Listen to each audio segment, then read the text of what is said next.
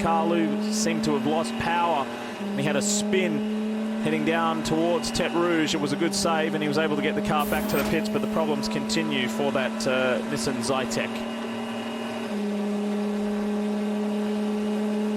Riding on board with our leader, Andre Lauderer, in the Audi. He makes a pass down the straightaway.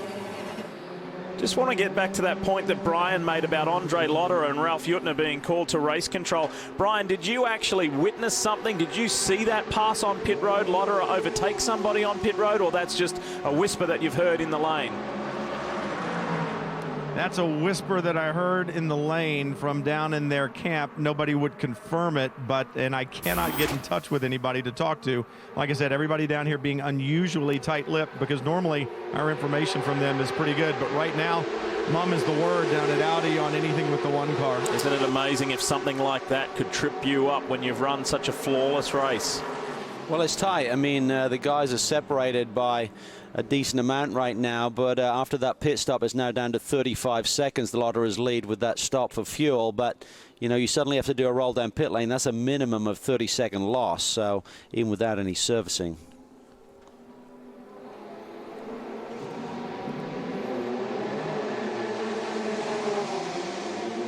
Keep you up to date with that margin between Lauderer, Capello. Oliver Jarvis has done a rock-solid job in the number 4 Audi to maintain third place, and we're continually watching Marc Gené eat into Nico Prost, because he is not that far away. He's about a lap and 2/3 down on the lead Rebellion driver. So we're looking at the possibility of Audi making it 1, 2, 3, 4. Here's 2 American teams.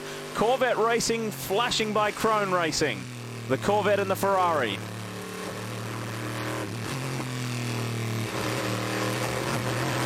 Really up those curbs coming through the 4 chicanes there. They're nice and flat, really don't disrupt the car too much. Obviously, if you bound over them like we saw Nick Manassian a couple of hours ago, it's a different story.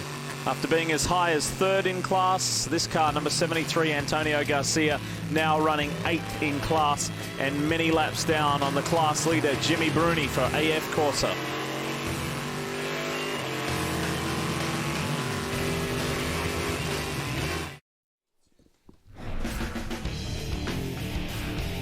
Let's bring you up to date what has gone down thus far at Circuit de la Sarthe in the 80th running. This is Mark Rostan in the Golf Racing Middle East entry.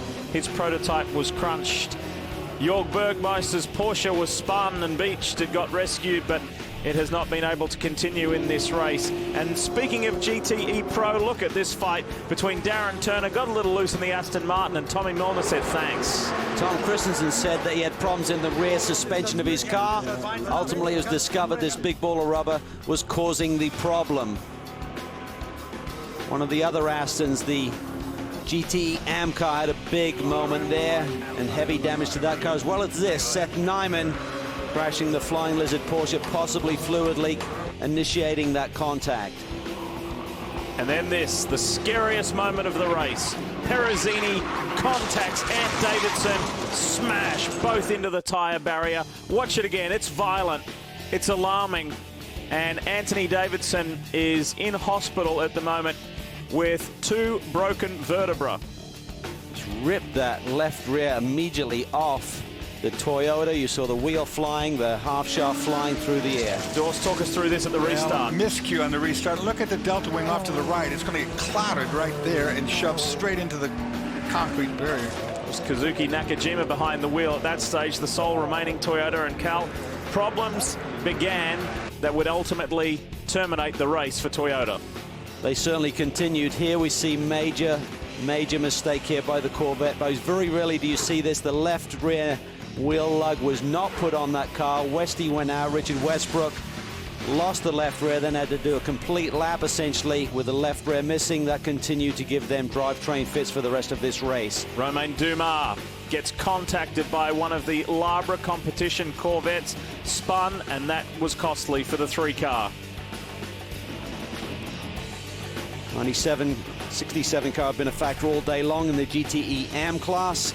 Here we see one of the multiple P2 machines. Wild ride right here, and watch this great effort staying out of that tire barrier. Yeah, that was Nick Manassian. And then this was Marcel Fessler leading the race, loses control of the #1 Audi in the very high-speed Porsche curves and came away with just a scrape on the rear of the car. Look at that.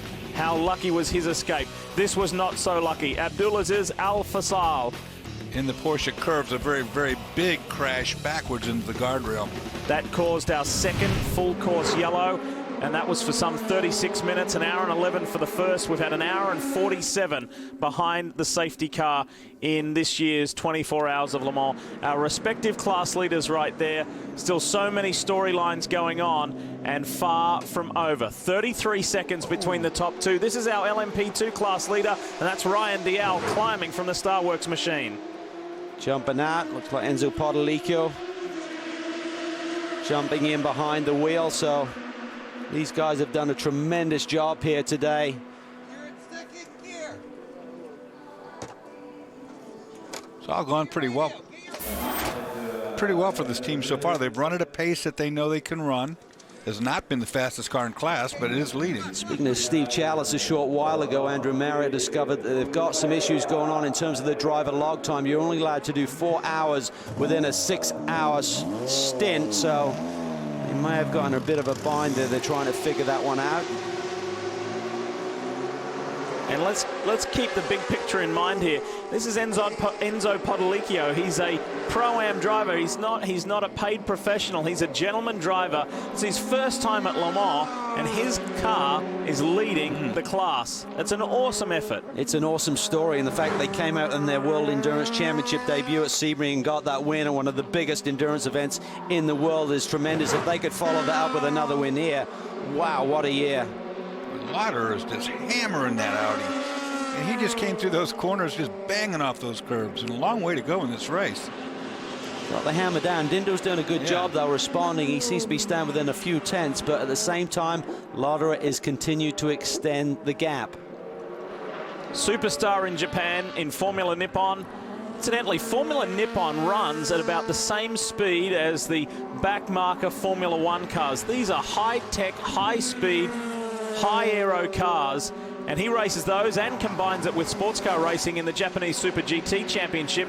He's worked the diplomatic and political balance beautifully, because not only does he race for Toyota in Japan, of course he races for Audi up here, and Audi, because he's a Le Mans winner, made him an Audi ambassador in Japan. How do you juggle those two? Yeah, that's pretty cool. He's got a good manager working for him there. But I had a few questions on Twitter about what it costs to enter the Le Mans event.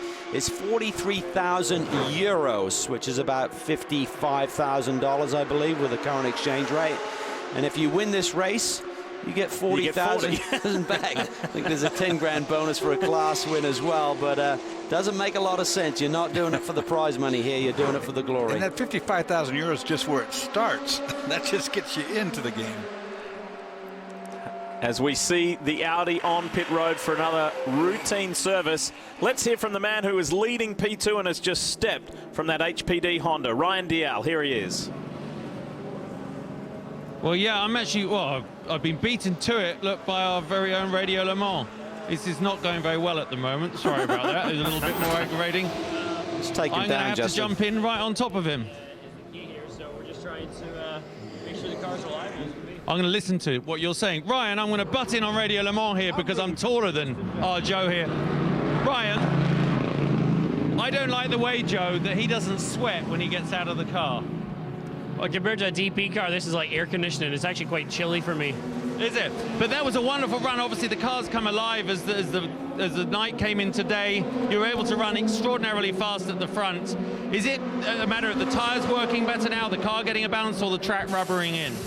I think the HPD is notoriously quite gentle on tires, and so through the day we're very strong, but at night we really struggle to keep tire temps. So I was actually just saying to Pierre Byron, the minute I started to see sunlight there, my times dropped like a second. So I'm sure everybody else will, but I think we're in pretty strong shape.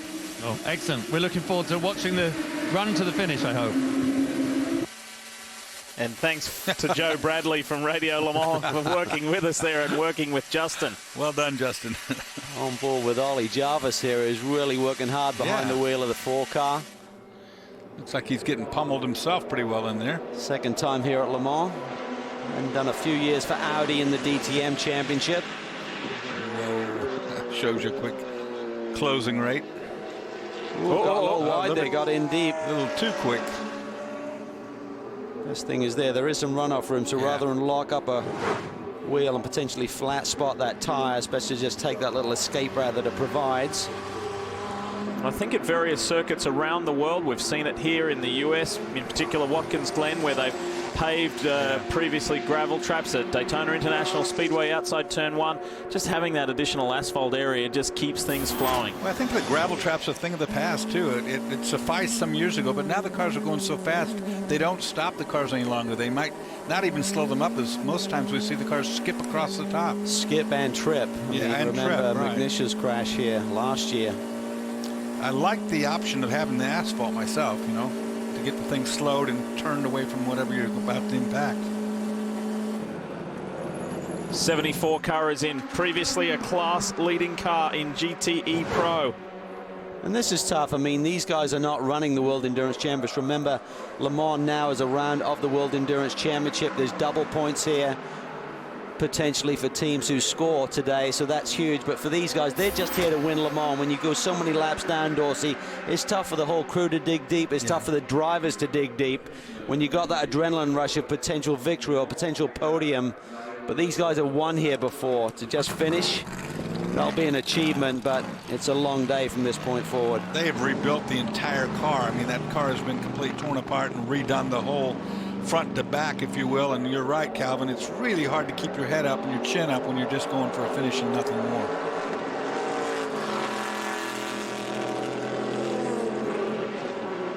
Rejoins right behind the sister car of Antonio Garcia, who's slowly clawing his way back up.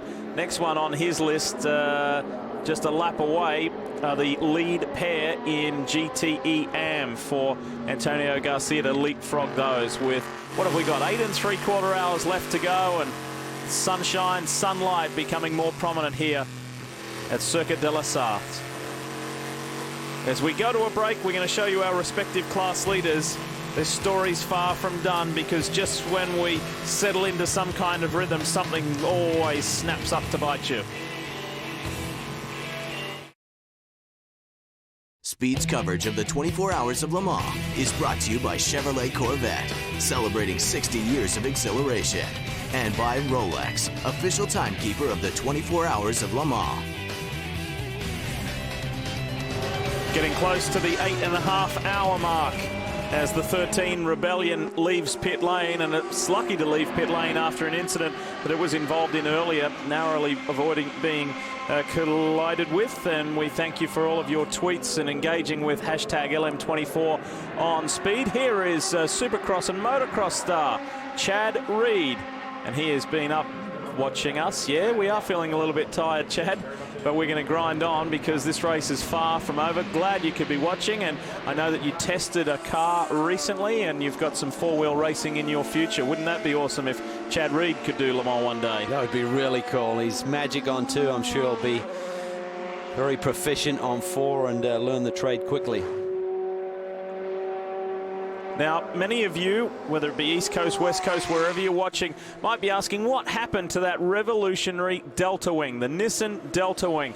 Well, sadly, it got taken out of the race prematurely after quite a promising start. I'm going to show you some footage that we have just been provided with of quite an heroic situation from Satoshi Motoyama, the driver who was in the car when he got a hip check from Kazuki Nakajima. Here he is, taking directions from team manager Phil Barker on what to fix, how to fix it, how to try and get this car back to pit lane. Literally took this car apart, and you're going to see that he went into the differential right there. They taught him how to do it. Go in there and to disconnect the locker so it could spin one wheel. Of course, it's got damage on one side but not the other. He actually got in the car, got it running. There you see it spinning the tire, but damage was too far gone to get back that way. And you can see the disdain, the despair. Just tried everything. He's gutted right now that he cannot get this car back to get service.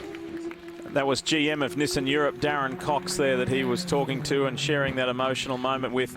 And that's why Ben Bowlby said, this guy's a superstar. He almost got it done. And the crowd cheered him. I mean, he'd worked so hard in that car that the crowd sat there right with him and watched the whole thing. I think the tragedy with the whole event there with the Delta Wing today is that Marino Franchitti has really been the backbone of that testing and development of that car. He never got to drive the car in the race here today, and that's really a big shame. That is a shame.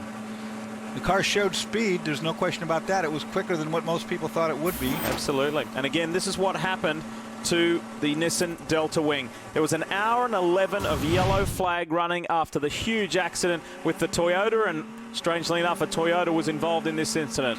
Again, understand that that car, the Delta Wing, only weighs 1,000 pounds, about the same as a full-dresser Harley-Davidson motorcycle. And, of course, the car that hit it, about 2,600 pounds. Yeah. No contest. Yeah, big hip check, as you said, and I think Nakajima was just looking ahead at the prototypes and sorely misjudged that move. Bad news. This is always scary when you listen to those diesels off throttle. There's just really no engine noise. Then all you hear is the tire squeal. It always sounds like an accident is imminent. It does, because when the engine stops like that in a regular petrol car, something's wrong, and the tire squeals just confirmation that you're wrecking. This is a moment right there. This is where Anthony Davison was clipped by that Ferrari and went for the ride. And that puts it in perspective. Yeah, sure Speed does. is phenomenal, about 200 miles an hour, and the prototypes actually go through that kink and then get on the brakes. Very, very late braking with these carbon brakes. Marc Gené has Nico Prost in his sights to try and make this a perfect story for Audi. 1, 2, 3, 4. There's a petrol-powered Toyota in the way, and that is the son of four-time Formula One world champion Alain Prost, Nico Prost. Speed through Indianapolis is just unreal. That is something else, that fast right-hander there before the left into Indy. You may have noticed the Labra Corvette there put its left-hand side indicator on. There's a new suggestion, it's not a mandated rule at Le Mans this year, that for GT cars to put their turn signal on to the side where they intend to move to make the passes for prototypes a little easier. Initially it wasn't received all that well, but so far today it seems to have worked.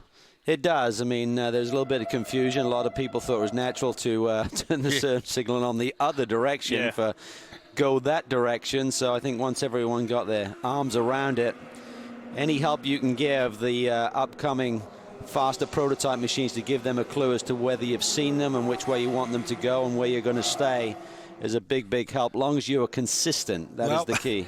The extra communication is good as long as we're speaking the same language. Problem is if you leave the turn signal on, like a lot of people can do, and don't recognize there's a prototype coming, that can get to be a problem. Well, the fact that the driver that's being passed is giving recognition that the car's there, that's the first step in the right direction for sure. It's nice to know. Corvettes continue to fight. There's no give up in that team. There's no question about it. They'll fight to the death. It's just a shame they've had so much trouble this year. On board with Antonio Garcia. While sharing with Magnussen, who hasn't been feeling well. Saw a tweet from him, said he didn't really feel well after his opening stint. The car was not balanced, but he woke up not feeling 1,000,000% here today, and sharing the car with Jordan Taylor. He's doing a nice job so far. Speaking of Le Mans visit, Jordan Taylor and second-generation drivers, Jan Magnussen's son Kevin is making terrific progress in his campaign. He's racing in the World Series, the 3.5 Series World Series Championship, and won recently. He's doing a really nice job racing in the same championship as American Alexander Rossi. Calvin, you know, a 24-hour race is grueling to a driver, no doubt about that. But when you have one that's going wrong, you know, when you have one that you're fighting the car's been in some sort of situation and it's down laps and there's nothing you can do about it. It just makes that 24-hour into 48, or it seems like it. Well, it does, and particularly if you're not in the championship. These guys aren't running for the World Endurance Championship. They're running in the ALMS Championship, and so there's no points going to come away from this and help them. So if you think, oh, I've got to keep digging deep and just get some points here today, no, that's not going to help the Corvette boys, so it's a double whammy.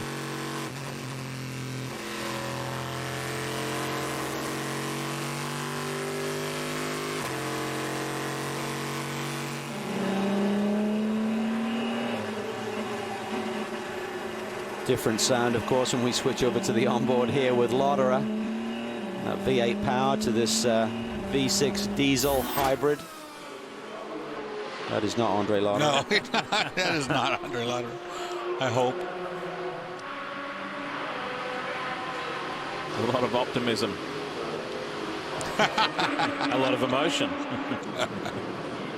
Brian Till, what do you have? Just checked in and grabbed Dr. Wolfgang Ulrich for just a moment as he was walking by. I asked him what happened with the ruling of Ralph Yultner having to go down to race control, and he said, well, we did something that may not have been a good idea. And I said, is everything okay? And he smiled and he said, we don't know yet. It's still, they're still very tight-lipped about what's going on, what's being considered. He said it with a smile on his face, so I've got to believe they think they must have the upper hand, because I don't think he'd be pleased if there's a penalty yet to be served, but we still don't know what's going on with any kind of a ruling on the one car. Well, I think the reason he's got a smile on his face, Brian, is because he's got two of his other cars right behind Lotterer if there is any delay for the #1 machine. But even so, I mean, he's a man who just wants all of his cars to execute and perform to the best of their ability, so any form of penalty would not be good news for him. Well, you saw that onboard. The sun is brutal right now, right in your eyes. Keep in mind, they want the perfect, they being Audi, want the perfect picture. They created Le Mans history with the first diesel-powered car to ever win here. They created history by getting the first pole position for a hybrid-powered car here, and they want to complete that picture and become the first hybrid-powered car to win at the 24 Hours of Le Mans. So far, so good. They are looking in a very strong position.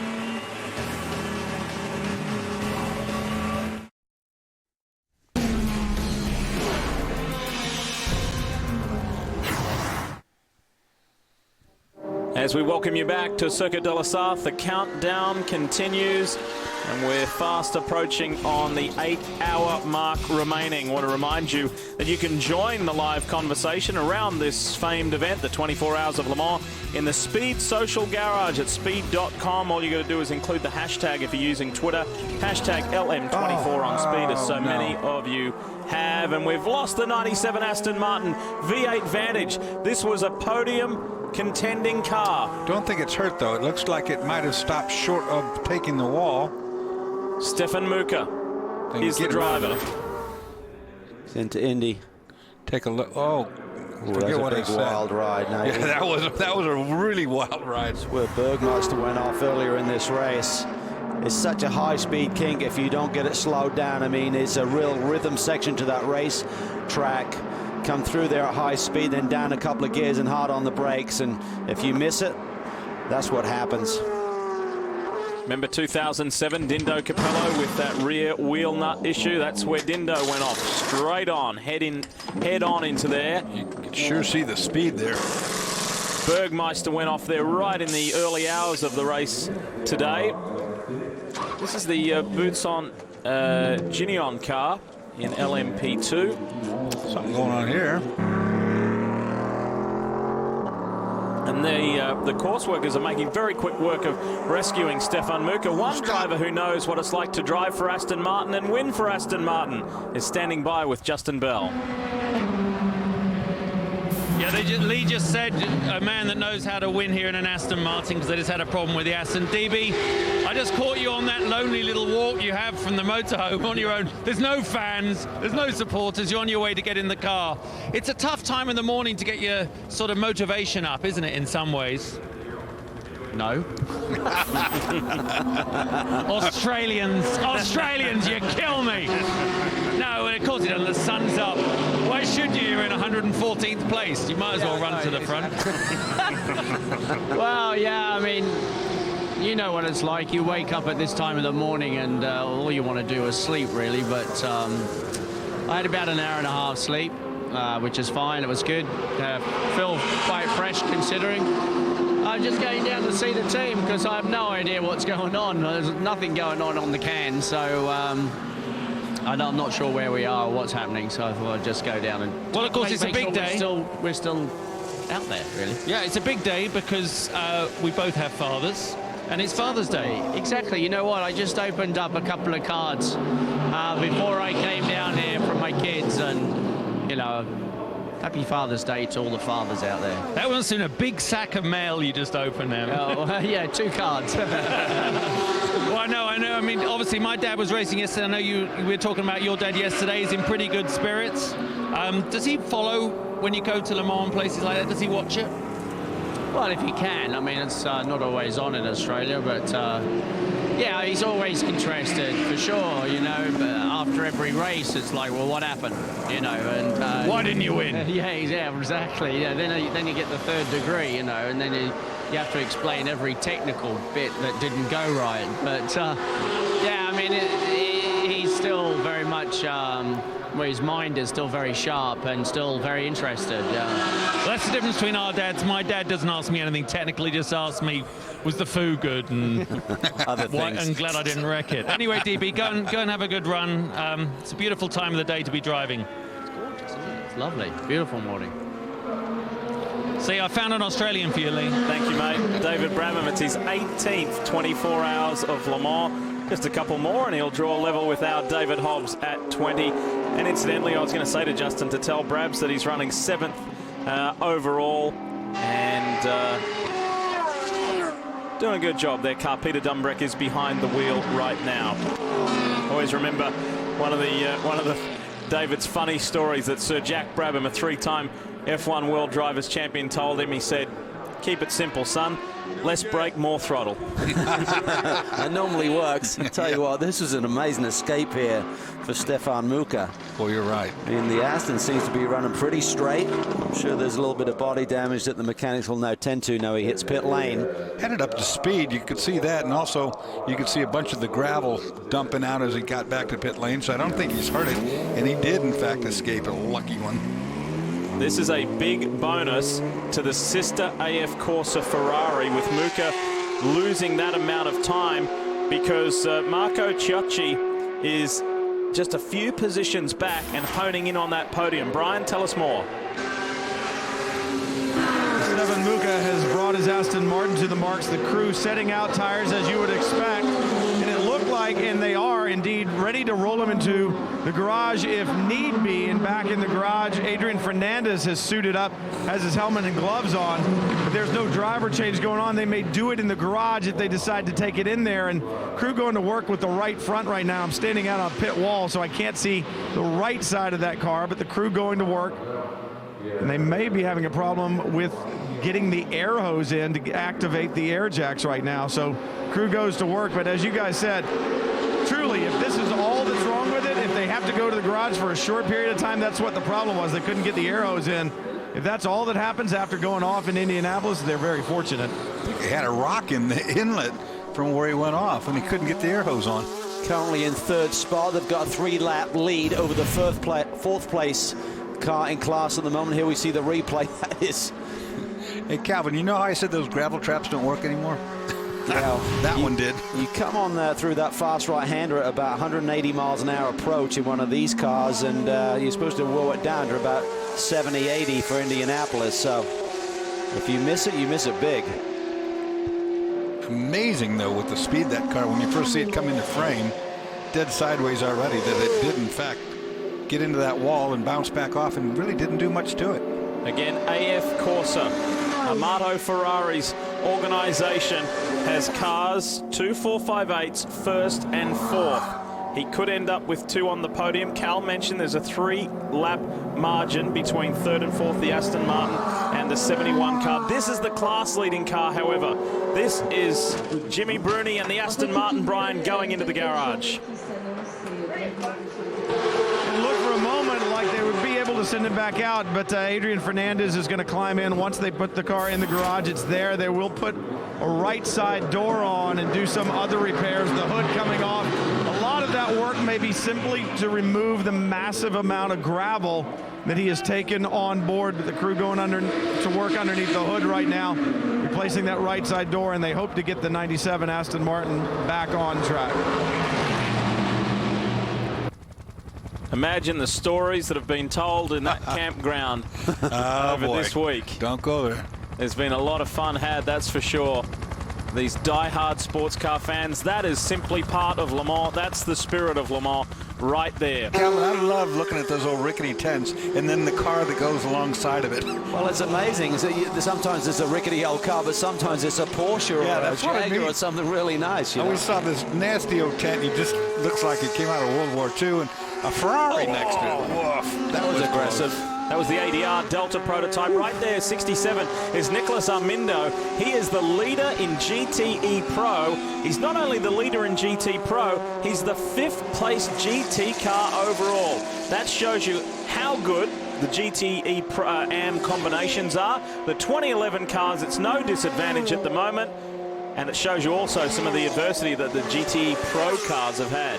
He's getting roughed up there by that 26 P2 machine. He's currently running in 3rd spot and was looking like he was a man in a hurry. That was a pretty aggressive move there in traffic. This part of the racetrack has been resurfaced since last year. The whole Mulsanne straightaway and the chicanes. Drivers really applaud that. Said it was getting pretty rough making those transitions off the straightaway through the 2 chicanes, one to the right, one to the left, obviously. There's the city. I have to say that we're seeing some different shots that we've never seen this year. Yeah, now that we're back to full coverage. It's nice to have that helicopter when you're looking at an 8.5-mile circuit. It is.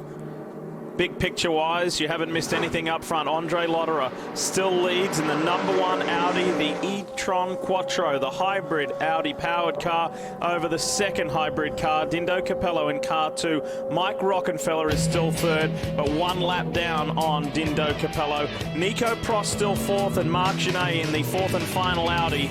He runs in the top 5. GTE Pro leaderboard as we go to the break.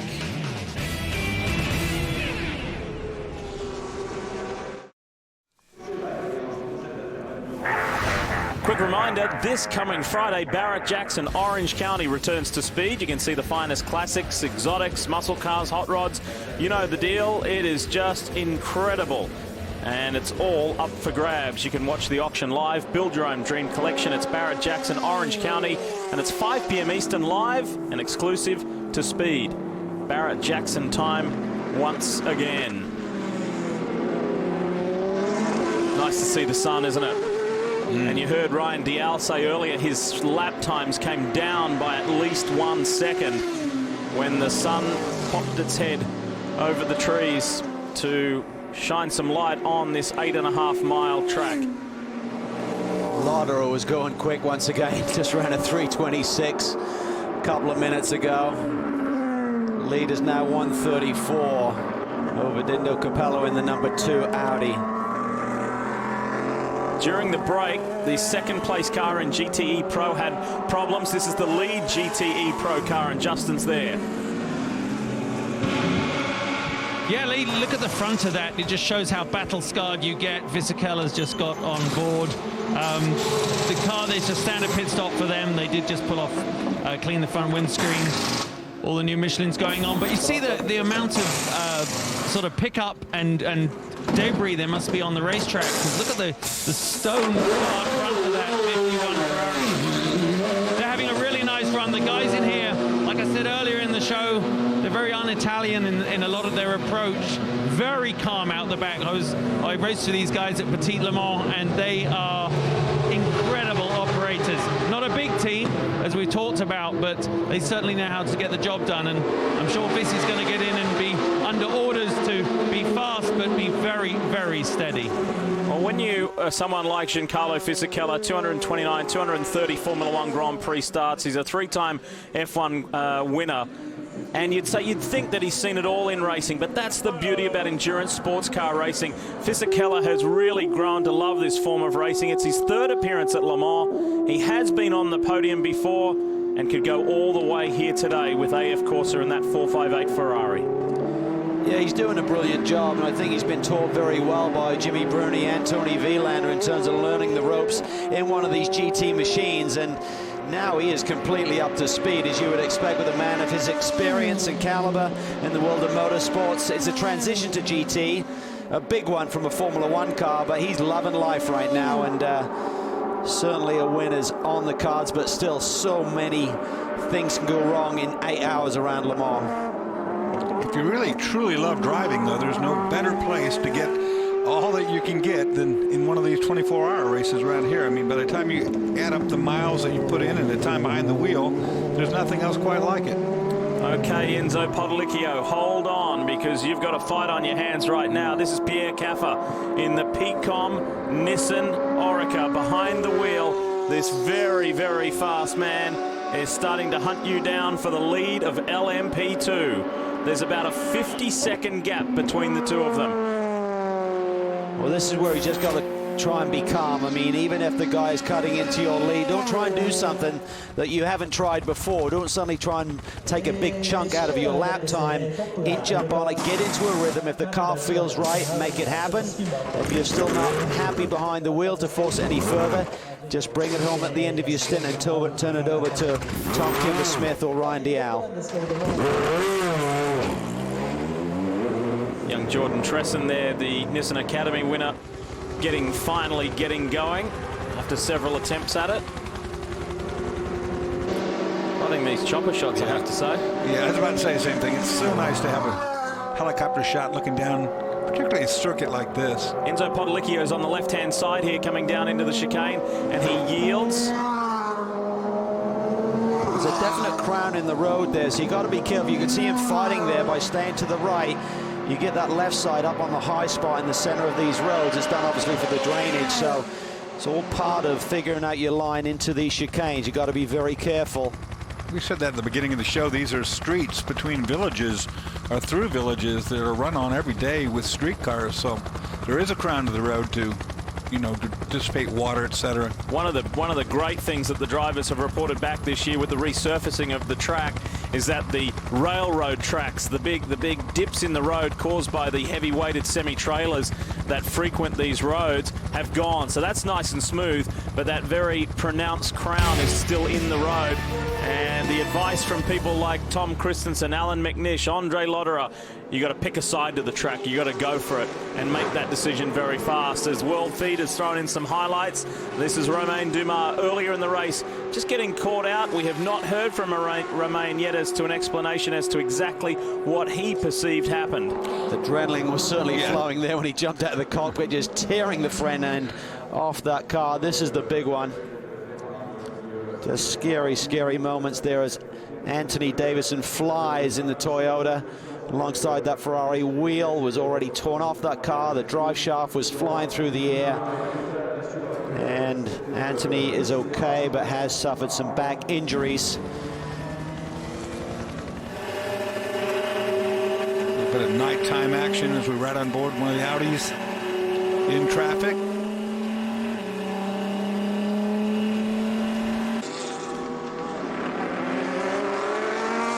And again, this is just a highlights clip from the World Feed of just some various action throughout the nighttime hours. This was a critical point in Corvette's campaign and a very rare error made on that rear left side, not securing that wheel nut. No rear nut on there whatsoever, and it didn't take even the length of pit lane for the tire and wheel to come off. That left 8.5 miles to drive without that wheel and tire. Consequences were devastating for the Corvette team.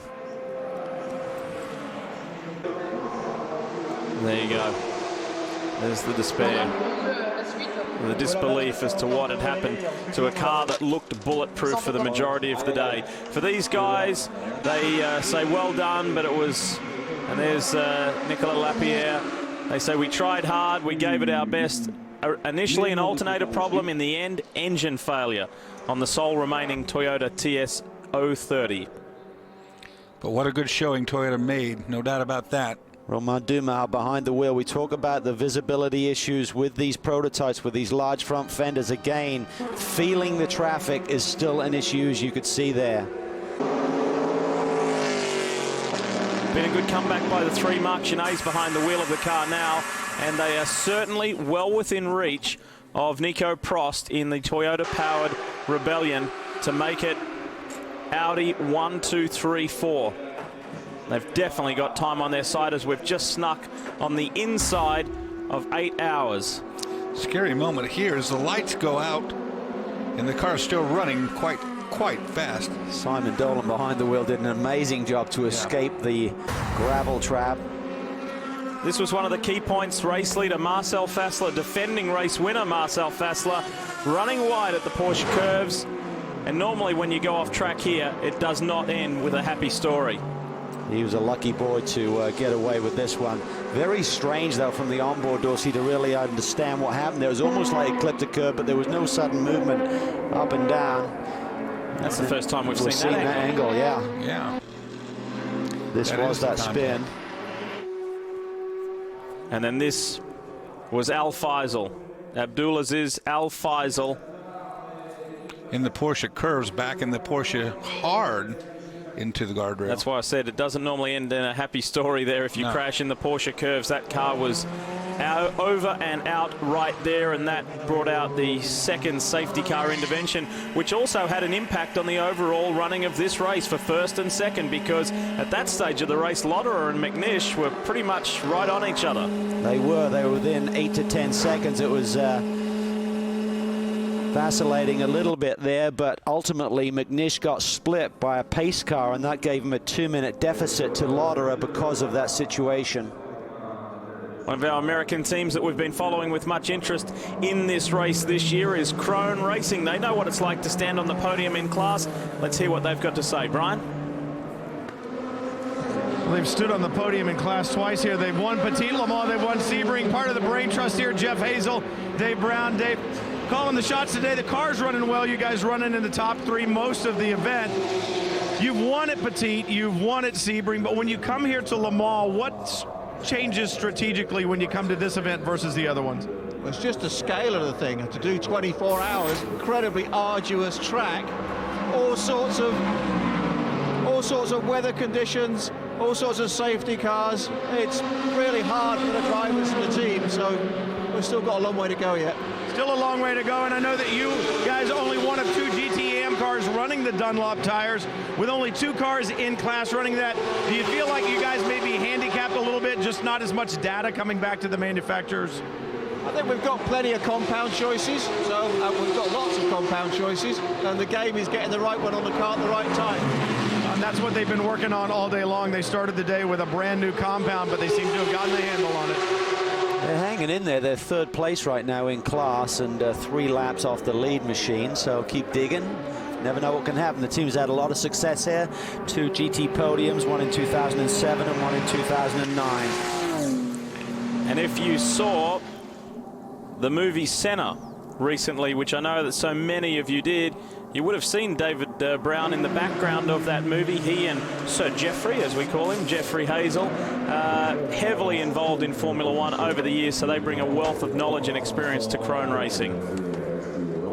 Yeah, David was the engineer, in fact, with Ayrton during that period at Williams.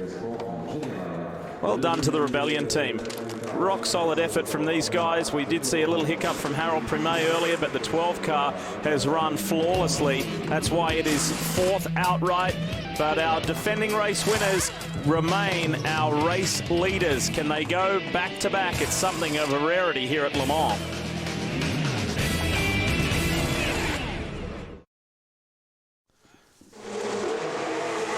Back at Le Mans, and this was just a few moments ago during the break. This is the Labre competition Corvette. This has been one of the class-leading cars for the majority of the race, and a significant door problem, Cal. Just mechanics trying to work on the tyre change and work on the door at the same time. Meanwhile, a crew member comes around and fixes it. The driver can't close it himself. He can't get to it. You see the hand come out like the thing. Hello, hello, hello. I'm out here. Luckily, he got it back in before that mechanic went to work. It's going to be quite the scrap between that car and the IMSA Performance Matmut Porsche. Car looks as clean as a whistle. Ollie Gavinat. Very good, clean transition. We were remiss to say before we went to the break that the Krone Racing Ferrari is running 3rd in class, so they could be headed for their 3rd podium in class at Le Mans. 7 hours, 50 minutes to run.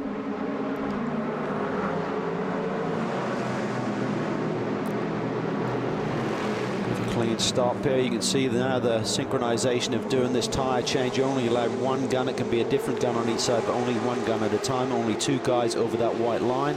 And you see the next 2 crew members come out. Look on the left front and then the left rear. There's different ways of doing it. I think a popular one I've seen this year is to change one of the right sides and then have a guy go out to the outside wheels and then back to the final wheel on the right side of the car. That seems to be the best way, I think.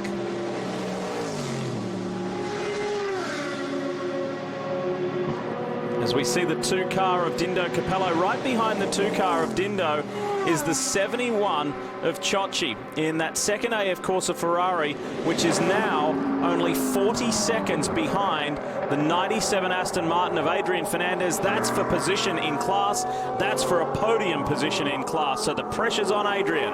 Absolutely, and he's already admitted that it's taken him a while to get comfortable in a GT car around Le Mans with the downforce that it has in comparison to a prototype like he's used to. Here we're looking at Dindo Capello running off the road a little bit. We keep talking about feeling the edge of the road with these prototypes and those high fenders there. No one around him.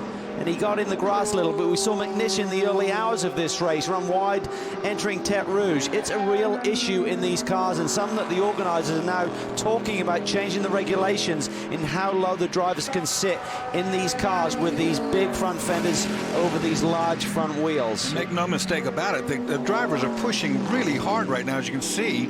Dindo going past the Corvette here, really putting that out on the line. We questioned technical director at Audi Sport, Ralf Juttner, about it, and he said, yes, I've heard the drivers' feedback. We understand the situation and the challenges of visibility. However, once we committed to this new R18, this 2012 spec R18 monocoque, which incidentally comes in a single piece. There aren't 2 pieces, there aren't 3 pieces, it's a single piece monocoque. We were already too far down the road of development to turn it round and change it. The A-pillar is massive. Piece between the windshield and that door area is probably about 10 to 12 inches. I didn't measure it, but it's really wide. That's one factor, but it really is those fenders. They've trimmed, they've tapered the front edge a little bit from last year, so that gives you a little bit more peripheral vision, but it's still a major issue. The driver sits so low down in the chassis for safety reasons that the fenders being high like that's even worse. They're talking about raising the driver's platform in that car to make it a little bit better, but you know, you have then constraints with the roof height. Well, when they changed from the R15 to the R18, they dropped the driver's sitting position by 3 inches, some 80 millimeters over the R15, so that was a significant change.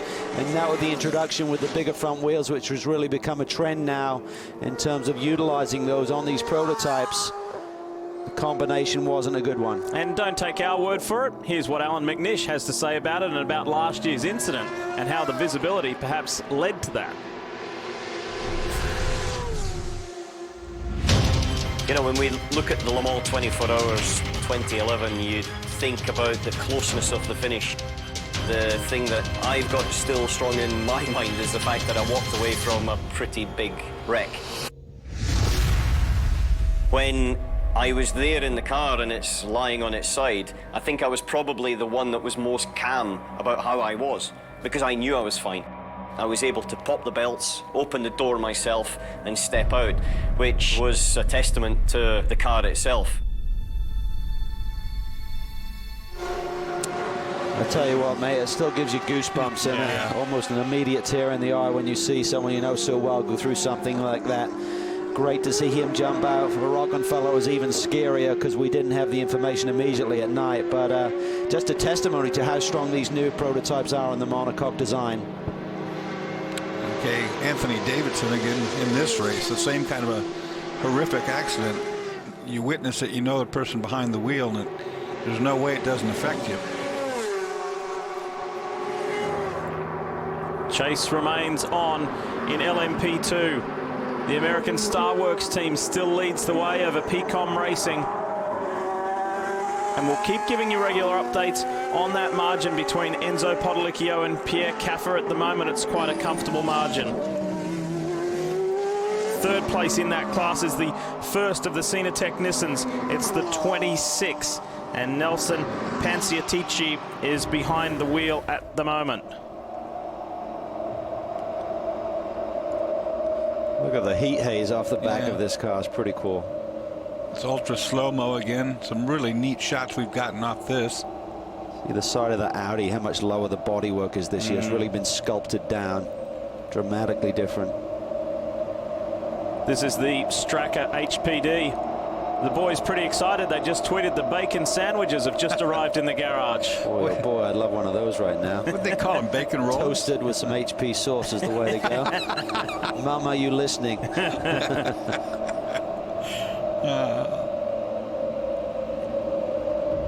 What's remarkable is when you look at the current breed of prototypes, remember that R8 dominated here for so many years.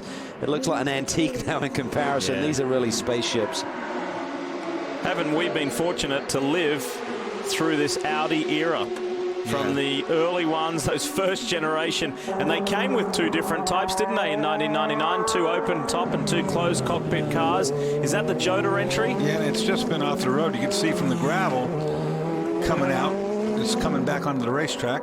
If it is, it's Sam Hancock behind the wheel. Yeah, it is. And look at all of the stones going on the racetrack. Of course, like we talked about before, this is what leads to all the punctures we see at Le Mans. This Team Jota entry won at Spa recently, and looks like Sam has done a tremendous job to get out of there. Ooh, kept that one out of the... I think that's Arnage, isn't it?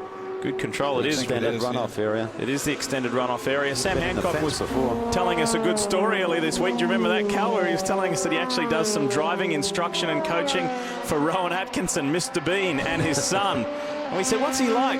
What's he like when you actually got to be serious? He said, he's actually kind of Mr. Bean all the time. Yeah, he said that's great. He earns his money by being himself. The best actors never act. Dawes, when you experience something like that, and Arnage is a low-speed corner, but nonetheless you don't want to get your car stuck, how do you snap out of that mindset and get back into the groove here and back up to racing speed so quickly? Well, you're mad at yourself, first off, because you've made a mistake, and that's what got you in there. And then once you realize you can go forward, the best thing you can do is just put it out of your mind and not continue to, just be hard on yourself about the thing. But you talk about what made you go off the road there. What was the mistake you made so you don't do the same thing over? We didn't see it. We didn't see what perpetrated the car to be off that bar, but there was a mistake made, make no doubt. Lovely images high above Circuit de la Sarthe. Where do we stand as far as GTE Pro? At the moment, it's Ferrari 1-2, Giancarlo Fisichella. Let's go to Audi. Here's Brian. Number one Audi is in. The number one Audi is out. All it was fuel, and this is the way they have run since the drop of the green. Problem-free. Andre Lauder out of pit road, back on track, and he has been absolutely magic this year, guys. He's getting 11 lap runs right now on fuel. They got 12 earlier, and I think this is probably because of the pace that he's pushing at. He's been running consistent 326s, 327s in clean air with not a lot of traffic, which has extended that lead out. It was about 1:50 last time I looked. On timing and scoring, it's showing a 1 lap deficit right now. That will change once Capello hits the stripe again, but he continues to extend that lead, and this is going to be a tough road for the two boys, Capello, TK, and McNish to respond to. I think when you see Andre Lauder drive like this, it's no surprise when you spend some time in his company. He's a pretty cruisy guy. He has that intensity that you need to be a championship-winning driver, as he has done in Japan, in Formula Nippon, and twice in Super GT. And I said to him the other day, I know the answer to this question before I even ask it, but I have to ask it. Is this the biggest accomplishment of your racing career? Even more so than your titles in Japan?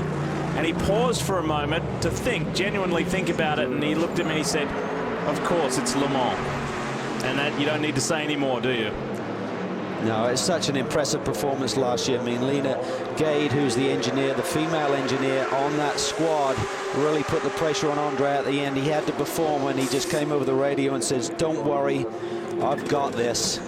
And he meant it. He had the confidence to get the job done during that last hour when the pressure was really on. They had a real problem there. They had about 7 or 8 second lead with about 35 minutes to go. He had a slow flat tire or a slow puncture, but they had to hit their pit window, otherwise they're going to have to hit pit road twice in that last hour. They kept him out there with that problem on the car. He handled it perfectly, gave him some fresh rubber, and he took it to the checkered flag. This is the third-placed LMP2 car, the Senatec Nissan.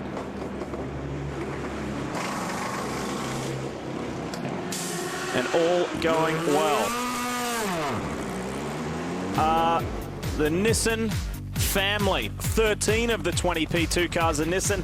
Are they going to be defeated by a Honda? So far it looks that way. Starworks in command.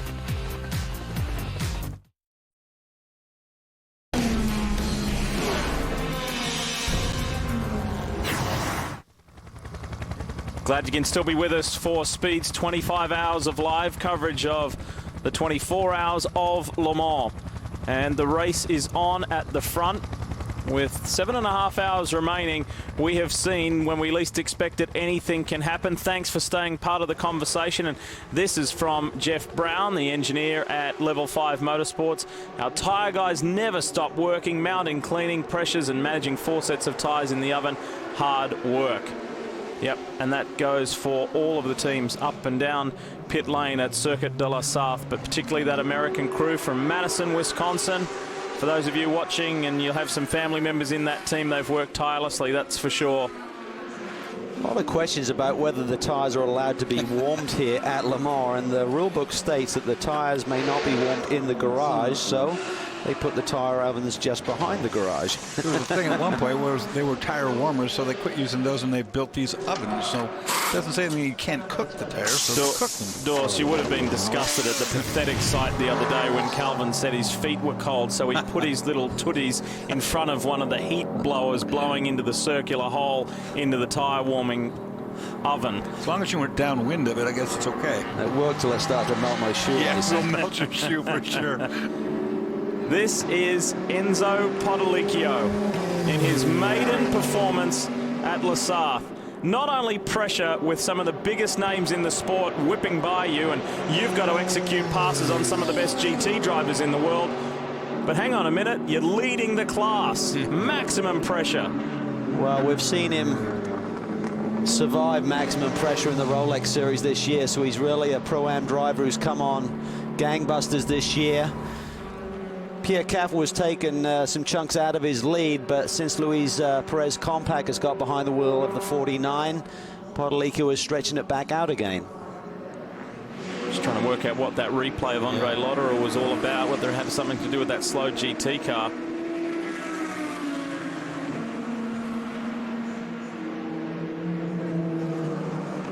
Nope, it's just a random highlights reel. Just bouncing around. Thrown at us from the world feed, and it's our respective class leaders. That's what it's all about. This is the IMSA Performance Matmut car with team owner Raymond Narak behind the wheel. He shared a victory here at Le Mans with America's Pat Long, so he knows what it's like. And that IMSA Performance Matmut car is one of the stalwart GT Porsches each and every year at La Sarthe. Gary Pratt and his men, his team, once again have done a good job, but today is not going to be the day that delivers the result they were hoping for and well and truly capable of.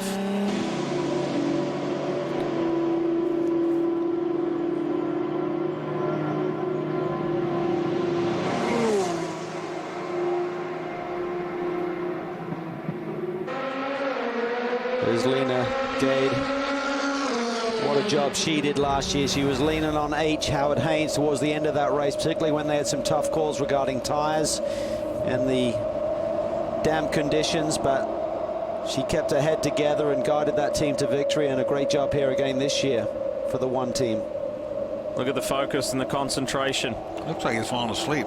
Yeah. I know he's not. Terrific stuff, and inside there of the Flying Lizard Porsche. Seth Nyman. Yep, no doubt. Really good shots here. Look at those headlights. It's like Dumas. 79 car still well and truly alive in GTE AM for Flying Lizard. They're 5th in class at the moment. And this is definitely something we haven't had in years gone by, courtesy of the World Feed. We are very appreciative of these magnificent super slow-mos. As we get back to regular pictures, let's hear from a man who is a Le Mans legend, but Greg, he's had a very tough day. It has been a very trying Le Mans this year for you, Henri. Obviously running 2 different cars, struggles with both of them. want to talk to you, if we can, though, about the rules that were announced for next year and for 2014 and beyond. From you're an incredibly popular independent, but you are an independent. What do you feel those rules will allow you to do in terms of perhaps bringing a stronger package, better resource? Actually, it's quite difficult to understand what they want to do. You know, what you can see that with a petrol engine without hybrid, you know, you are 10 seconds a lap behind, you know. If you look at the best petrol engine car like the HPD, you know, for instance, or the Rebellion, it's 7-8 seconds a lap behind. So the new regulation should be better because they will allow to each car the same quantity of energy. But we don't know exactly what will happen with the hybrid system, you know. So since about 7 years, they have not been able to find the good regulation between diesel and petrol engine. Now you have diesel, petrol engine, hybrid diesel, hybrid petrol engine, and private team without hybrid, you know. So it will be quite difficult actually to understand exactly what to do to be competitive, you know. I hope they want to have a fair regulation, you know, to give the same chance to all the system, you know. But we don't know if it will be possible, actually. It's very difficult to choose what to do. Second thing, if really it's necessary to have an hybrid system to be competitive, a private team cannot get it. He must get it from a manufacturer. So will it be possible or not? We don't know, you know. Well, I know it is always a challenge, but I know it is one that you are very, very up for at all times, and it was a joy to watch you driving the Matra earlier in the day yesterday. That was fantastic. Brian Till, what do you have, sir? Number 2 Audi on pit road. Dindo Capello has climbed out and the car resumes back on track. Tom Christensen behind the wheel, I believe. These cars so strong. Calvin talked about it earlier. After McNish's crash last year and Rockenfeller's, McNish's tub was actually cut like a very expensive loaf of bread. They chopped it in slices to do an analysis on it. Mike Rockenfeller's was obviously destroyed in that a very high-speed crash, but Ralph Yuttner was telling us the other day the door is still open and closed on that tub, so these Audis very, very strong. And did we just see a little bit of Le Mans history there? Dindo Capello's last stint. As he got out of the car, he gave the thumbs up and gave a wave to his dear, dear friend Tom Christensen. Well, we see Christensen do a big slab here and then hand it over to Alan McNish to finish it out. We'll wait and see with less than 7.5 hours to run. Certainly potential for that. Remember, the maximum drive time is 4 hours. We've got just under 7.5 to go, so if Audi played the sums right, they could split that between Tom and Alan to the checkered flag here today. And look at that, that just showed perfectly how the prototype drivers have to be so incredibly patient with GT traffic, catching that GT car heading into Arnage there. Well done, Enzo Podolicchio. Your stint is done. Great drive. Tom Kimber-Smith, I believe, is now behind the wheel. Two-time winner here in class at Le Mans.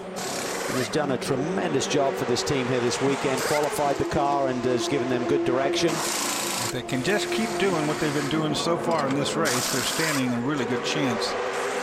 Like I said, it wasn't the fastest car in this class, and they don't get the best mileage in this class, but they've played their cards perfectly.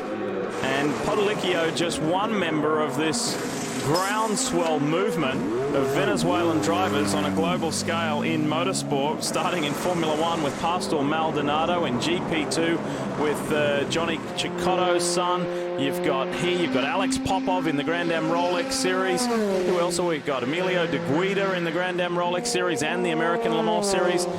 Milka Duno is still competing. EJ Vizo. I mean, there's Venezuelan drivers everywhere at the moment and doing well. They're doing very well, and particularly for Peter Barron's squad, both Alex and Enzo have done a tremendous job this year in the Grand Am Championship. And certainly here in the World Endurance Championship. This is stunning stuff on your debut season to win at Sebring and be in contention at least here for the win today. That would be something else if they could pull it off.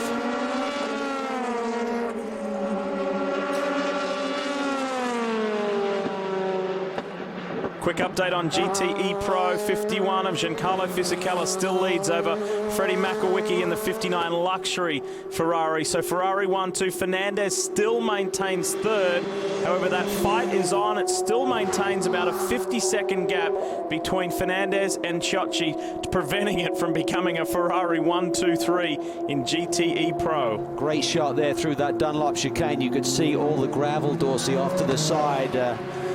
Just if you go offline a little bit, you're going to skate for sure. You got to stay on that racing line through that particular section. And the track workers have done a really good job of every time we've had a big full course caution for any reason, they've been out there sweeping away over the last hours to get that track as good as it can be gotten. But you're right, Calvin, you get offline toward the latter start of any of these races and you got trouble.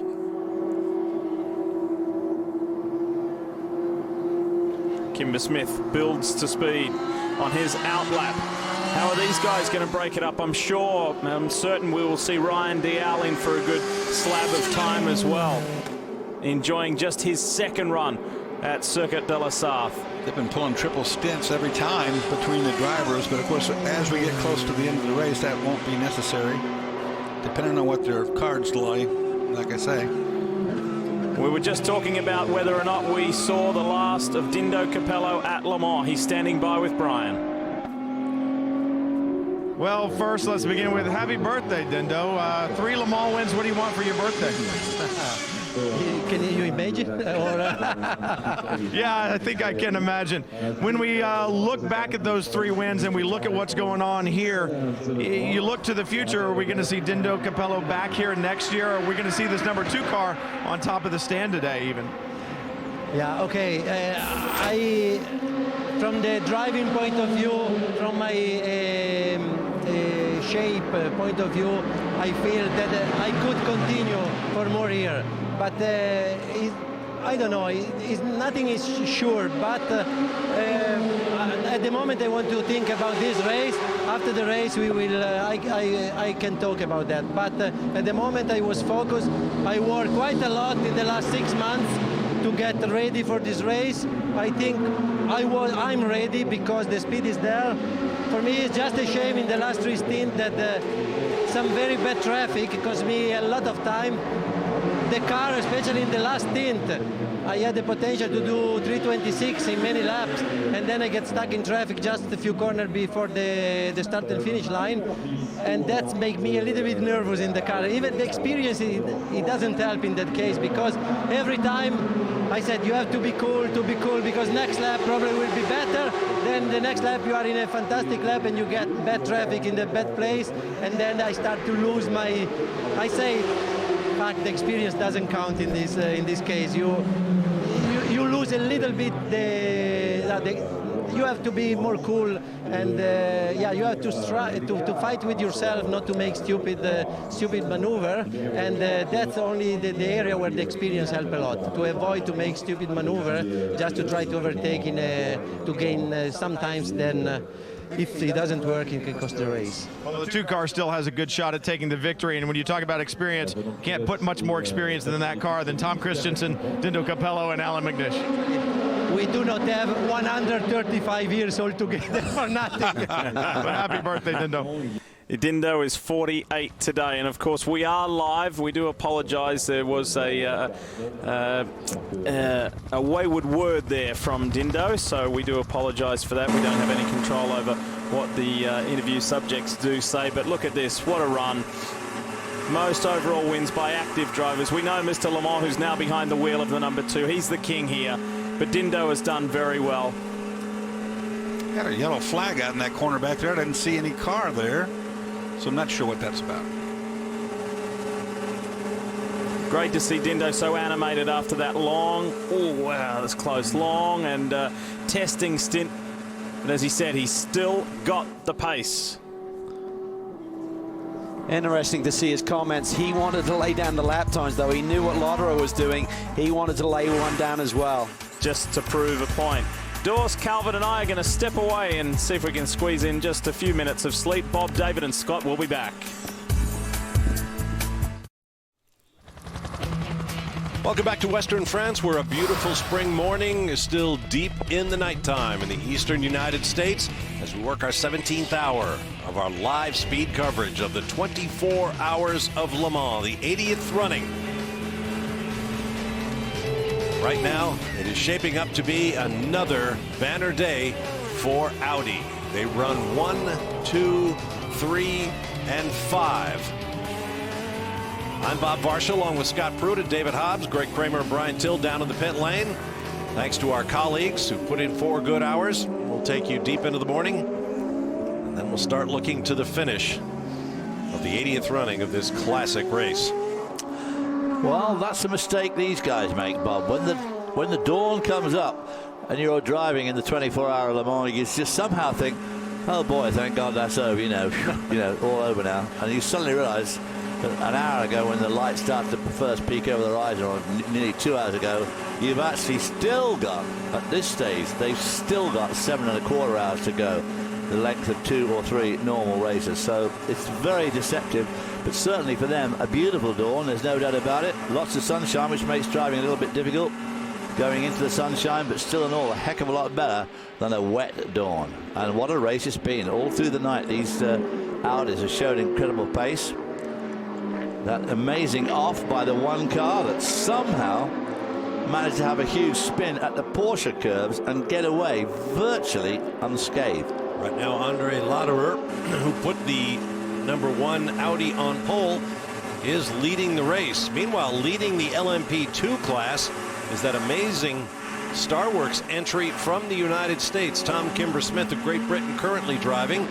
Greg Kramer is standing by with the team leader, Enzo Potolicchio.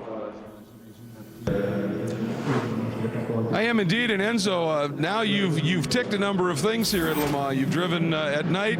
You just put in a stint that took you through the morning.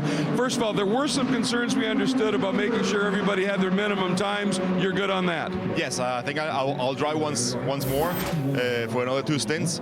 But yes, I had a really good morning stint. I had my personal best time and sectors during that stint.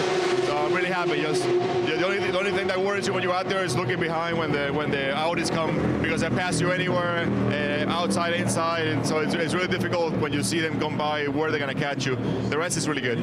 This has been an amazing month for you in ways. Detroit, Mid-Ohio for Grand Am, then boom, right over here. You had a test day in the middle, right here, back to Le Mans, and then you go right back again. A lot of globetrotting, but the switch from the Grand Am prototype to this, interesting?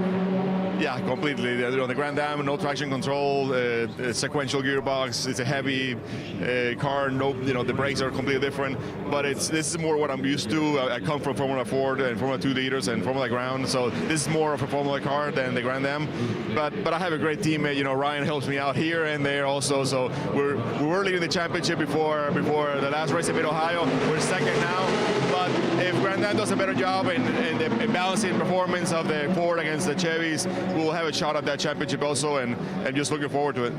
Well, it's been a great year for you there as well already, but obviously this is a special event, and to be able to know that you're going back in the car again, that's got to make you very happy.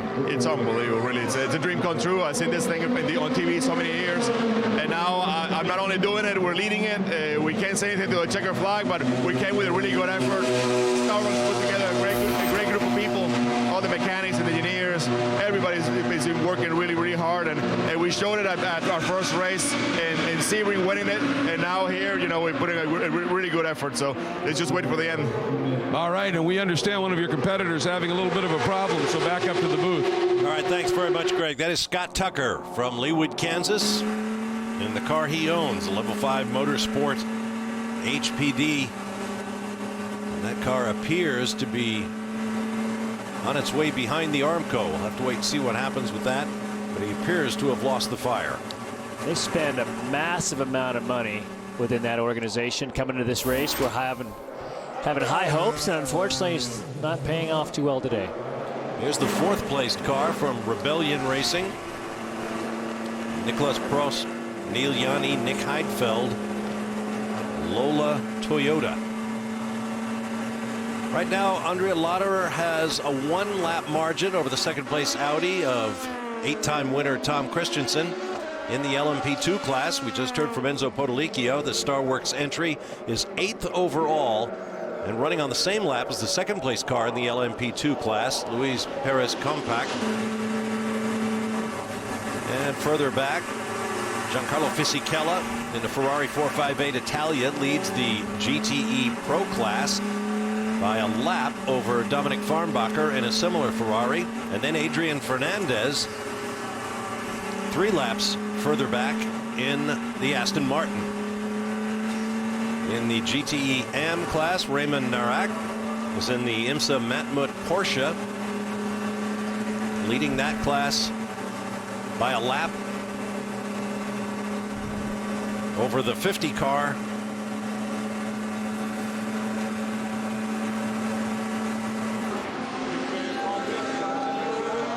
And now timing and scoring shuffling just a little bit. We'll have to make sure of that running order in class. There's Max Welty, who has been managing teams here at Le Mans for many years. Problems here for one of the GTE AM Ferraris. Looks like just straight lining. He must have a mechanical, maybe a tire down, David. They could have. I think his left front tire looks pretty low. He sneaked through the barriers there on that center chicane. They got the flashers on, warning people he is slow, as well as corner workers giving a heads up to fellow competitors out there on track. Could be another one of those cut tires from this gravel that's all over the track, and it's not nice round pebbles, it's chips, and it really is bad on the tires. We've had a lot of cut down tires, and that could be another one of them. Here's the third place GTE Pro car. Adrian Fernandez of Mexico behind the wheel. Quite the racing entrepreneur is Adrian, in addition to a long driving career. He also manages sponsorships and young drivers. To Justin Bell. Nikolai, you just got out of the car. We were just talking. Normally the early morning stint is really enjoyable, but you said it was very cold, difficult to keep the temperature in the tires. Well, I got in at 4:30, and up to maybe 30 minutes ago, for us was not very nice. We had big problems with front temperature, but at the end it was coming up, so now it should be okay. When the sun came out, obviously the track temperature came out. But it was a hard stint, a lot of people going off, a lot of gravel, so you had to be a bit patient. I mean, anyway, the other Audi seems quicker than us. It's not much we can do. We have to keep it on track and hope for the best. We're following our plan so far. We're pretty happy. Yeah, the car, you have to run this pace because in your own way you have to keep whatever pressure you can on the Audis, don't you? So you can be right there. Yeah, exactly. We have to run a good pace, but we cannot take any risk with traffic because we can't risk a crash or any contact, you know. So yeah, it's a bit of frustrating because we can't find them on pace. We see it's coming back, but it's not much we can do, you know. Let's not be stupid, you know. So it would be stupid to push too hard. So we'll keep out going like this and see where we end up. P5 will already be nice. That would be very nice. Well done. Go and get some rest. Brian, up your end. Adrian Fernandez was just in that 97 Aston Martin and back out on track after a routine pit stop, but the car spent extensive time in the garage after Stefan Muka went off in Indianapolis and packed the car with gravel. They went ahead and did a brake change at that point in time, but the big problem there was so much gravel was ingested into the engine compartment, it actually threw the alternator belt off. Sometimes when that happens, the gravel goes in, gets between the belt and the pulley, and will pitch the belt, and that's exactly what happened. So it was extensive repairs, took a lot of time, but they got it back out and still holding down third place. But for Stefan Muka and Adrian Fernandez both, neither one of them have driven a GT car here or raced a GT car here at Le Mans, so they are learning how to cope without the downforce. It's all part of the process.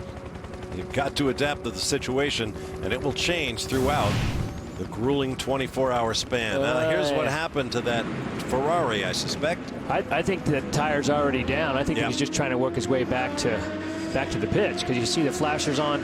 I think that's exactly what David was saying. They have a tire going down. And then we just saw a pass for fourth with Duval. Now it's Audi 1, 2, 3, 4. Just took place. Here it is. On the way by. They were hoping to hold on to that. Cross start finish. 18th green golf applause there. Polelicchio said a few moments ago that, you know, you've got to be so careful because he said the Audis come up on you, you don't know where they're going to catch you, but he said wherever they catch you, they go on the outside, the inside. And they do seem to drive with a certain amount of reckless abandon. And they certainly have luck on their side, because they go right to the edge of the road in so many places. And they go wide, they go on the outside, they go on the inside. And you'd think that somewhere along the way they'd pick up some of that gravel. It's really quite extraordinary how lucky they've been, actually, with lack of cut tires.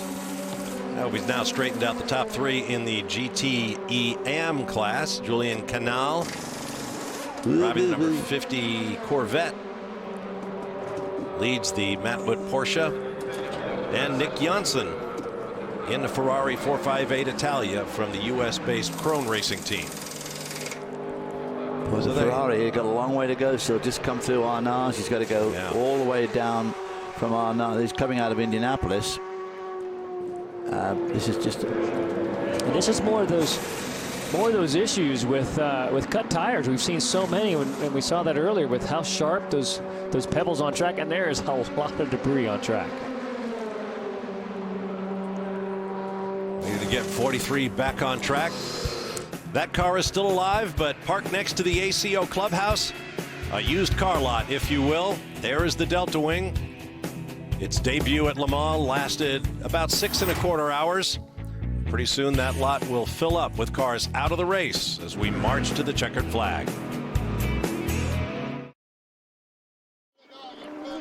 Welcome back to Le Mans. Moments ago, Brian Vickers' debut at the 24 Hours of Le Mans came to a dramatic conclusion as he ran into the pit lane in that 61 Ferrari 458 Italia with the left front corner completely on fire. We saw the tire going down. You saw him reaching out the window and pointing to the fire guy, to the crewman on the pit wall with the fire extinguisher. Car filled with smoke. Vickers climbed out. When we run at the Rolex 24, as a driver, the team will continually tell us if something like that happens, you lose a tire, go ahead and put the pit speed limiter on, because you want to carry more speed back to the pits than what you think. Unfortunately, in doing so, you end up tearing up more race car than you can continue on with. It's one of those things, it's difficult to get through your head as a driver, but when you have a tire go down like that all the way back, if you're not careful, you're going to rip something off the car, and we see here massive fire. And you saw Vickers get back in the car. I don't know whether someone told him, look, we need to get this car out of here, or if you don't get it back to your pit, we're going to disqualify you. For a moment, I thought this was an unmanned car. No, I think he's just his crew were there, and they said to him, get back, drive it back over. Meanwhile, another Ferrari pits behind them in the AF Course garage area. And again, Vickers climbs out of the hot seat. And look at the damage to the car. Well, he's done like 3/4 of a lap with a flat tire. So, I mean, and as Scott said, he was probably going a little bit quick. He saw him go off the road 2 or 3 times with that tire down. And it's very easy to hurry along. You know, when you're having been doing 180 and suddenly you're down to 50 or 60, it seems awfully slow. But it's not slow enough. Yeah, what a mess it's made. Wow. Did you see those guys fueling it? Was that fuel going in? They were putting fuel into the blazing car. Okay, what else would you do? Pretty standard pit stop. It is Le Mans. After all, you got to fuel it before you work on it. Dear me. Wow, look at those flames. Not surprising. I mean, that's what happens. The wheels stop turning, the rubber gets just ground to a pulp, and too hot, catches fire. Obviously hasn't burnt through the wiring yet. The headlights are still blazing away. That's a good sign. All sorts of flammable things under the hood. Let's go down to Justin Bell.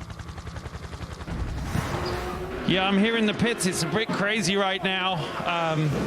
Terrible look. Brian, it looks like your eyes got hit a little bit in the car there.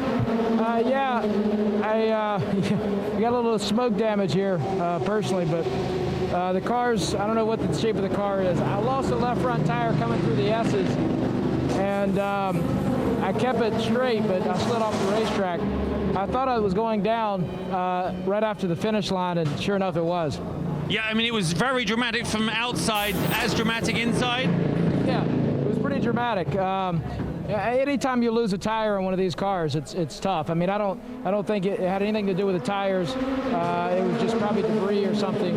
And I got into the fence a little bit, but kept it straight. Unfortunately, it happened so early on the racetrack, getting it back around, it ended up catching fire. I'm glad it caught fire next to a fire extinguisher. Yeah, that's why it's good listening in the briefing, isn't it? But it was very fast thinking to jump back in. They told you get it back to the stand, didn't they? Well, they were going to push it, but we didn't have time for that, so I just got back in and drove it. Yeah, I mean, I just wanted to get out and make sure the fire was out. Priority one. Yeah. Then two, get it back to the pits. What you're experiencing is obviously Le Mans 24 hours. You can almost experience half a season in normal racing in one race, and certainly you've been cycling through that here. But have you enjoyed the experience right up until the last 5 minutes? I have absolutely enjoyed the experience. This kind of sucks. Unfortunately, we were contending for a podium until the gearbox cracked. We had to replace that. We'll see what happens. There's still a lot of racing left, a lot of flat tires, maybe.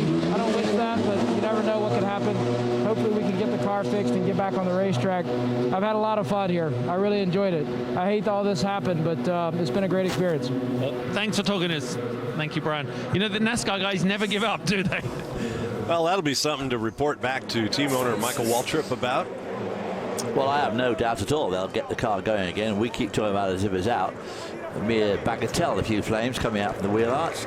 But, of course, that's that fickle finger of fate pointing at you again. Of course, the tyre going down just as he goes past the pits. So he's got to do 8.5 miles with a flat tyre. So obviously the temptation is to go a little bit too quick with a flat tyre. So they may have gone flapping around with bits of rubber. Maybe it could have gone flat just coming out of the Porsche curves, in which case it just nipped in the pits, changed the tyre, and off he'd have gone again. Well, far be it from us to eliminate a car from the race before they eliminate themselves. Now, we saw Scott Tucker in the 33 LMP2 car going very slowly. And we'll wait and see what happens on that score. Meanwhile, in replay, waited a little late to woe it up, straight lining the first Mulsanne chicane. That's actually some smart things to do right there. You think that's you get in a little deep as a driver, and you can get up offline and take a chance of getting in the marbles, putting in the fence, or just go straight, little left, right, into the track, on your way. They see the garage doors pulled down, as they must be by rule when a car has retired from the 24 hours of Le Mans. To Brian Till with more on the level 5 situation. This year has not been the Le Mans that Level 5 wanted. Jeff Brown's the head engineer. And Jeff, you well know that there are all kinds of gremlins that can take you out of this event, but some of them can be pretty simple ones. What happened with Scott Tucker? Well, Scott got in the car for a normal driver change, and we were using the radio plugs and things like that. The radio either didn't get plugged in or got unplugged in his helmet, but we had no radio. And we have some systems in place that are designed for that eventuality. We never got the radio communications back. Apparently Scott couldn't see the pit board that we have out every lap. The sun is not in a favorable position for that. And to be blunt, we ran out of gas on the racetrack because we couldn't get him in. All of our systems broke down in a very orderly fashion, and they all compiled to leave us stranded 2 miles from pit lane. And that really is one of the challenges here at Le Mans, is the length of the racetrack, is it not? Even if you get the reserve light, but you get it too early, you may not make it around. Yeah, our reserve system and our collector system is good for 1 lap, 1.2 laps or so. And so we knew we had this problem. We started to call them in 3 laps early with our pit board, and then it was waving, and we were about ready to jump on the racetrack. Of course, we can't do that, so we just, the length of the track in the American races that we're used to, a problem like this, you can get a tow back to the pits, put some fuel in it, but the Le Mans rules are such that no outside assistance of any kind, so unfortunately our race is done. Day done for Level 5. Thanks, Jeff. Thank you very much. Boy, how tragic. What a terrible shame for the Level 5 team. That is just Now, awful. meanwhile, more volleys out on the racetrack. This just a moment ago, the tire carcass came off one of the LMP2 cars. Can't tell which car that is from here, but there he is limping around. It's becoming a bit of a fad. We're talking about all the debris on the track, all those marbles cutting tires. We just saw Corvette making its way back into pit lane. Let's take a look. Now this car was involved with the race-leading Audi. Watch this. Tommy Milner in the Corvette spins, gets into the tire wall. Was he clipped by that car, that lead car again? Know. Like going back to what Podolicchio said, they go round the outside, the inside, you never know where they're going to go, and they just take the most appalling risks all the time and continually get away with it. Looks like the Corvette was on line. I'm not sure how it got away from him. It's hard to say. Oh no, that's the guardrail. Well, what a race it's been for this proud team with 7 Le Mans 24-hour titles in class since 2000. Going for another one. They've had all kinds of mechanical issues. The bad luck continues for Corvette. Now, moments before that was the number 70. That's a GTE AM Corvette, the customer Corvette from Larbra. And your leading Audi. And the leading Audi came upon it. This is down at the Mulsanne hairpin or the Mulsanne corner on the right there. That's where the pit signalers used to be. And of course, in the old days, old Scott Tucker would not have been able to miss it because he was just coming off the hairpin at very low speed. But of course, now they don't do that anymore. Marcel Fossler had just gotten into that race-leading number 1 Audi, and as you saw, he damaged the rear wing on the car. He's going to have to pit. They've actually gone by once already without sending him to pit lane. If I was around that organization, I'd have him come back, fix the bodywork, and continue on. You don't want stuff hanging like that off the back of the car. Well, of course, the organizers will fetch him in with a black flag if he does that for much longer. The debris on the track has just been unbelievable. We've seen so many tires going down, so many issues, guys spinning, guys off the track. 74 Corvette, looks like they're a product of that as well. See, they get off line and they just go straight off the track. I'm still trying to get straight in my mind. That was the same 2 cars again. No, it wasn't. No. The first time it was the customer Corvette. The second time it was Milner getting passed by the number 1 car that was crippled. And there's that debris you're talking about. Just look at that gravel coming out. Everywhere. Ooh, right in the middle of the wheel.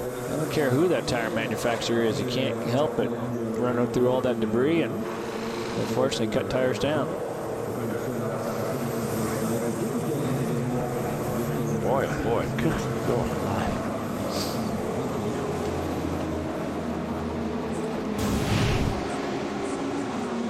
Okay, here's the original incident where Fossler in the Audi narrowly avoids the 70 car. See him getting the tile barrier here. Clipped left rear corner right there. Rear wing end plate comes off. This is our leading damage. Is the leading Audi. Yep. Now dragging that back on the track, and look at all the gravel he's dragging back.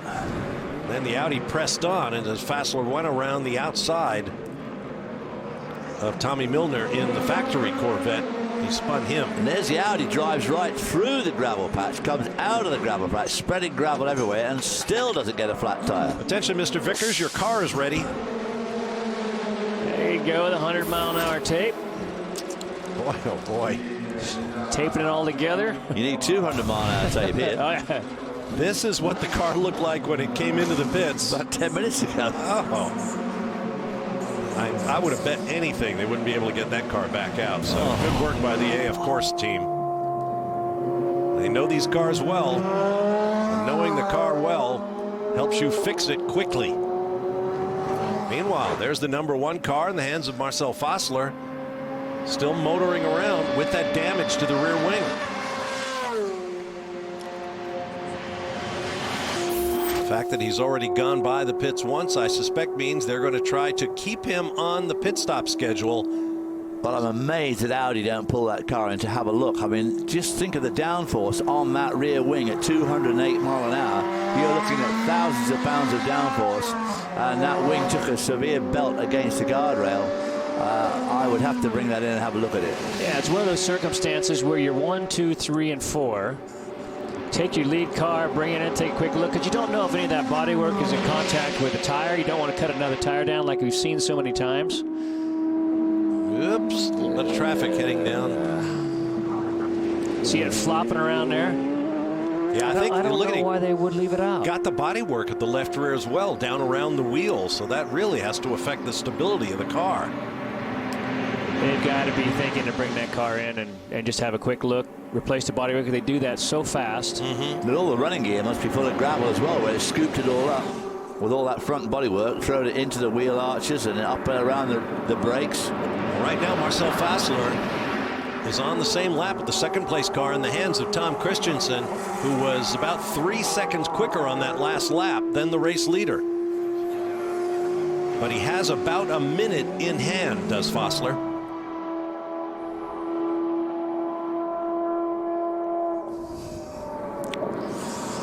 And third is Mike Rockenfeller in one of the R18 Ultra Audis, 2 laps down to the first and second place cars.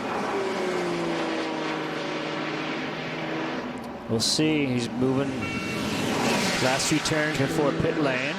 He's Be interesting to see if he continues on or absolutely comes in. This is a part of the track where I would think he would really be affected. Absolutely. All of that lateral loading. Yeah, massive loading. Those rear wing end plates are designed to prevent the air from spilling off the back of the wing. Well, obviously have no intention of bringing him in. No. Well, let's sit back and see how this one plays out.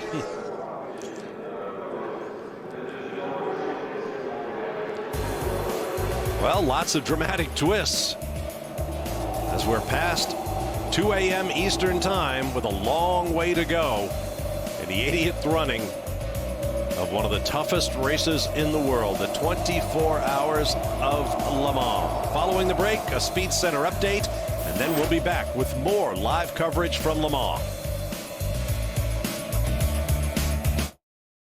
Speed's coverage of the 24 Hours of Le Mans is brought to you by GoPro, the world's most versatile camera. Be a hero. GoPro. And welcome back to our live coverage of the 24 Hours of Le Mans. Moments ago, yet another problem for the number 74 Chevy Corvette. Tommy Milner at the controls, stranded out on the Porsche curve, so he took this novel approach. Rather than trying to turn the car around at that very fast and almost blind corner, he backed it down the grass verge. And any second now, he reaches the opening in the fence and performs the longest three-point turn in the history of the 24 Hours. I tell you, that was very good thinking. As Jamie Howe told us what seems eons ago, before the night fell, the Corvette team has a battery of television monitors in their garage in order to perform spotting functions for its drivers all the way around the track. And I'm sure they were watching those monitors and warning Tommy Milner as Gary Pratt looks on. Wow, warning Tommy Milner of oncoming traffic. A bad day, just getting worse for Corvette. See all that rear end damage. He obviously backed it into the wall somewhere. I think he backed it in going into that Porsche curb, which is a very fast corner. So more terrible disappointment for the Corvette team.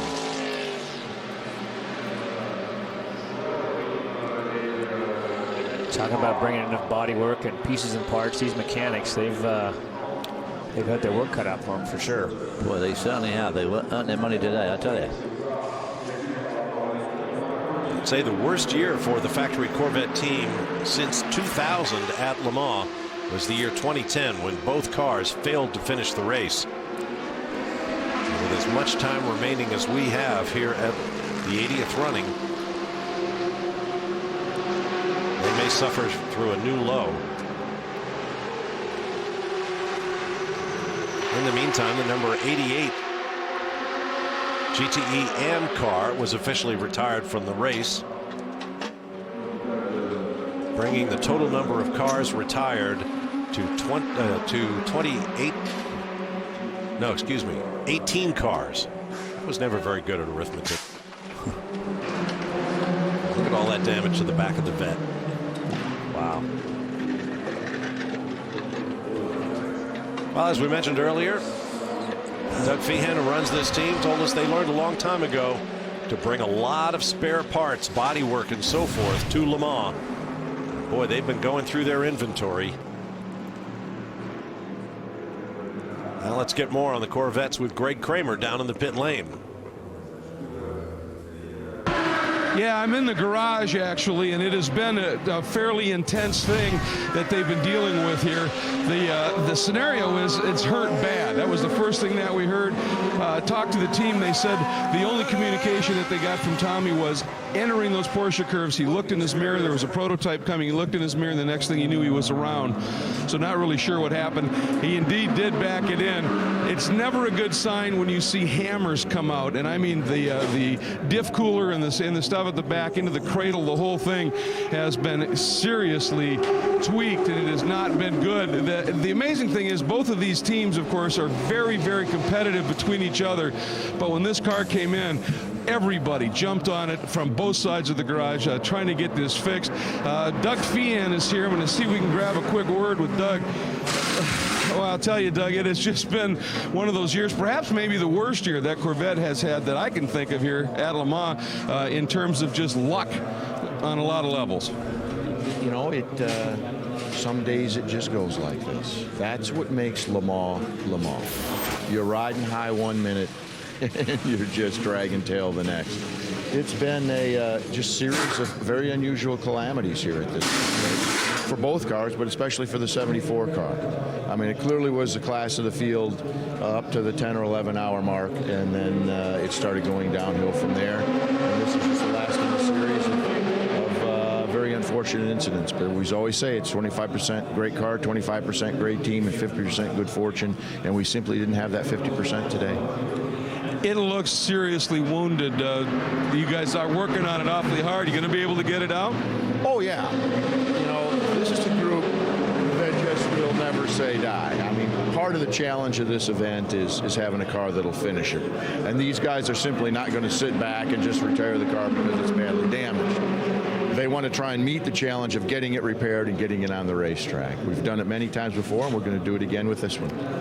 I'll tell you, this team, it is, as Doug said, it's just a matter of pure pride. Anything like this, they are going to see the checker no matter what it takes. I think, though, you can hear Doug's voice is a little bit subdued from what we sometimes see with Doug. This has been a tough one, guys. Yes, it has. But Doug Feehan and the Corvette boys don't want to disappoint the hundreds and hundreds of Corvette enthusiasts, both from the United States, some of whom shipped their cars to Le Mans in order to put it in the car corral and watch those yellow vets run around. And of course, the car is also a big seller in Europe. They ran as high as first and third in class, I believe, just off the top of my head. But they've fallen a long way from there. Now another incident on track. This 55 Porsche with an Audi shoving it around, stuck in the back. That's at the Mulsanne corner. That's the number 2 Audi, the second place car, in the hands of Tom Christensen. A little bit of debris falling off that thing from that contact. You know, we're talking about how aggressive these Audi guys are. Look at this. It's right here. Boff! Right in the rear corner. Turns him around. Lucky didn't get collected right there. And it's a good fight going on because we see Christensen continue shaving off 1, 2, 3 seconds a lap on our leader, the number 1 Audi of Fischler. It's going to be a heck of a fight to the end. You know, these guys in second place, Christensen and group, they want to come away with that win, and it looks like there is no rules right now. But just go for it. Is kind of my sense of it. Let's look at the Star Works car as the French broadcaster gives us another series of slow-mo highlights. 33 car, level 5 machine in the LMP2 class, now shown as retired. So we're up to 19 cars out of the race of the 56 that started. Nice onboard shot. Trying to adjust that radio. Radio fell out. I don't think it's in the right place or something. It's Marco Bonomi, currently in the third placed R18 Ultra. Hear those tires squealing? Yeah, absolutely. They're humming along at 200 miles an hour. Yeah, I'll just steer with one hand while I try to fix my radio cable with the other. Better pay close attention to those pit signals. We've also seen what happened when you lose your radio contact, which is what happened to Scott Tucker. Scott Tucker in the HPD car there. Which is interesting because at Ganassi, we go to great lengths, like for the Rolex 24. If there is a radio go out, because you always have to plan on things like that, there is a actual board that we flash to the drivers. We make sure we know where it's at, before even the start of the race. Every once in a while, they'll flash us and just tell us what's going on, because those things do happen. You know, the radios go down. It's not an uncommon thing. Something doesn't get plugged in. Something comes unplugged. So I'm surprised that they don't have a secondary way to contact these guys that they've rehearsed. As the numbers on Marco Bononomi, as you can see, he has slowed considerably while he wrestles with that radio. It's an Audi 1-2-3-4 at this point. Last time by, Marcus Fossler lapped at a 3:29.9. Tom Christensen at a 3:28.0. Bononomi with that 3:44. And Loic Duval just turned a lap at 3:25.124 seconds. He is humming. I think that may be the fastest lap of the race. It shows us purple on the timing and scoring screen, so you may be right, David. Now we've got a car off into the gravel.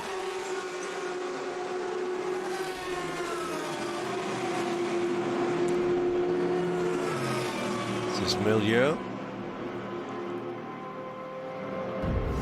If he's just trying to get the car off track, no, apparently.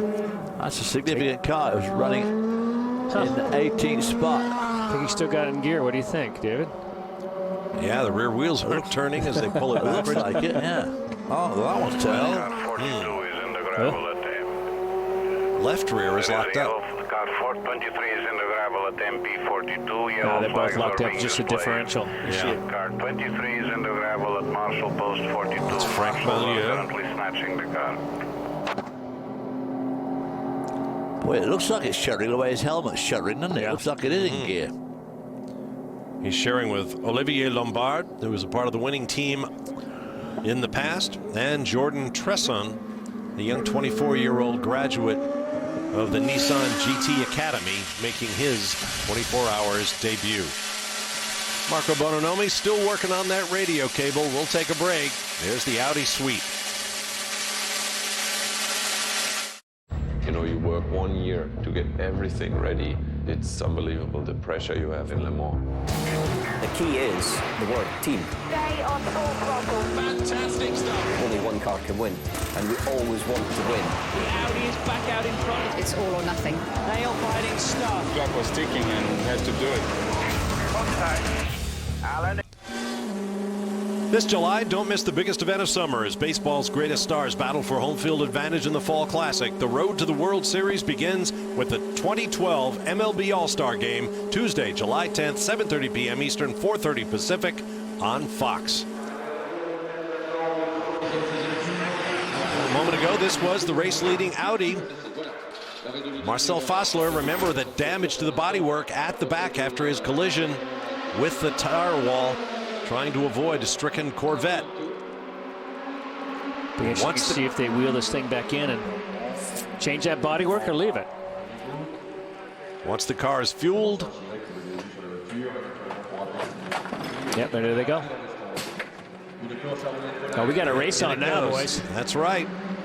While this was going on and the repairs were being made, Tom Christensen was no doubt informed that Fossler's car was in the garage, and he came whomping around and moved into the race lead to Brian Till.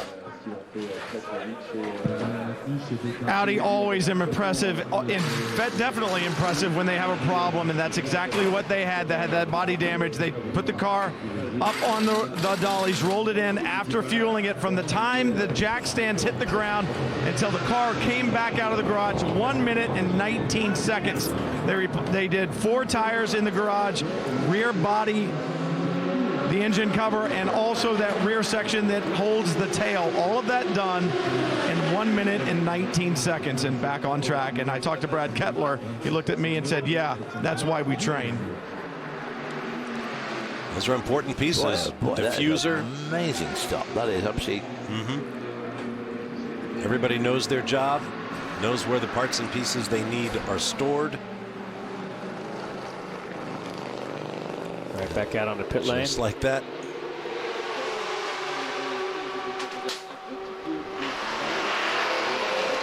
And away he goes. Wish I could get my car fixed that quickly. Now you're on board with the number 3 of Loic Duval, who has been the fastest man on track. That 3:25 he turned a couple of laps ago was the fastest lap of the race to that point, but he has just topped that with a 3:24.743. Thanks very much, Bruno. Now you have to remember, he's still 8 laps back to the leader with all the problems they've had with that car. Damage, offs, etc.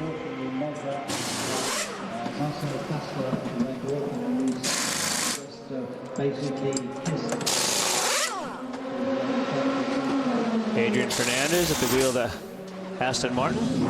Service is done, on their way. Nice pit stop.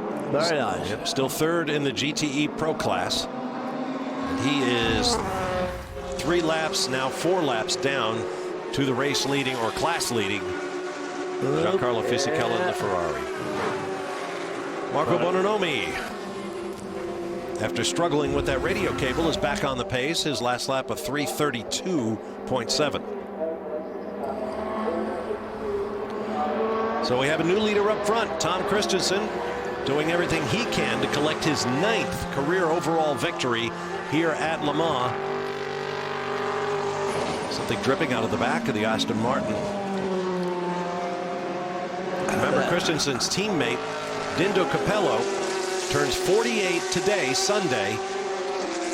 And if that team can win, with Alan McNish, we expect to do the closing duties. Dindo Capello will become the oldest man ever to win this race. It will be his 4th Le Mans victory, I believe. And then he'll tell us what he plans. 9th. And McNish is 3rd. Rebellion car there doing some swerving, trying to get some heat in the tires. Getting heat in tires or dumping rocks on the track, one of the two. A lot of offs. Well, that's Fisichella, I believe, in the AF Course Ferrari 458 Italia, right behind the Aston Martin. Trying to put him another lap down. Well, he certainly doesn't need to take any risks to do that. He is already 5 laps in front. Well, he is now. He's 4 laps in front. Looks like that Ferrari's got some legs on the Aston Martin. I should say. Going into the weekend, everybody thought the Aston Martin was going to be very quick. It's got no wicker bill on the rear wing, and it's quick in the straight line. That's the Martin Brundle car. Martin and Alex Brundle car, which is not having a great day, really. Not where they'd certainly hoped to be, that's for dead sure. It's the Graves Motorsport Zytec Nissan. Justin Bell has more on that car. Yeah, the press officer said they actually had a sticking throttle issue during Martin's stint then. So obviously without the pressure of being at the top of their class right now, and I'm sure with his son going in, he probably wanted the throttle cable changed. So that's what they're going to be doing. We will get to talk to Martin in a little bit, so I'll get back to you guys. Well, Martin said at the beginning of the race, yes, it would be great to celebrate with my son on Father's Day, but right now we're just racing drivers and teammates. What do you call it? With our race heads on. But I'll bet when it comes to something like a sticking throttle around this place, and his son is going to be next in the car, Martin Brundle wants to get it fixed right now. And Loic Duval remains up to his tricks. Yes, he is 6 laps down, but another fast lap of the race, 3:24.189. Just throwing them down, one right after another.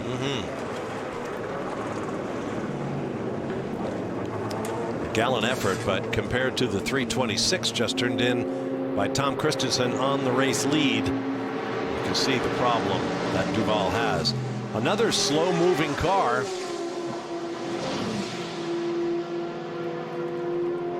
One of the LMP2 coupes. Oh boy, that's a long way from home too down there. Looks like right around the same area where Scott Tucker ground to a halt. Yeah. I wonder if this is another fuel issue. Oh, wow. Get that sucker off the track, man. Yeah. There he goes. Well, got the right side wheels off anyway. He may have been going for that hole right there. Stopped car after post 76.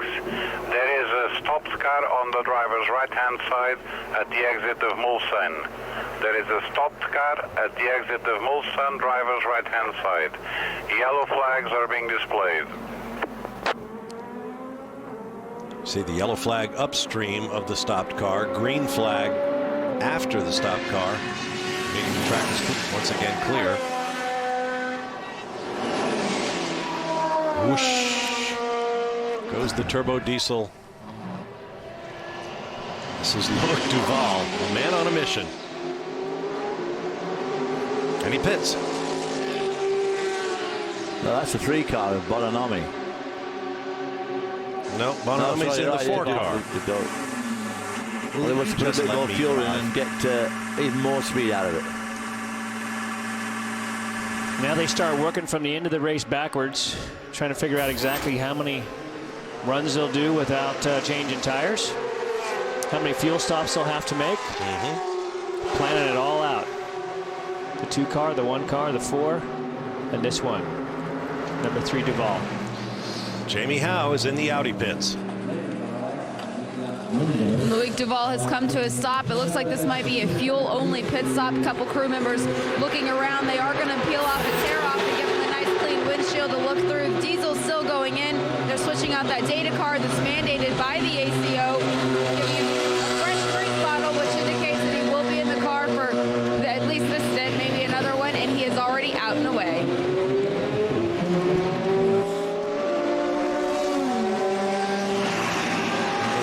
Side of your screen, there's the number 12 Rebellion Racing Machine. That is currently the 5th placed car. Just 1 lap down to Duval. Currently in the hands of former Formula 1 driver Nick Heidfeld. Great shot coming under that legendary Dunlop Bridge, sweeping through the S's. Those are the sort of corners those S's there. These Audis are just so, their aerodynamic package is so fantastic and so incredibly successful because of the huge power and grunt they've got to push the car through the air as well. I don't suppose it's the most slippery car out there, but it's certainly got the most downforce, and boy, oh boy, don't they use it. There's the work on the Graves Motorsports car. Be interesting to see how the pit stops unfold. They're a little different between the 2 car Christensen and the 1 car Fischler. A little bit, just a little off sequence of each other. So it's going to be interesting to see how that plays out over the next 6 hours. Let's hear from Martin Brundle with Justin Bell. Yeah, Martin, a very challenging stint, but obviously I don't imagine on Father's Day you thought you'd be telling your son how to deal with a sticking throttle. No, it's coming and going, unfortunately. So you just build a confidence going, lap into 43s, and then you turn up at a chicane and the throttle doesn't come back, and the engine keeps revving, which is so you just have to get your foot on the clutch in a hurry, and it won't downshift, so you got sort of double trouble. I went off into the gravel and sort of bounced off the barriers once with it, and I've caught the rest, but I right foot brake, so I can have my foot hovering over the clutch, my left foot. I've just told Alex to start right foot braking, which he can do. He normally left foot brakes because you just have to be ready for it. Because it just keeps pulling forward into just when you should be slowing down, you're accelerating. Of course, it's a jolly high-speed circuit. But the whole race has just been like one tough thing after the other, hasn't it? Yeah, I really thought this car was going to be bulletproof, to be honest. We lost 3 or 4 laps with an alternator belt, which is really odd. We had one of those go first thing on Wednesday, actually. And then this sticking throttle problems really bugged us since then. So that's what all the other pit stops have been about. But it's just, you can tolerate it, you can allow for it, and then all of a sudden it sticks along and it just gets dangerous. And obviously, you after your very lengthy and experienced field career don't need any more any more rich threads to your tapestry, but for Alex, this is the kind of thing that will set him up in a very good way for the next time he comes back. Yeah, I mean, he's had a brilliant Le Mans. He's driven superbly. I've been so impressed with him. He's been mature and he's been calm, and he's handled a number of issues in the car as well. So, you know, very rarely you get to the end of this race without some kind of drama, do you, as you know well. So, you know, it's all part of the learning process, isn't it? I'm just a bit frustrated because we had such potential to get a stonking result here. Well, never, like my dad lied for 20 years and said he'd never come back, and he did for another 20. So maybe we'll see you here next year. Thanks for talking. Really enjoyed it, actually. Well, that is so typical Le Mans. That is just these little frustrations, a sticking throttle. It doesn't sound much, but of course when you're doing 190 into those chicanes and into the Mulsanne hairpin, you really do want the throttle to close when you lift your foot off the throttle. It is very nice if the throttle closes like it should do. Here's one of our GT amateur class contenders. Jamie Howe is there. This is 67 of IMSA Performance, Matt. But you know, it'd be difficult to find a team that was any more local than this. They're based literally just right down the road from the circuit. They are doing a driver change. Raymond Norak is now behind the wheel of the car. Crew giving him a fresh set of Michelin tires. They also cleaned off the windshield. I don't know if you can see it or not, but there's still some pretty big smudges on that glass, so he's definitely going to have to focus on looking around those. But that was a very quick pit stop for this team, and they're already out. And they needed a quick pit stop because they are in a very close fight for the lead in that class. Right now, Julien Canal has the lead. Raymond Norak goes out second in class. And Tracy Crone in the third place car, not all that far behind. We'll be back in a moment, live to Le Mans.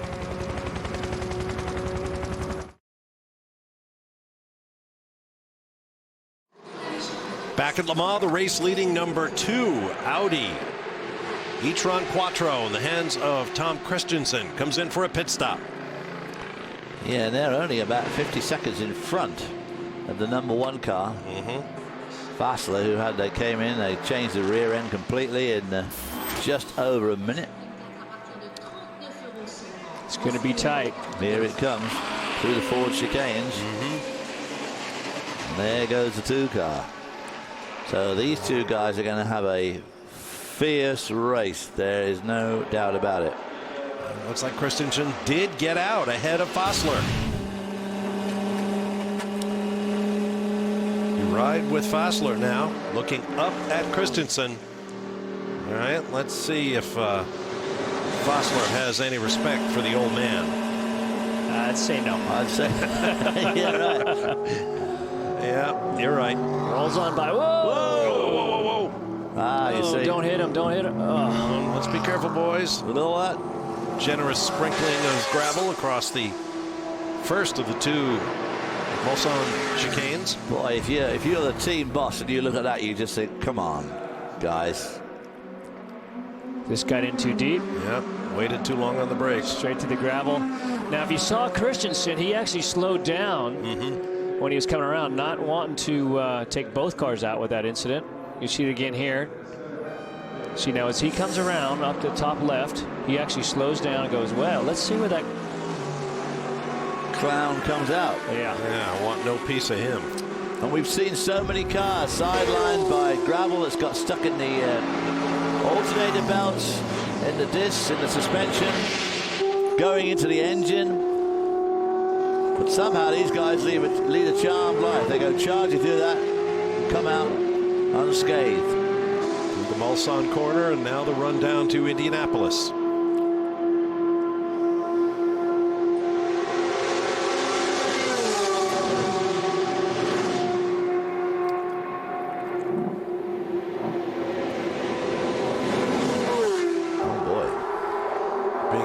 That the number 83 GTE amateur car, the JMB racing car, is going to get a penalty for having a member of the crew in the pit lane without the appropriate mandated safety equipment.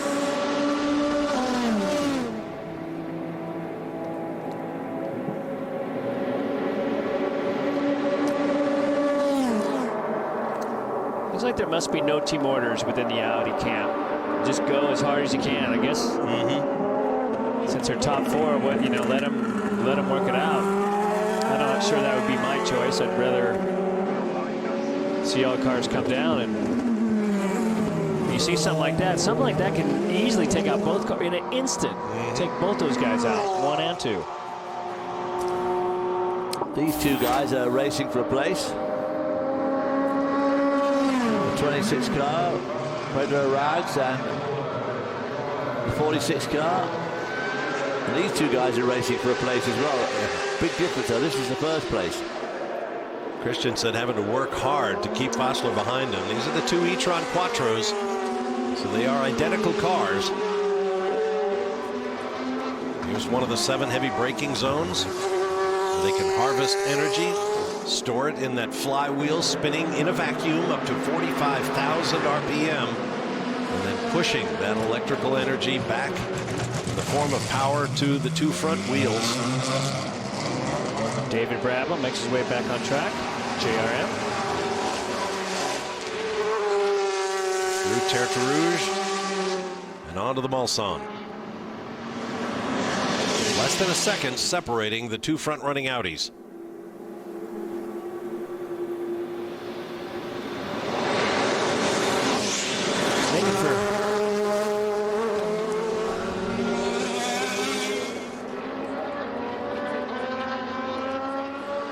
Just passing 3 a.m. Eastern Time, midnight on the West Coast. Let's have a little review of some of the highlights of this year's Le Mans.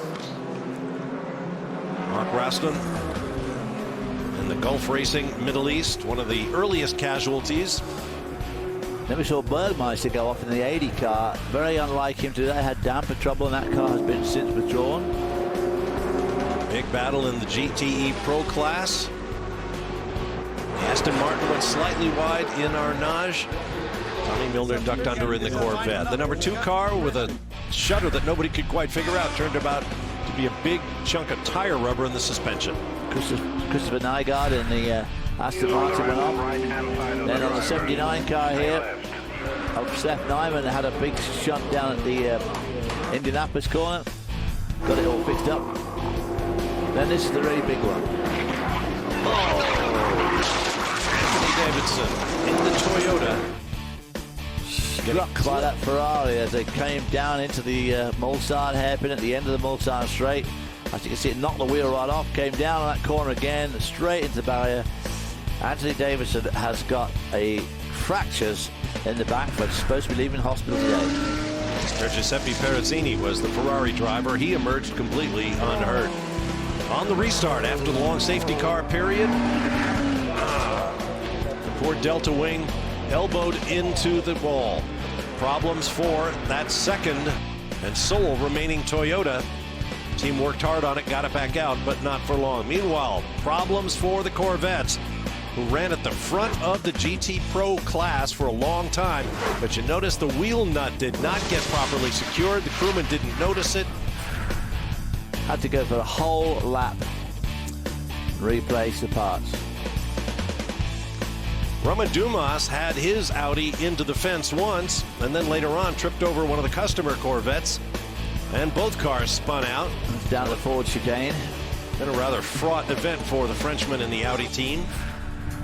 On to the 13th hour, with the sun starting to grow in the sky.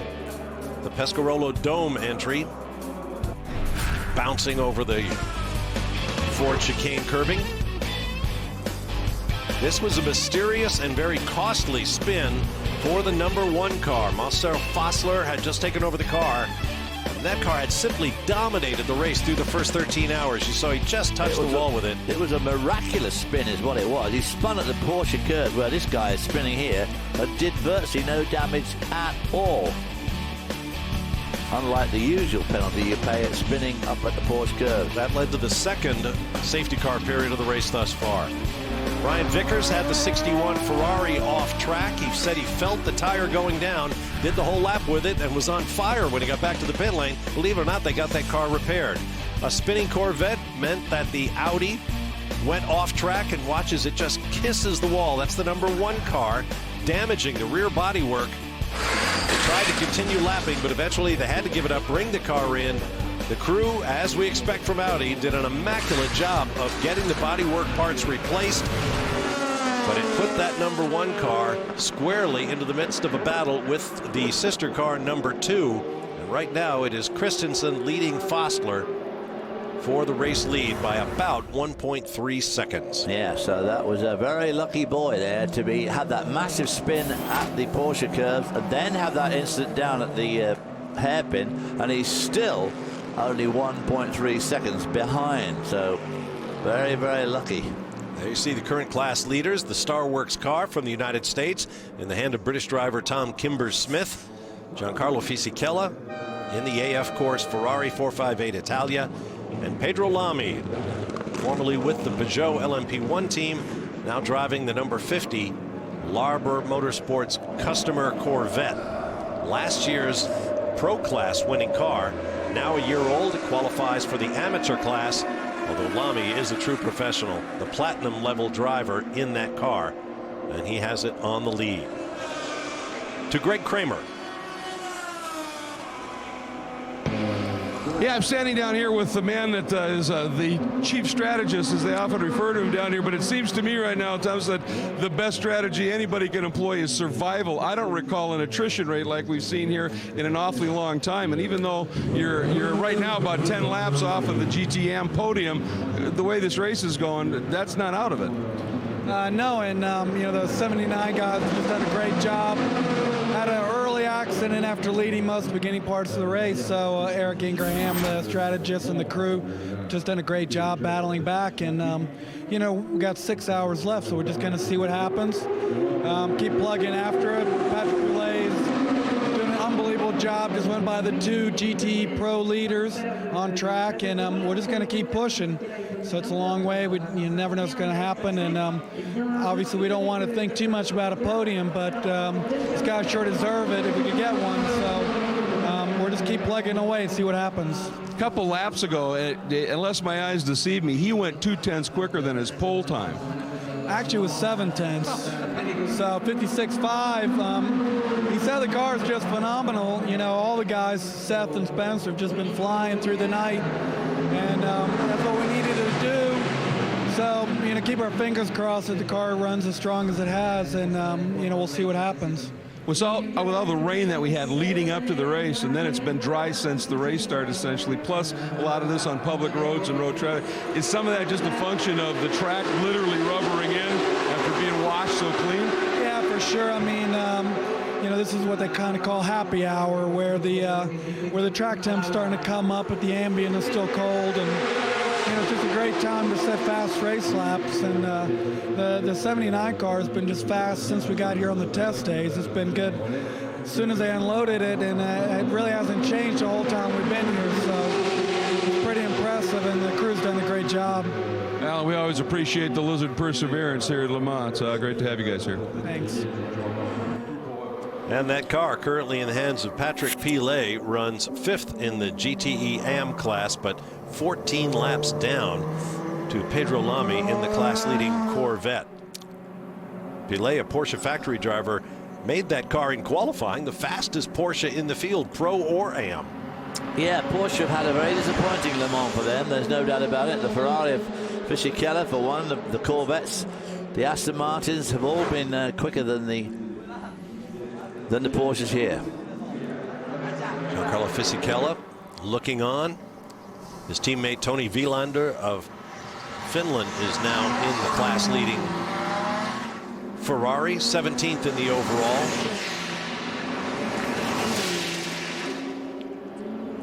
Whoosh, under the Mulsanne. Go the Audis.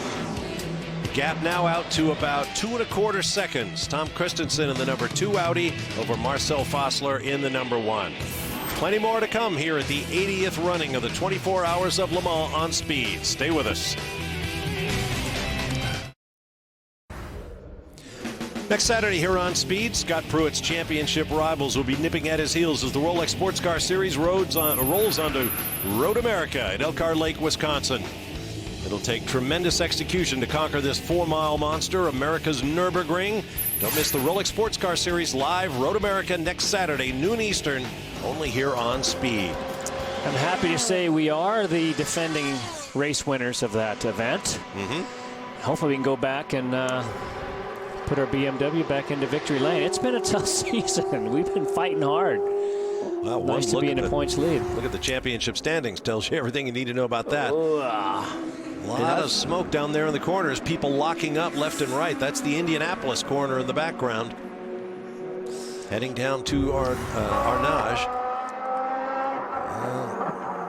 Yet another car claimed by a gravel trap. Oh boy, that's second place runner Ayari. Yep. Yeah, that's So third place in LMP. Second place in LMP2. Oh dear. And here comes the tow.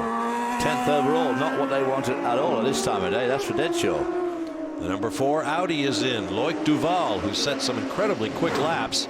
No, that's Bonanari. Excuse me, Bonanari in the number 4. I beg your pardon. Bonanomi. He of the loose radio cable. Jamie Howe is in the Audi pit. And Marco Bonanomi will stay behind the wheel of the car. They're going to clean off the windshield. It looks like this is going to be a fuel-only stop. They did bring out 4 new Michelin tires, but they are in no position to be put on the car at this point in time. The crew going around, giving it a good once-over with the flashlight, making sure everything is as it should be. Fuel almost complete, fired up. That was a very quick pit stop for the number 4 team. Greg? And Jamie, the Lizard car is in as well, sitting in 5th right now in the GTM category. And this, too, is going to be, I think, just fuel. Patrick Pillet is throwing down some awfully impressive laps right now. Tires seem to be good, so I think they're just going to top it off and let him go back out. Windshield clean, of course, this time of the day.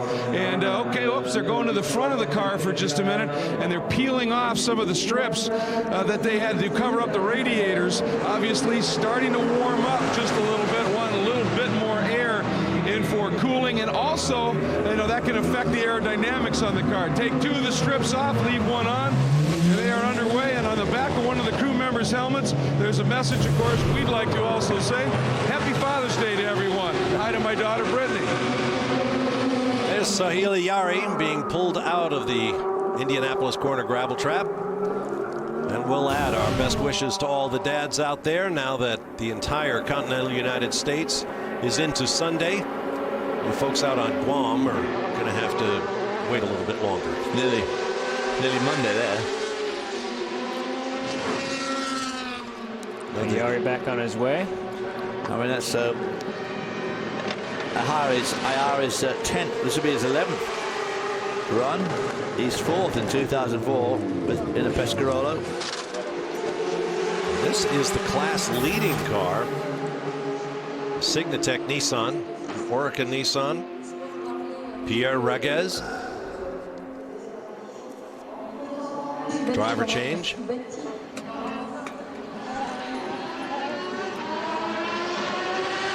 This is Ayari. Fresh from his escapade into the gravel. Clear some of it out. Just jump on the brakes and it all spits out the front. Greg Kramer is there with the 49 car.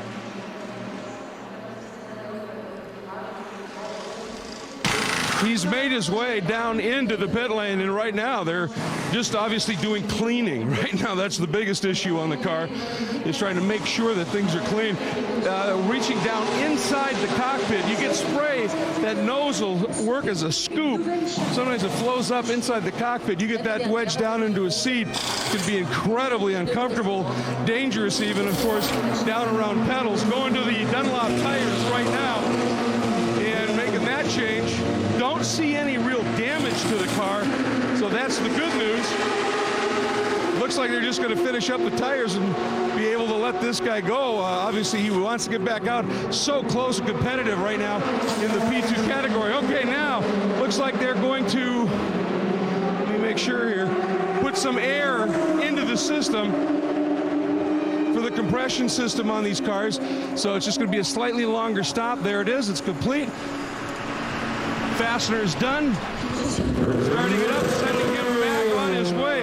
It's been fascinating watching this car, this Pika machine, closing in ever so slightly all the time on the P2 leader. Well, the number 1 Audi, Marcel Fassler, is in. Jamie's there. And Marcel Fassler will stay in the Audi. The crew just cleaning it off. Same as the number 3 car. They're walking around it, making sure everything is as it should be. Fuel still going in. Do not think they're going to take tires here, and he is already out. Another excellent stop from Audi. Go back to Greg Kramer and the pit stop there for the Iari car in the LMP2. The top 3 guys, you're on a podium in the LMP2 class. You got to keep cracking right on because the top 3 are all covered by the same lap. So very competitive in LMP2 at the top. Great on-board shot here. Sun shining, as we heard from Mr. Blam there, that the obviously when the sun shines on that blacktop, it heats up a lot quicker than the air does. So once the sun rays shine on the surface, it picks up temperature. The air stays nice and cool and thick. It was pretty humid going into the night, so it's probably at this time of the morning still pretty humid. So a lot of horsepower being developed by these cars, and of course, as you said, Scott, with the air being thick, a lot of downforce as well. Of course, there's more drag, but there's a lot more downforce, and that's what these guys have got, plenty of downforce. They've also got plenty of horsepower to pull the drag. That was the 26th stop of the race for the number 1 car. The race leader, Tom Christensen, has made just 24 stops in the number 2. Of course, Tom hasn't made them all, but the car has. There's a look at the 23. The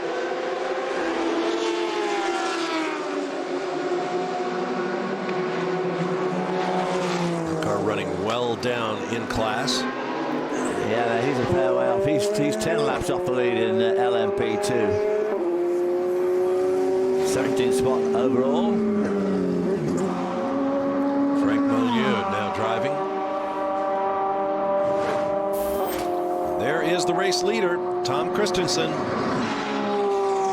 We expect he will run the car for a couple of stints and then turn it over to Scotsman Alan McNish to take it to the end.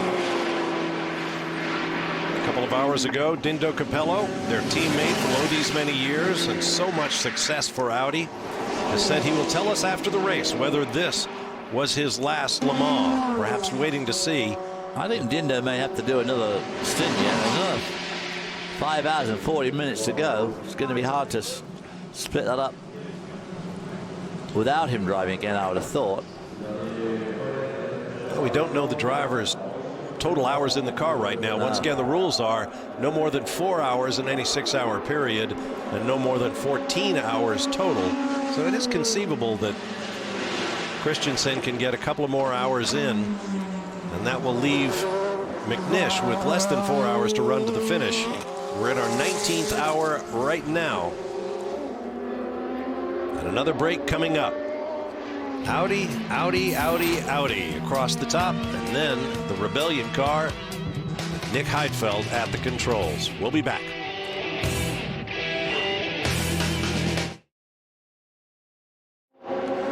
Welcome back live to the 80th running of the 24 Hours of Le Mans. You see the number 67 IMSA Matmut car running second currently in the GTE amateur class in the hands of Raymond Narac, the team owner, trying to chase down Pedro Lamy in the class leading Chevrolet Corvette. They are listed on the same lap, just 24 seconds in between them. The third place car is the American-based Krone Racing Ferrari 458 Italia, currently in the hands of Italian Michele Rugolo. Let's hear from the team owner. Tracy Krone is with Jamie Howe. Yes, team owner and driver Tracy Krone. You'd be hard-pressed to find anyone else who looked like less of a race car driver than Tracy at 6'3". But Tracy, what you do have is passion for this sport. You put together a great team. What is it about this event that has you coming back every year? This is my favorite race in the world. I mean, this is an incredible place. It's fans are very unique here. The track's very unique. Conditions change every moment. I mean, every lap is a new experience every single time. Are you going to get back in the car before the end of this race? Yeah, I expect to. You know, we're hanging on to third here pretty close, so hopefully maybe the other two cars will fall off the track. The 67 car deliberately tried to drive me off the track twice. I don't say that lightly. It was a pretty cheap shot at the end of the Porsche curves and also in Indianapolis, and there's no reason for it. So, you know, what goes around comes around. Well, the team is doing a fantastic job keeping this Ferrari together, so I know you need to go get some rest, but thank you. Owner-driver Tracy Crone, a very successful Texas businessman, flies here in a private jet, races first class, and as you can see, has certain standards he expects of his rivals. Yes, I wouldn't want to cross Tracy Crone with my cheap shot. As he says, what goes round comes round. And if it doesn't come round naturally, I suspect that Mr. Crone might make it come round. He's been on the podium twice here in the class when it was known as GT2 before the GTE Pro and Amateur classes were founded last year. And as he said, of course, this is such a unique race. His favorite race of the year, my favorite race of the year. A lot of people's favorite race. About 350,000 fans here altogether, spread around the 8.5 miles. Not here all at the same time, but of course they got 24 hours to enjoy the fun and frolics. And of course most people are here for most of the week, all starting off with the scrutineering last Sunday. Then you and I were there for scrutineering on Monday, and a tremendous amount of people in town and a great lot of activity all around this whole South area for this race. Fourth place GTE Pro car is in the pits. Greg Kramer's there. Indeed, and we were thinking this would be routine. However, it looks like they might be doing front brake change. A little bit of fluid dripping underneath the car as well, and they just got a big wave off from one of the other crew members that noticed it, pointed out. Looks like it could be brake fluid, so it may not be a pad issue. It may be a hydraulic system issue with the reservoir and just leaking fluid of some sort. So this suddenly is going to turn into a problematic stop. Andrea Bertolini was in. He got out in Olivier Beretta getting on board. Yep, they've got the dollies underneath the car. This turned into a biggie suddenly. They're going to back it into the garage. They've got some work to do. Huge, huge change up for this team. Bad news indeed. Oh boy, Olivier Beretta, of course, one of the more experienced guys. Certainly more experienced guy on this team. Very experienced here at Le Mans just generally. Saw the pool of fluid under the back of the car. Didn't look very good, that. No, it didn't. And so the work begins. Once again, the reason the car is pushed into the garage is so they can have an unlimited number of hands working on it. They cannot do that in the pit lane.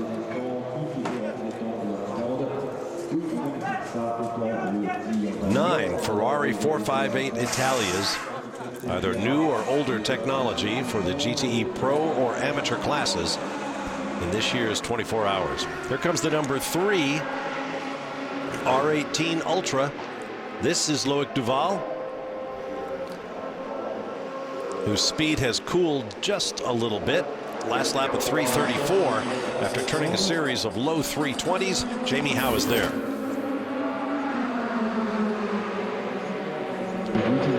Loic Duval now out of the car. Romain Dumas will be getting in the car, put in his seat insert first. Fuel still going in. No other work can be done on this car until that fuel is complete. The drivers were talking about this. This is one of the struggles that they have with the size of the cockpit and the size of the door, is when the fuel is going in, it's very difficult for them to get in.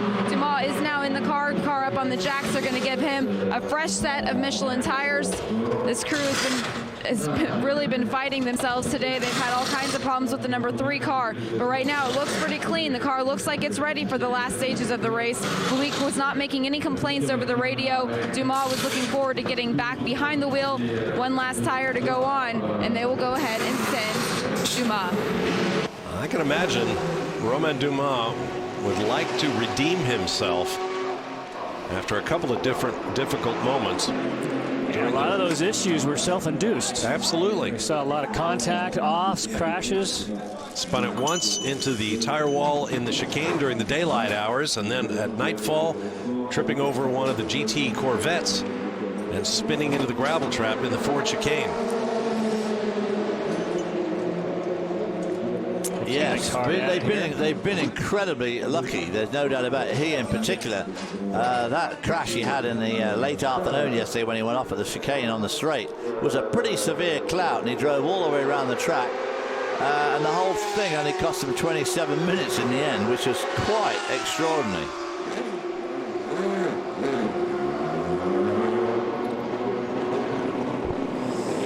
There goes the Tyriot car in the LMV2 class. Ayari back on the road again. We saw him floundering around in the gravel at the Indianapolis turn just about 20 minutes ago.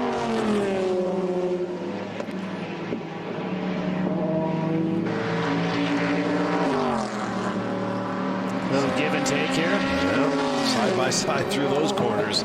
Takes some precision.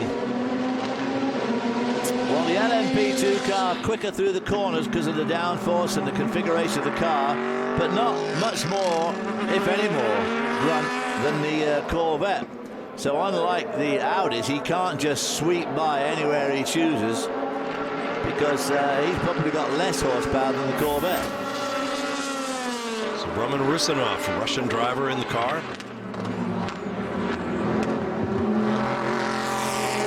We weren't able to bring it to you during our pre-race show because it would take too long. But more than 24 countries represented as you look at local favorite Sebastian Bourdais in the Pescarola garage. More than 24 countries are represented in this race. All of their flags were out on the start-finish straightaway, and all of their national anthems were played. It's a pretty stirring moment, I have to say. Actually, a pretty stirring 15 minutes or so to get all those anthems played.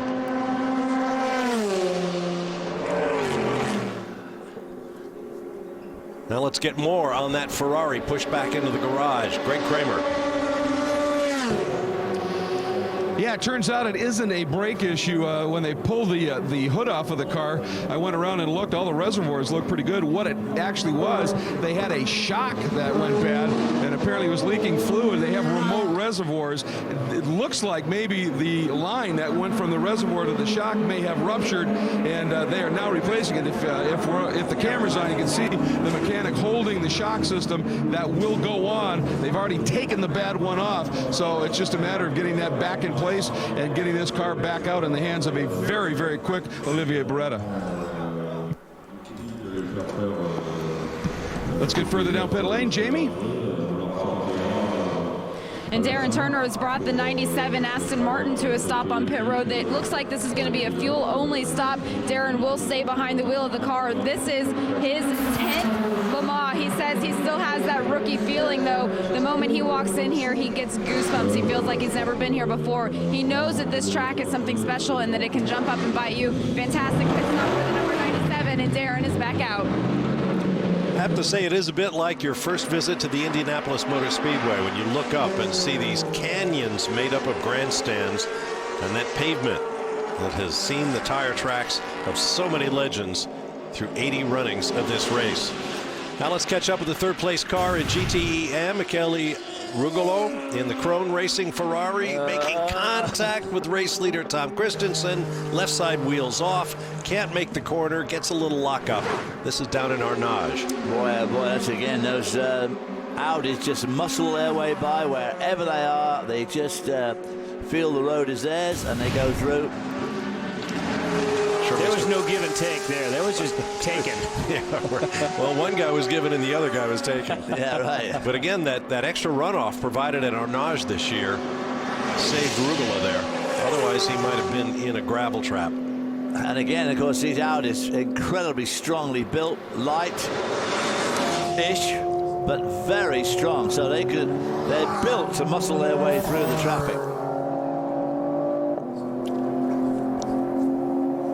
Look at that last lap, 3:28.6. Fast lap for 3:25. I mean, these guys just pounding out the laps at the most extraordinary rate. And Christensen is drawing away by steady increments. It's now out to 1 minute.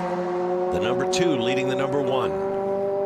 We'll have to watch how that time continues to tick off. It's been a little bit back and forth. We're seeing the last lap was a 3:27 for the Fischler car and a 3:28 for Christensen. It's kind of back and forth depending on how you cut your way through traffic. It seems like the number 1 Audi has actually picked up the pace just slightly, so we'll continue to watch that. Now it's 59.5 seconds back, so they shaved off just about a second off the time, so we'll see how that unfolds. Slower traffic in the first of the Mulsanne chicanes. Talk about a little traffic jam there. Around the outside. Chris has done already just a bit under 2,500 miles. That first car passed by Tom Christensen was the GTE Pro leading Ferrari in the hands of Tony Vilander. Second chicane. One thing about going down to Mulsanne is you want to pick either the right or the left, because there's city streets and it's got enough crown to it where you can't go in the center. It wants to pull the car either to the right or left. So when you see all these cars, they're either choosing to be on the left side of the line or the right side of the line. If you ask one of the locals about the Mulsanne Straight, you might get a blank look, because the French referred to it as the ligne droite des Hunandiers, the straight line of the Hunandiers. Mulsanne's actually a village beyond the final corner for which the corner is named. Yeah, just if you go straight on down there at the hairpin. There used to be, I'm not sure if it still is, I haven't gone looking, but there was a Hunandier bistro. You could go sit out back, have a sandwich, glass of wine, cup of coffee. Oh, I think it's still there, right at the side of the road on the main straight. Yeah, about halfway down. And you're sitting right next to the Armco, and on the other side of the Armco, cars like that Audi in the hands of Tom Christensen go rocketing by, literally close enough to touch. Leaders in. Yep.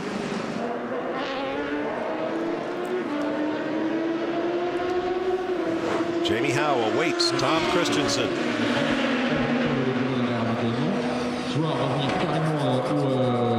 And Mr. Lamar has pulled the car to a stop. Mr. Birthday Boy, Dindo Capello, will be getting behind the wheel. He turns 48 today. If they end up winning this race, that will make Dindo the oldest winner of Le Mans at 48 years old. Fuel still going in. Crew member assisting Dindo getting his belts on. They did have a testing crash earlier this year in Sebring with Timo Bernhard behind the wheel. That is why he's not competing in this race. And after that incident, they worked with representatives from Hans and their seatbelt companies just to make sure that all of their safety equipment was up to standards. They now have crew members that are assisting their drivers. Dindo shuts the door. He's ready to go. 4 new Michelin tires going on. They're giving him a fresh drink bottle, and they will send him. With this tire change, they'll be certain to come out behind the number 1 Audi, Fissler. Well, you called it, David. They would put Dindo back in for a couple more stints. There's the number 1 car. That's Marcel Fassler, who resumes in the race lead as Dindo Capello brings the number 2 car on track. And you heard mention of the Hans device, the head and neck restraint developed by Dr. Bob Hubbard and racing champion Jim Downing. And Jim Downing tested his own device in the biggest possible way at an SCCA National at Mid-Ohio a few weeks back. He went on his head for the first time in his 30-year-plus racing career, and the Hans saved him.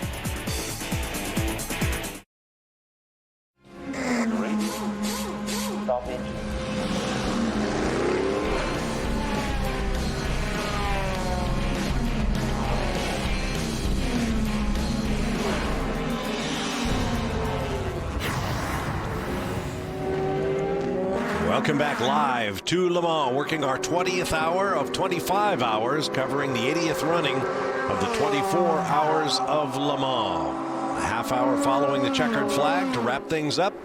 I'm Bob Varsha with David Hobbs and Scott Pruitt. The action continues on a beautiful day in France. We've talked about it before, just remarkable considering all the lousy weather we had last week in the run-up to this race. Right up through the warm-up, which was so wet, a red flag came out about 7 minutes in for cars off the track all around this 8.5-mile circuit. But the track dried for the start of the race, and it's been beautiful ever since.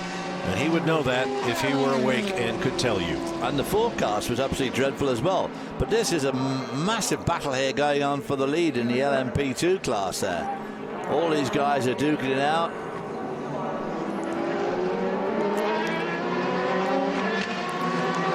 And the car leading that class is the American-based Starworks effort. That car currently in the hands of Ryan Dial, former winner of the Rolex 24 at Daytona, hoping to add another victory in a 24-hour race to his resume. To Greg Kramer in the pit lane. Down in the Rebellion Toyota garage, the number 13, which was running 6th overall, second in the petrol-only class, if you will, came in just a while ago. Jerome Bleekenmolen brought it in, and the report is clutch. And the problem is of course, in these prototypes, that's a difficult bit to get to, and they were having some problems with the heat sink and everything that's been going on with the car running as long as it has, actually getting bolts and the like to start to move. They're having to tap them with hammers and the whole thing. It's just taking a very long time. Again, a two-car team, so the one crew is working on that, and some of the other people are just up taking care of other bits that may need addressing brakes and the like on the car, so trying to just maximize and optimize this pit stop. But obviously this is the team that finished top petrol only last year, and while the 12 car still looks good, the number 13, bit of a struggle. Now this is the Lola B1260 Toyota. I imagine they may have to take the rear end off the car to get to that clutch. That is a shame, yeah. They were doing so well. It's going to be a long fix for sure. 24 hours of racing done strange things to race cars. We heard Sebastian Bourdais talking about the Judd V8 in the Pescarolo and the Dome. It was vibrating so much it was backing bolts out of the thing. They were actually using glue to try to hold the bolts in place. But then when they wanted to fix something, they had to scrape the glue off before they could unbolt something. Marcel Fassler brings the number 1, currently the race leading Audi e-tron Quattro up to the pits. Up the pits at the 60-kilometer speed limit, which is just over 40 mile an hour. Baranami's already in pit lane as well as the number 1 car comes in for services as we speak. And the number 2 car of Dindo Capello goes to the lead. These guys going to do a driver change or not? Doesn't look like it somehow, does it?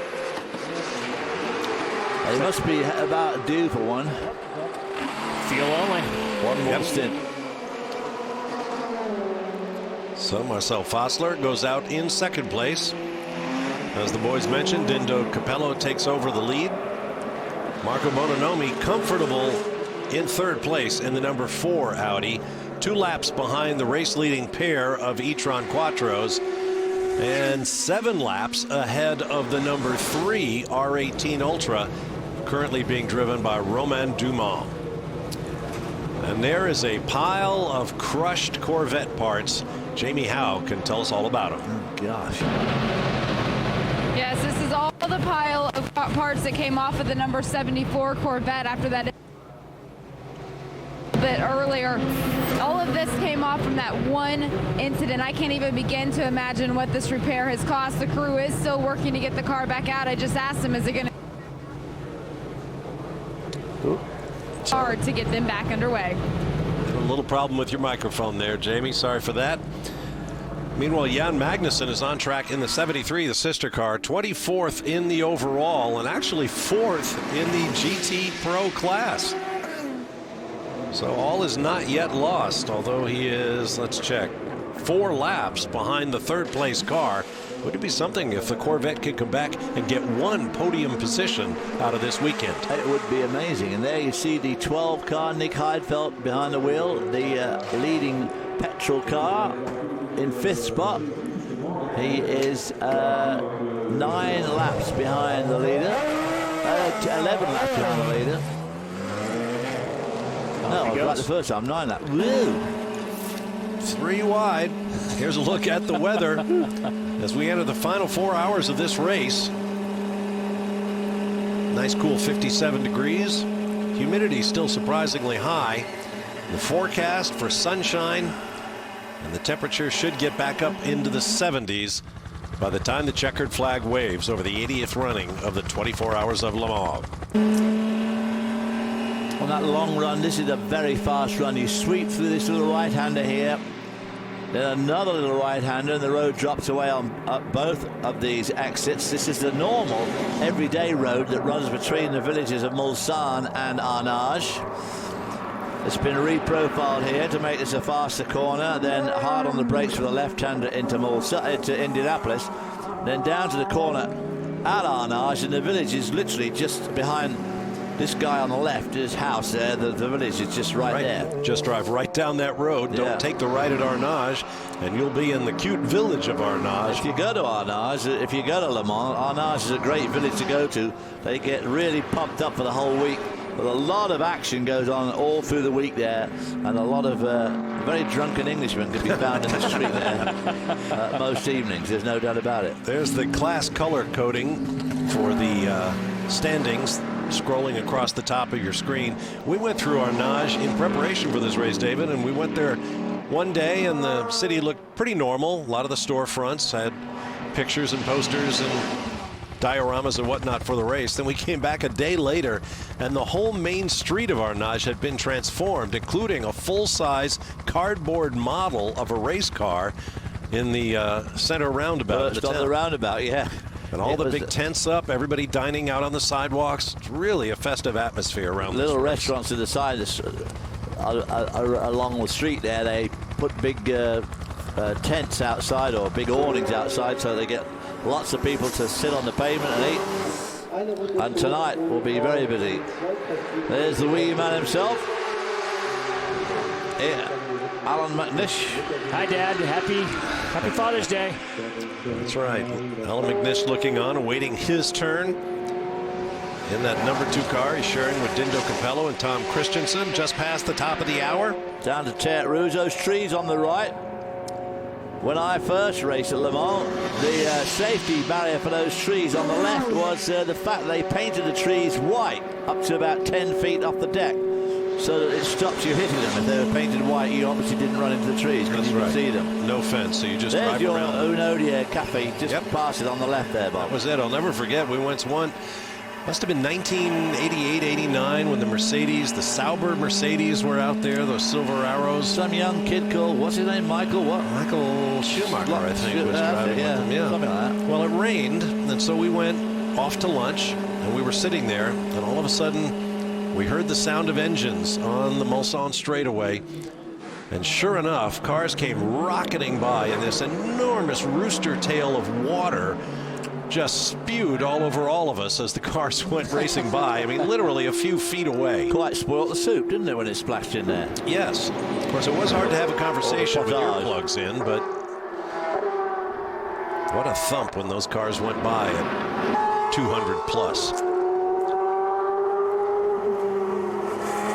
Yeah, it's a fantastic experience to drive here. As we keep saying, this is the 80th running. And I think I've been to nearly half of them, because I drove it 20 times. I'm not exactly sure, because I'm not a stat man, but I must have done pretty nearly 20 years of TV coverage as well. So nearly half these races I've been to. So who's better than you?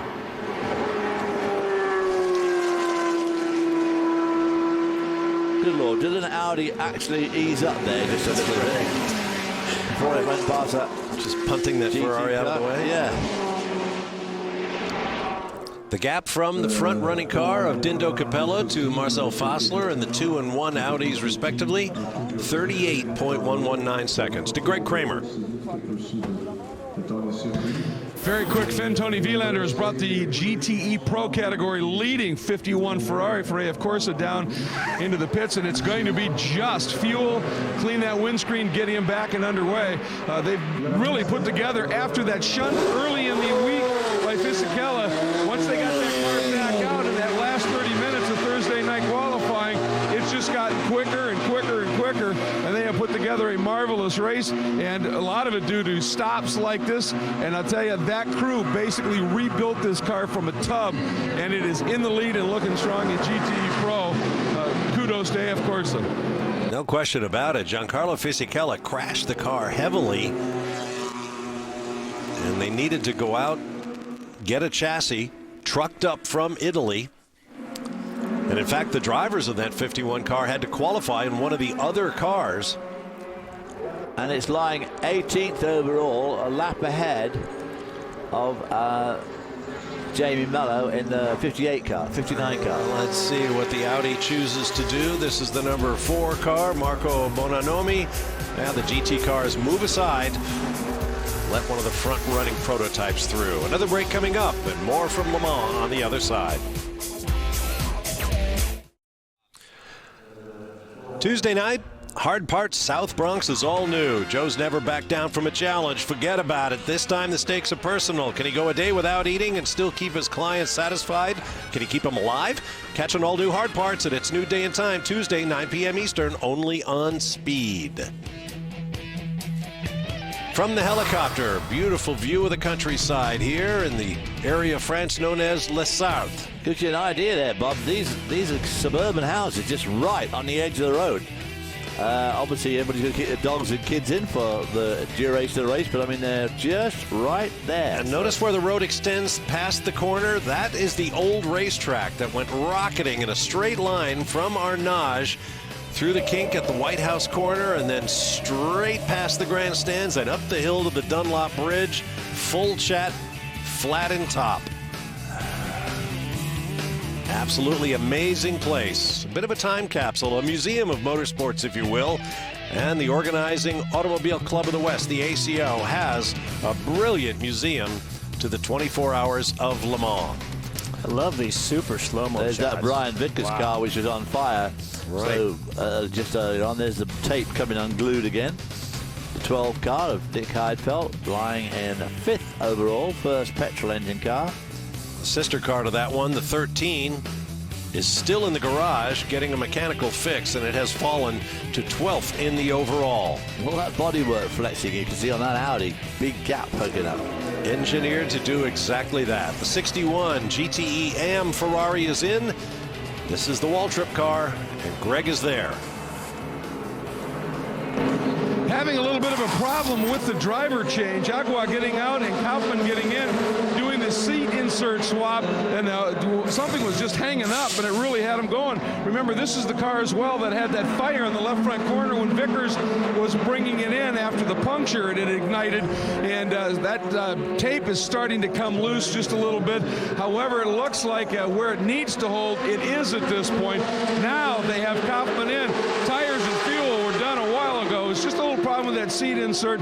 It's going to be heading out just a little bit further up pit lane. We're having a problem with it restarting.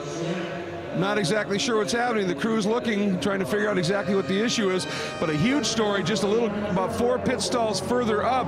The number 59 second place GT Pro Ferrari has gone into the garage. We'll check on that one as well. All right, now he's got it refired, and he is on his way. Saw the lights go off, probably had to reset everything and try and fire it up again. Here comes the number 1 Audi. Marcel Fassler still at the keyboard. Still running second, now by just under 38 seconds to Dindo Capello in the number 2 car. Well, we expected a battle between hybrids for the overall victory here at Le Mans, but we thought it would be Audi against Toyota. It has turned out to be Audi against Audi. As you see, Fassler maintaining pretty consistent pace. It's Nicolas Prost. Yes, that Prost, son of 4-time Formula One world champion Alain.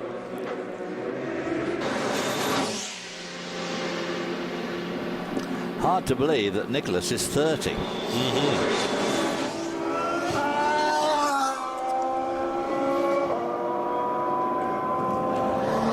While flying across the ocean to Le Mans on Air France, they chose a selection from their onboard videos, and one of them was Alain Prost reflecting on his career, produced by a French company. Had some great shots of Alain out there with his son Nicholas playing golf. Very athletic kid, educated at college in New York City.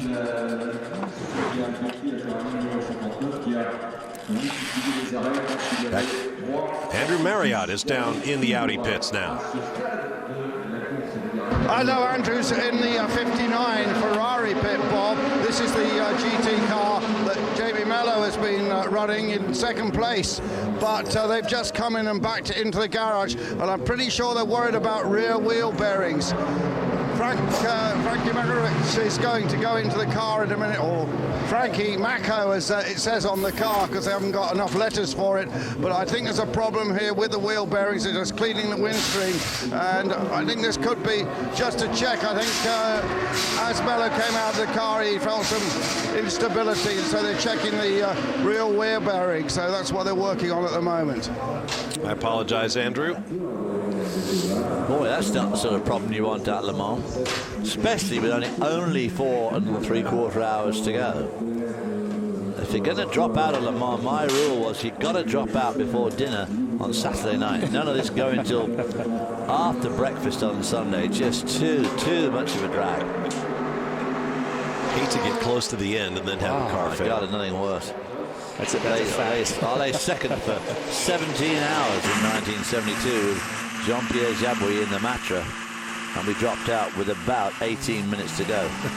But everybody within earshot of the racetrack, to hear that 12-cylinder engine screaming the stuff of legend, I'm sure they were just as happy that it went silent. Now more on that Ferrari in the garage with Andrew. Yeah, I managed to wheedle my way in amongst the mechanics now, and I can see what they're actually doing. They're doing a rear rotor change. Normally only change the front rotors, I think, on these cars, but obviously got some brake problems, so they're actually changing the rear rotors. That might explain some instability.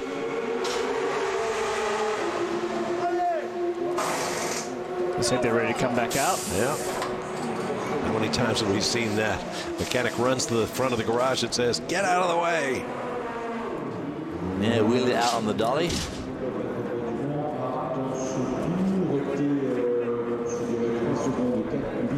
They gassed it up before it went in the garage. No. Oh yeah, they're just going to lift it up to get the dolly out. Right. Out comes the air hose. Hasn't released the air from the onboard jacks, though. That'll drop the car to the ground. There it goes. Just making sure that the left side wheel nuts were done up. Well, they have tall first gears in these Ferraris. Look at the tremendous revving as they move on down the pit lane. And here's a few highlights. French television feed director having some fun.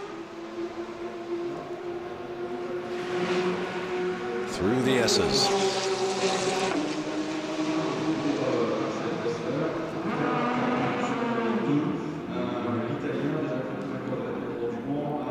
The gap from the first to the second placed Audis, Capello to Fassler, now 43.2 seconds.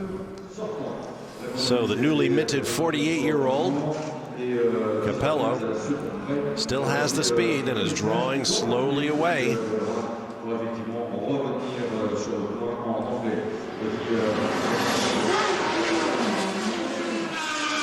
Great montage of the cars going through that fast right-hander there.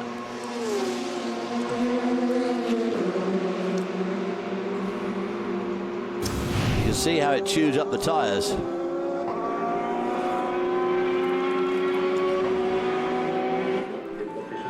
There's Reinhold Jost. Fassler currently P2, 42 seconds back. So Capello continually stretching out about a second, 2 seconds a lap. How many times has Reinhold Jost won this race? Something like 15. I seem to say it every year. If you want to win the Indy 500, look up Roger Penske or Chip Ganassi. But if you want to win the 24 Hours of Le Mans, just go find Reinhold Jost.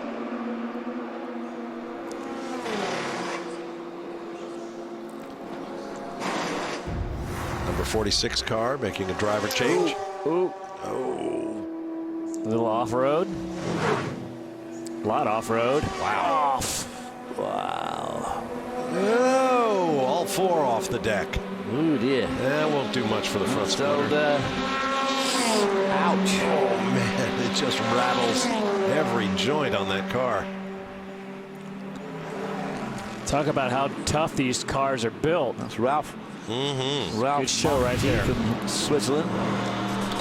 Here's the number 2 overall race leader. Jamie Howe is there.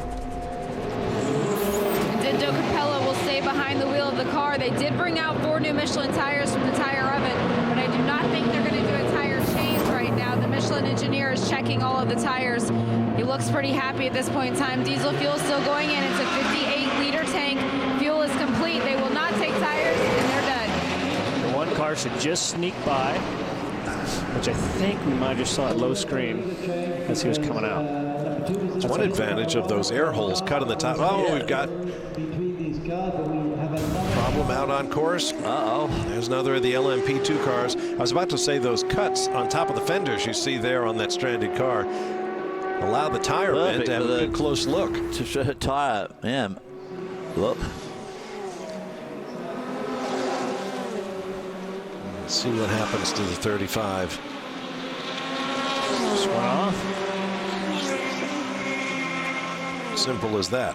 That's David Heinemeier Hansson. Just trying to carry too much speed through there. Slid off track. Or as he's known to his buddies, David Heinemeier Hansson, John Jacob Dingelheimer Smith. His name is my name, too. That's one of the more spectacular slow-mos we've seen thus far. Very spectacular. But we have a few hours yet to go. Full gainer, high degree of difficulty, and he stuck the landing. That's Ralph Mahdi from Switzerland. We'll be back in a moment to Le Mans.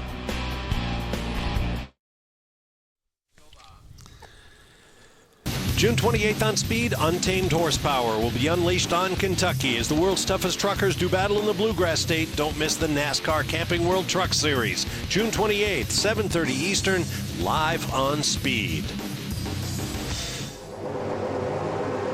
Back at Le Mans, there's the number 13 Rebellion Toyota. Jeroen Bleekemolen, after a long stay in the pits for what we believe was a clutch repair, is back out on track, but they have lost all kinds of time, now running 14th in the overall standings and almost 30 laps behind the race leader. Let's get more from Andrew Marriott. Yeah, the Rebellion problem was indeed, Bob, a clutch problem. They did change the clutch, which is a fairly major job, as you can imagine. I asked the engineer on the car, how long did that change take? He said, I've absolutely no idea. Not exactly Audi-like precision down there in the garage for the Rebellion team. Actually 26 laps behind the race leader is the 13 car. Meanwhile, its sister car number 12 remains in 5th place, and the highest ranked privateer car, also the highest ranked gas powered as opposed to diesel powered car, and they are still only 9 laps out of the lead, which really, you know, I mean, gosh, it's pretty not staggering. Bad. I think that's staggering. Boy, from the helicopter, look at the speed when you get this wide camera shot. You see just how fast these cars go. V12, V6 in the Audi is just a massively powerful piece of kit. Turbo diesel has huge grunt, so as soon as it slows down just a little bit, it's got huge torque to pull it through the air and out of these corners. Just blows by. That's the AF Course Waltrip team car that we saw practicing immolation earlier. Then there's Bleekemolen on the right in the black Rebellion car, being passed by the number 2 Audi e-tron Quattro of Dindo Capello. Trails his teammate by less than 7 seconds on the track. Thank you, David. There's the Larber customer Corvette, and Andrew Marriott is there. Yeah, this is the all-French driven car, the second of the 2 Larber ones. This is the one that slipped down the order. This is just a regular fueling, and the car is going to also get a fresh set of rubber. The tyres come off, And this team from France has been to Le Mans so many times. They've been there before and they've been running two excellent cars. This one, of course, has been delayed, but the one which is being driven by Pedro Lamy is going to at least save a little face for Corvette today, I think. And we're going to try and catch some words with Pedro in a little moment or two. But meanwhile, the car comes off the jacks. V8 grunt from America powers it out for the pit lane. Well, I like the way you called that, Andrew. Steady on, Andrew. Steady. You have a heart attack. That's right. Yeah, I was excited just hearing that. 5.5 liters rotating the earth under those big Michelin tires. You betcha. And there is still a chance, as we mentioned earlier, for one of the factory Corvettes to make the podium. Jan Magnussen out there working hard. 4th in class currently in GTE Pro.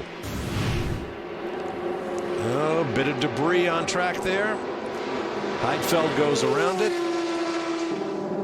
It's whatever it is, it's fairly light, but it's not the sort of thing you want to go up your radiator duct either. Absolutely. And speaking of the factory Corvettes, there's the 74 car once again in the garage. Good grief. Does not look like a driver behind the wheel. 35th position. Wonder if they're looking to get just a few laps in at the end. Just take the checkered flag. Well, Corvette boss Doug Feehan told us on our broadcast that they would make sure they did everything possible to get to the checkered flag. When we first started driving here, these houses at the side of the road here, their gardens went to the edge of the road, and people just sit in the garden, in the garden chairs, right at the edge of the road, because there was no guardrail in those days, just a grass verge, and then their garden fence, and then them sitting there in their garden chairs. So if you were to break down out there, it was pretty good for refreshment and that sort of thing. You could just pull over and just go over and bum a lemonade off somebody. Bum a lemonade or a cup of tea or a cup of coffee. Exactly, yeah. There's the 73 Corvette. Because they didn't retrieve the cars in those days. I mean, if you were out, you're out. I mean, your car was stuck there for the rest of the time. He had Magnussen behind the wheel. Remember the first time I went to Le Mans, I was lucky enough to stay in a private home right on the kink on the Mulsanne straightaway. Now remember, their family had a huge backyard with this great big tree in it. And if you climbed the tree, you could look down the Mulsanne straightaway, and a Japanese television crew did exactly that. Look at that. What are you doing to about climbing trees when Magnussen is climbing the curb here? Look what the heck is happening here. All the rock and debris. And well, I'm assuming he's off the track, or in fact on the track. It's really bad. I think he just clipped the corner there somehow. The pictures tell the story, David. Boy, oh boy. And there's that gravel we've been talking about so much, and there's that radiator, which seems to have been luckily escaped. There's your gravel. He brought that back with him. That's right. Hit the brakes in the pit. Splash. Now the 74 is back in the pit lane. Who's in the car? Tommy Milner, shown back behind the wheel. Fossler working his way through traffic. And there you have second place with Indo Capello. Roughly 6.5 seconds separate first and second, first two Audis.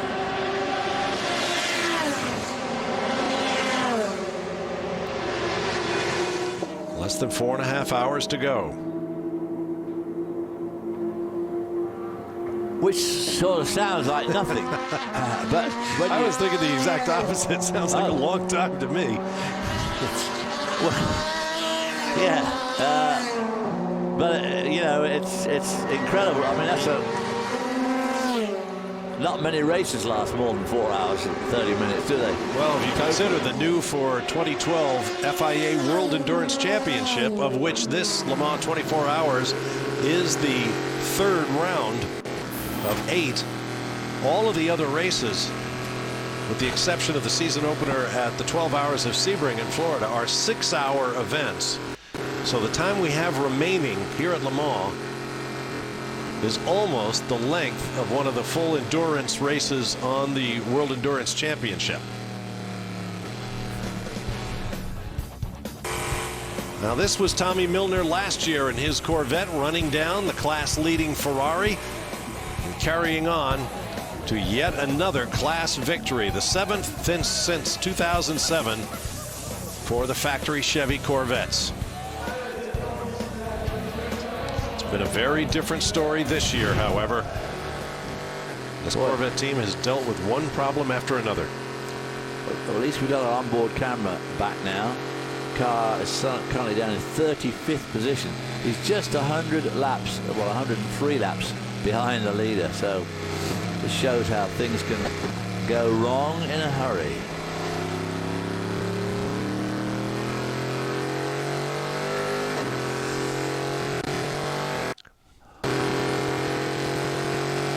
Nice onboard shot there.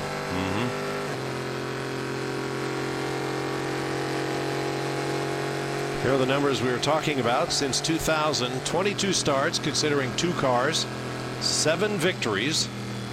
I'm kind of favorite to that 2001 victory myself. You kind of like that one, do you? I kind of like that one. That was the wet one, huh? That was wet. 17 podiums in all, and just 5 DNFs. And that might be the number that the Corvette boys are most proud of, and why Doug Feehan said, we will get to the checkered flag one way or another. There's a 49 car of Iari in ninth spot overall. Second LMP2 car. Let's go down to Greg Kramer. Well, you mentioned the number 49 entry, one of those cars that has been so competitive in this great P2 run this year. After Sohail Iari ran it off, Pierre Coffer very downtrodden because he said it's so competitive that may have cost us a win. They were closing the 44 car that's led for a while. The only problem they've had, and talk about a minor little issue, is one of the data loggers that sits in what you would kind of call a passenger seat has loosened. The Velcro starting to work loose, so they have to put some tape over it whenever they do a stop to make sure. And the 73 Corvette, by the way, recently just had an absolutely routine stop as they continue to hope for a podium. I'm just about to finish up, but I wanted to mention your discussion earlier about Arnage and the village there. Had dinner there Thursday night. Even in this rather sketchy weather, we had parades of beautiful new sports cars, those beautiful old cars that often come through there, and of course, David, some of those Englishmen. Aforementioned Englishmen, who were no doubt all drinking Orangeade and Coke and stuff like that. It's amazing. Sohail Iari in that 49 car, been in and out of the gravel trap, in and out of the pits, and yet they are still competitive in LMP2. It's been that kind of year at Le Mans. We'll take a break and return in a moment.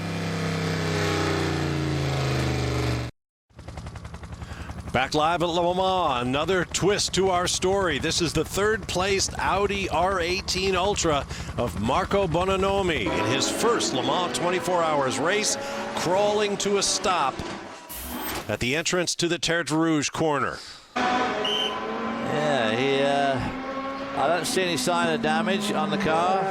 He came over the brow of the hill at the Dunlop curve, and Oh, we've got damage here, rear wing and other body parts off of the, is that the 38 car? Looks like the 38. Doolin. A lot of damage, heavy damage on that car. That's the British Jota Zytek Nissan. Scramble him, get him out of the way, sitting backwards on track. Is that down to the Porsche curve, X to the Porsche curve? I don't think it's anything to do with our slowing down of the number 4 car. Simon Dolan. Post 123, Marshal Post 123, be aware, marshals are trying to recover the car. Manitou is out there also. Looks like he's Yellow spun. flags are being deployed at Marshal Post 123. Spun and just sheared off the rear wing. There's the spin. Yep. Ooh, right in front of one of the Rebellion cars. It's like he just lost it as he came around. Yeah. Just cracked off the wing. Not sure what's happening to the 4 car, the Audi. Try and gets himself turned around here.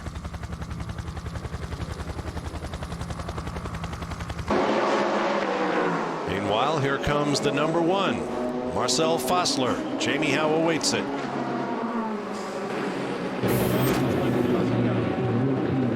The car has come to a stop. Benoit Trullier will be getting behind the wheel. They are going to do a tire change also. This is a triple stint on this set of Michelin tires. Last year, one of their keys to success was that they were able to go four stints on a single set. They have not been able to duplicate that this year, at least with these hybrid cars. And the reason is that those front wheels are getting a lot more beating than they have in the past. They haven't seen these amount of loads on those tires before, so they don't think they're going to be able to go 4 stints with the 1 or the 2 car, possibly the 3 or the 4, but they're not in contention at the moment. This is a very quick stop.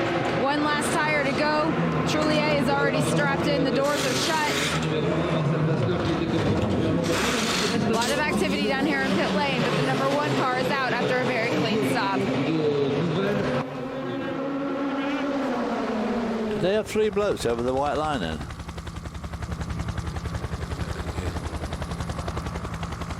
Remember that an extra person can go across the line if it's just for driver assistance.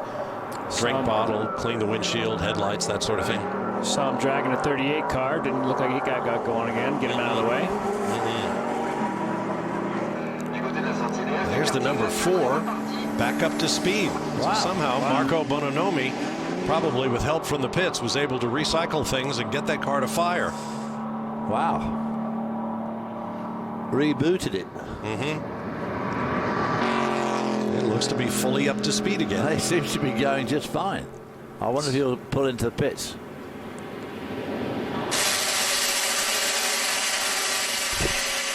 Great onboard shot there, Bononomi.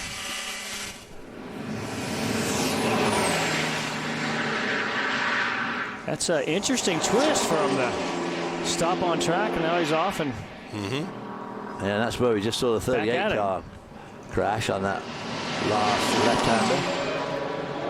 Now he had 5 laps in hand over the number 3 car running in 4th place, so Bononomi in no danger of being passed as he hits the pit lane.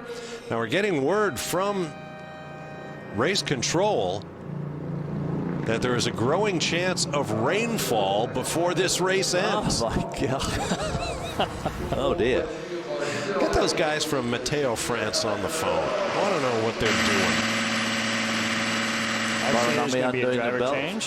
Another look at the 38 car. No, wait a minute. They towed the 38, did they not? That's a different one. Looks like the same incident, same part of the racetrack, but an even bigger hit. Number 4 makes it stop.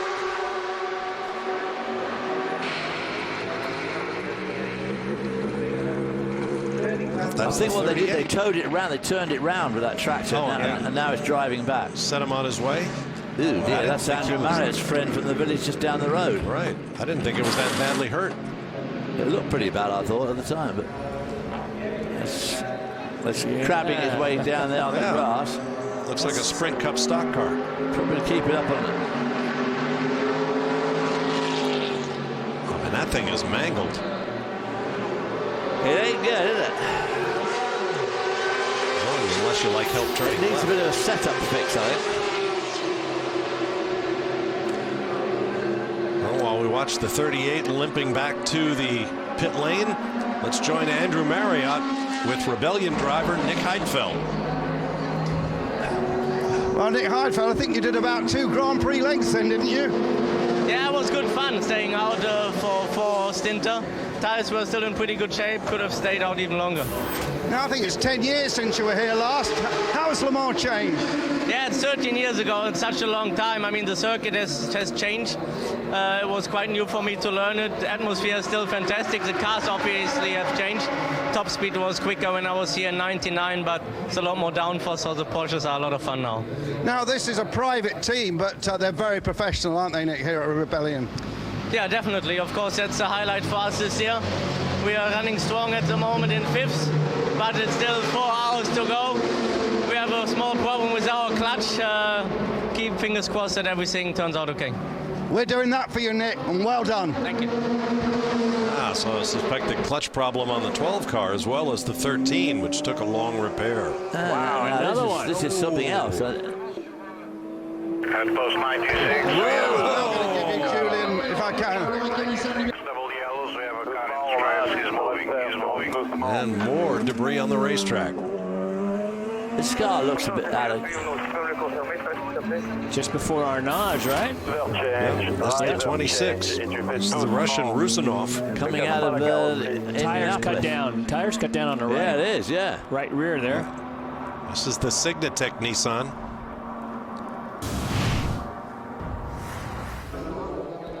It's the 4th place car in class. There you see the damage to the 38. Broken suspension at the left rear. Creeping down the pit lane and smoking a tire. Trying to get to the garage. There are your 4 class leaders. We've got another break coming up and more from Le Mans after that. Speed's coverage of the 24 Hours of Le Mans is brought to you by Rolex, official timekeeper of the 24 Hours of Le Mans. Back live at Le Mans, this was Roman Rusinov bringing the Signatech Nissan in on 3 wheels after a spin due to a flattened right rear tire. Left the Russian to creep back to the pit box with no rubber on that right rear. Let's take a look at what happened to him.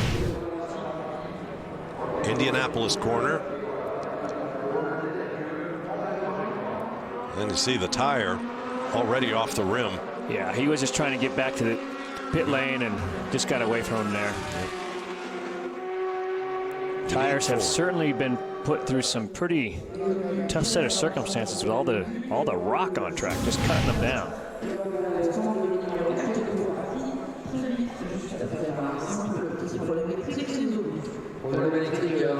And now they make the decision to put it on the dollies. They changed the tires and fueled her up and everything and decided to take it in after all. Well, maybe on the change somebody noticed a problem. Yeah, like a broken suspension piece. Well, that old tire was jammed well and truly under that right rear arch.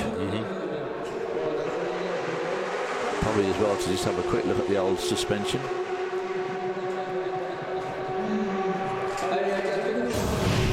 Well, the action continues on track. Back to live pictures. Number 2, Dindo Capello, and the Audi Quattro. There's the 38. Coming to Andrew for a 38 report. Coming to you right now, Andrew. All right, well, quite a lot of damage to the rear end here. I've just seen Sam Higdon, the team boss, down there together with Tim Holloway, who designed this Zytec machine. The first bit of pit equipment they used was actually a vacuum cleaner to get the gravel out of the car.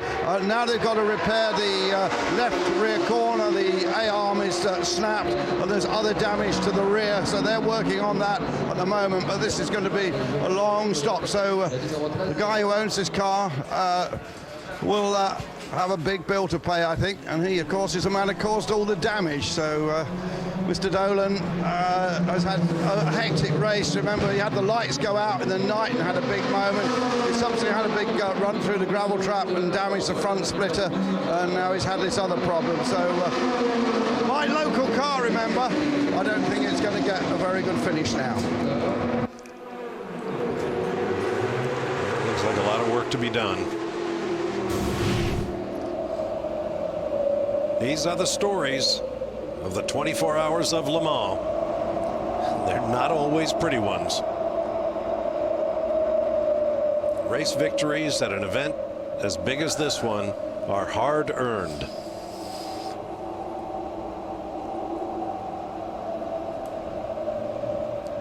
It's another montage of slow-mos. They're great, aren't they? Just fantastic pictures, there's no doubt about it. Lovely sound effect too, isn't it? Ghostly. 30 seconds of that and you go mad. Well, I don't know about that, but they are fun to watch. And I guess the French director and his crew must have paid a lot for the machine, because by golly, they're going to get their money's worth out of it. And there's the suspension braking on the Hiscox car.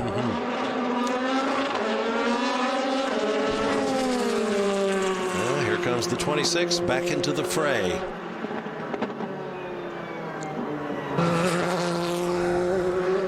climbing the hill fairly steeply up to the Dunlop Bridge.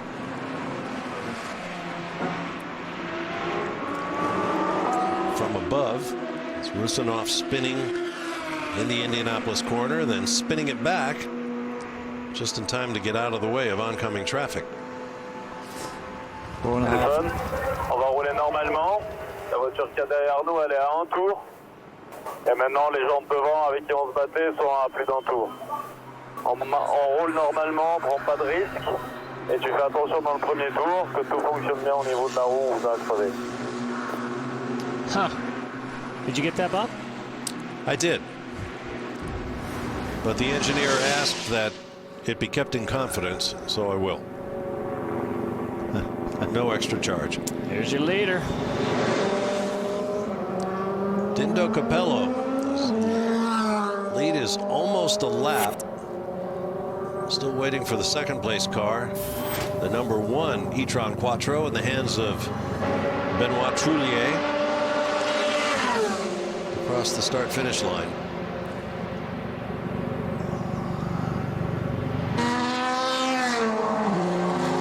Still fewer pit stops for the 2 car than the 1. Oliver Jarvis is now the 3rd place driver in the number 4 car. And Romain Dumas remains in the number 3, running in 4th place.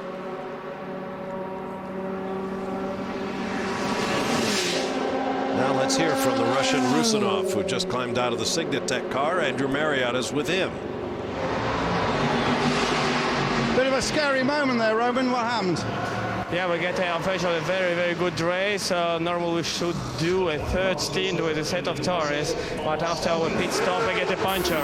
So I get it in the Indianapolis, so it was quite difficult, so we came back in the pits very slowly. And we're fighting for the 3rd place. Unfortunately, we lost quite a lot of time now. It will be difficult, but we still have 4 hours of the race, so hope we can be on the podium. How well known is the Le Mans race in Russia? How well known is this Le Mans race in Russia? Yeah, it's a famous race of the world, so everybody knows it. Great job there. Sorry you had a problem, but you're still fighting for a podium. We might see a Russian up on the podium. I hope. Thanks very much, Roman. Well, he'll be rushing along to try and make it so it does get on the podium. But that just shows it is a very close run race in the LMP2 class. There's no doubt about it. And they were looking very good for a podium. That won't help them. But as you say, you know, you tend to think, oh, well, the thing's all busted. It's no good now. But there is another 4 hours to go. A tremendous amount of action can happen between now and then. It's been a pretty spectacular 24 hours thus far, justifying its position as the #1 sporting event in the National Geographic Society book, The 10 Best of Everything, now in its 2nd edition. Well, that's pretty amazing to see it at the top of the Olympics, the World Cup soccer, the Super Bowl. I can sort of understand that on a worldwide basis. The Masters, Wimbledon. Well, some of the numbers we're hearing are broadcast in over 24 different languages in 60 countries to 300 million viewers around the world. But as is often the case with the most spectacular events in sports, the best thing is to be there and experience it firsthand. And Le Mans has to be on every race fan's bucket list. The number 2 is in, and Jamie Howe is there. Another spectacular part of this event are the driver changes that take place. Dindo Capello, Alan McNish, they've been teammates for a long time and they have it down to a science. Dindo doesn't just walk away, he stays on to just make sure Alan gets in the car, gives him the thumbs up, says, come on, friend, we can go out, we can do this, we're still doing well. Fuel is complete. Alan will be getting a fresh set of Michelin tires before he heads out. The car is perfect right now. They haven't had any troubles with it in quite some time. Alan closes the door. 2 more tires to go, and this team's gonna get ready. I was just talking to one of the team members, and they said that Alan is extremely excited about this. This is the first year in quite some time that they've been in this stage of competition and still have this much of a chance at the podium, and Alan has already left.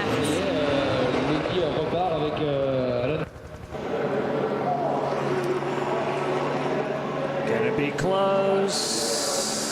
Yeah. Number 1 car flashes by. Number 2 getting up to speed. It's going to be a fight to the finish. 315 laps completed thus far by the 2 front-running Audi hybrids.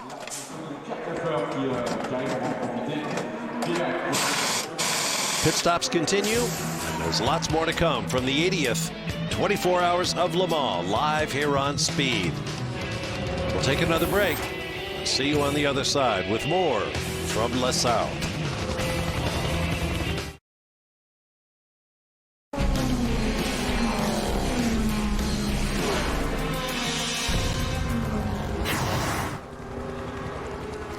Welcome back live to our continuing exclusive speed coverage of the 80th running of the 24 Hours of Le Mans.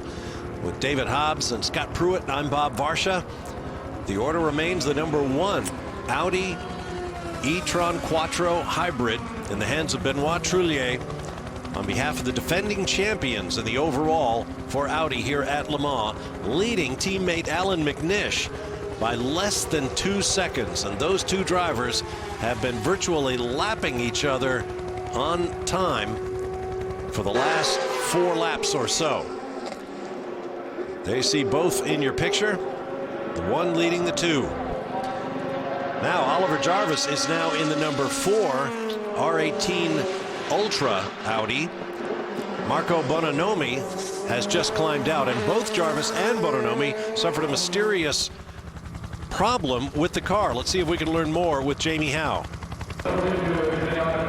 It was Bononomi behind the wheel when there was this strange incident. Marco, what happened when you came to almost to a stop on the track and they got it going again? Yeah, we got some gearbox problem, and now it happens again to Oliver, and hopefully we can finish the race, but still not sure about this. What is the team saying? Are you going to have to come in to work on it? We are trying, you know, we have to reset all the main switch if it happens again, but there is no proper option to do, and we're still not sure what's going on, but I hope to end the race, to finish this race, because we put so much effort, and it's the first Le Mans for me. I would like to be in the podium. Le Mans rookie with his fingers crossed, but there's still a lot of unanswered questions for the Audi. Well, they're still in position for that 3rd and final spot on the overall podium. But this is in replay. The official ACO website is reporting gearbox electrical problems for the number 4 R18 Ultra. Meanwhile, over at the Corvette pits, the number 73 car makes another pit stop. It looks routine, but really nothing has been routine for the Corvette team here at Le Mans this year. Still running in 4th place in the GT Pro class, but he's on the same lap as the 67 car. And now here's some of the video highlights of the race thus far. This was Brian Vickers en fuego as he brought the Ferrari 458 into the pit lane after doing most of a lap with a flat left front tire, and finally the wheel well caught fire. It was extinguished, the car back out. Another of the many tire failures we've seen thus far in the 24 hours. That was the Signatech car with Roman Rusinov having problems. There's a suspension going down on the Hiscox car there.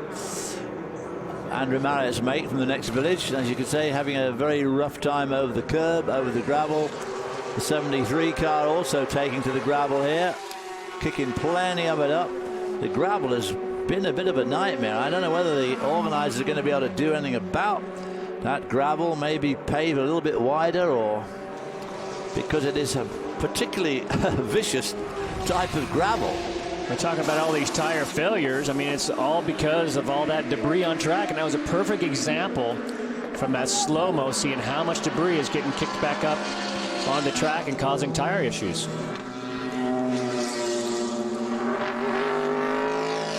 McNish. Check the interval here. 1.372 seconds. So McNish is closing up on Trélier. Now on this Father's Day weekend, we've been speaking with racing driver and fellow media professional Martin Brundle about what it's like to race with his son. Let's hear from his son now. Alex Brundle is with Andrew Marriott. Alex certainly has just climbed out of the car. I think best part of 3 hours, Alex, in there. Yep, fairly long stint. Managed to do it on one set of tyres as well, so pretty happy with the longevity of that. It's a shame. We have great pace. We have great pace, a great car. A little problem on downshift, but you know, no track position. So there we go. Where's your dad? I think he's been in bed all night. Yeah, pretty much. I mean, I drove a quad stint as well in the night, and so did Lucas. But Dad's been playing his part. Don't you worry about that. I've really enjoyed Le Mans. You're going to come back? If I get invited, absolutely. Unbelievable event, unbelievable racetrack, and I really enjoyed it. Yeah. And of course, you're racing in GP3 at the moment, hoping to ramp that up a bit. You've had a few problems early on in the season. Yeah, I had 3 points finishes out of the first 3 races, but the fourth one I got run into in the first corner, which was a shame. Yeah, for sure. Formula One is still the aim, though, sadly. Sorry to snub the sports car crowd. But yeah, Formula One is still the aim, and I'm trying as hard as I can to achieve that goal. How do you manage to sound exactly like your dad? It's amazing. I actually try not to, so I'm failing in that respect. You are. Great job. Congratulations. Thanks a lot. Cheers. Thank you. I was just about to say that, Andrew. Alex sounds exactly like his old man. Boy, this is a real cliff going down into the Mulsanne hairpin here again. The 2 lead Audis slashing their way through the traffic.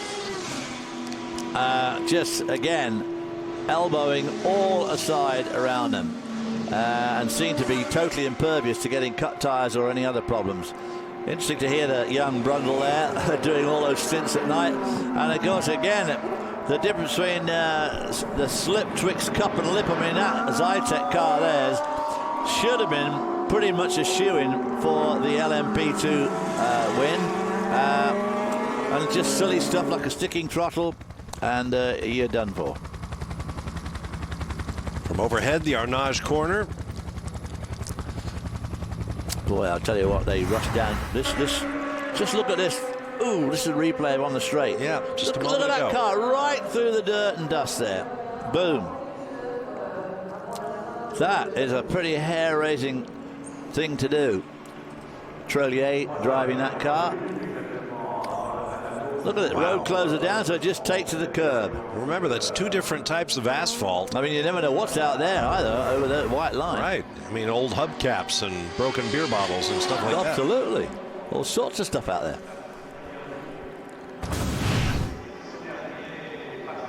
Now, what's going on? Into the pits. Alternator issue on the Corvette. Oh, dear. Now that's a 73 car, so that's stymied them. They were at least in with a shout of getting a podium. Jan Magnussen at the controls. Now they were running 23rd overall and 4th in GTE Pro with a shot at the podium. They were on the same lap. Well, in all the hubbub, we've had a lead change. Alan McNish now leads Benoit Trélier. Well, this probably has something to do with it. The pit stop for the #1 car, Jamie Howe. This looks like a pretty standard pit stop. Benoit Trélier will stay behind the wheel of the car. Gave him a fresh drink bottle. I do not see any tires out and ready. It looks like it'll be a fuel only, a very quick stop. And Brad Kettler waves his hand and off he goes. As you saw, it was sort of a last-ditch, last-second effort to make the pit entrance. But Trélier was able to do that. They quite likely will only change tires one more time. Maybe have to do it twice, but they changed on the last go round when he got in the car. They changed the tires at that stage. I think he'll finish this stint. He'll probably do a couple more stints on that set of tires. Then they'll change the tires one more time and put the last driver in for that car, I think. And here's the 61 Ferrari. That was that car that was spectacularly up in flames we saw earlier on on the left front. AF Course Waltrip team. Pretty spectacular fire in that wheel arch that we're looking at right now. You see the tape there. It looked like it was done for the day, but it's like Vickers going really, in. 5 minutes later, they had the thing out. Vickers getting back in. He's the one who arrived in the pits. A new mirror. On fire. And of course, that was one of those Sod's Law jobs. The flat tire happened just as he went past the pits. So he had to go the whole way around the track with that left front down. And of course, it caused this conflagration, which luckily didn't occur till right in pit lane. Don't try this at home, kids. These are trained professionals. New mirror going on the Ferrari. We'll be back.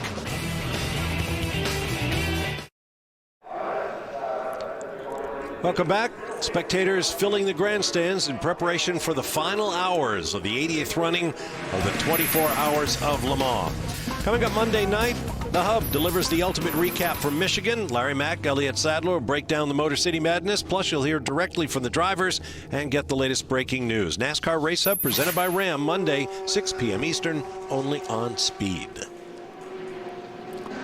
They've added a lot. Go ahead, David. Slashing through the traffic again on those Porsche curbs. That last right-hander turning into this last left-hand sweep as they come off. We've seen a lot of cars bite the dust there, including, unfortunately, our Delta Wing car, which was pushed into the wall there earlier on by the number 7 Toyota. They just got muscled into the fence. Sure did. Yeah, that was a major hip check. Kazuki Nakajima in the Toyota. Got into his countryman, Motoyama, in the Delta Wing. The number 1 car lying in second spot, coming through between Arnage and the Porsche curves. Coming up to the Porsche curves, the old track used to go straight on right down there, down that road which went onto the old White House corner. You're not going to quite see it from this helicopter shot, but pretty much. Boy, there's some wonderful corners, those Porsche curves. So the veterans or the young guns? Yep. I'm betting the veterans.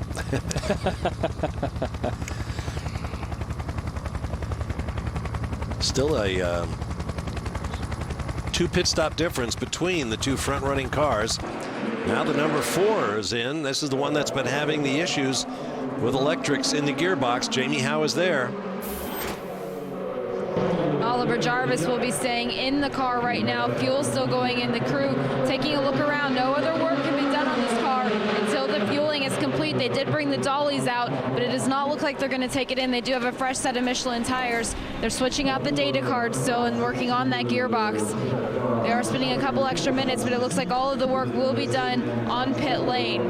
Door now shut, and the Audi number 4 will be leaving pits without going in the garage. Andrew? Well, that 12 car we just saw leaving is only that far behind the number 4 Audi, but the number 4 Audi's lap times are still quicker than the number 12. So unless the number 4 Audi has more problems with that transmission they seem to be having. Mike Rockenfeller takes a seat in the garage. And now the strategy planning gets even more intense. Maybe talking about that 4 car too and the problem they're having with it. At this point, Audi may as well do their best to get all 4 cars in a 1, 2, 3, 4 finish. It's certainly within the realm of possibility the way they're running right now. The gap from McNish to Treluyer, just over 50 seconds. Then a big 3-lap gap from McNish to Oliver Jarvis in the number 4 car. 8 laps back to the 4th placed R18 Ultra in the hands of Frenchman Romain Dumas.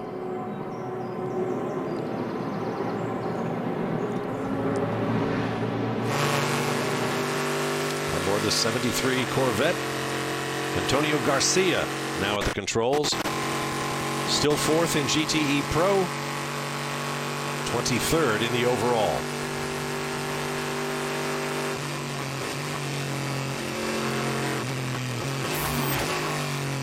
This is Indianapolis. Heading for Arnage.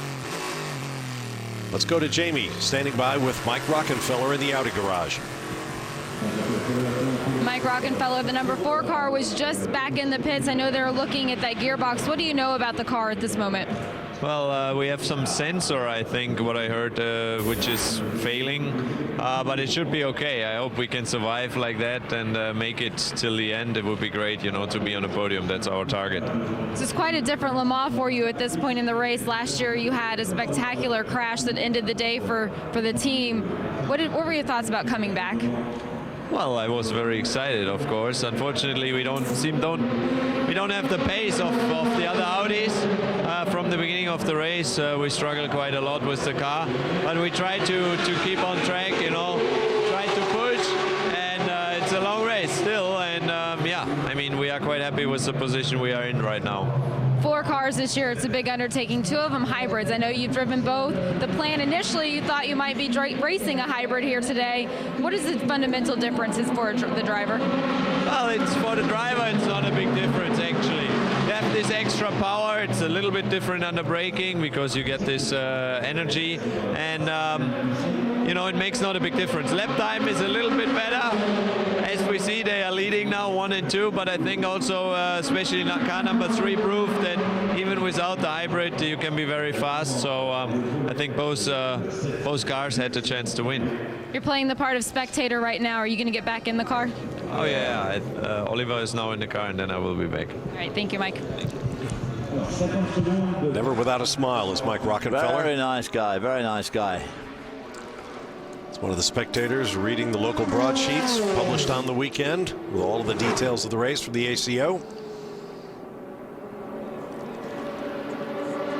Andrew Marriott is now down in the 26 pit, the Signatech Nissan.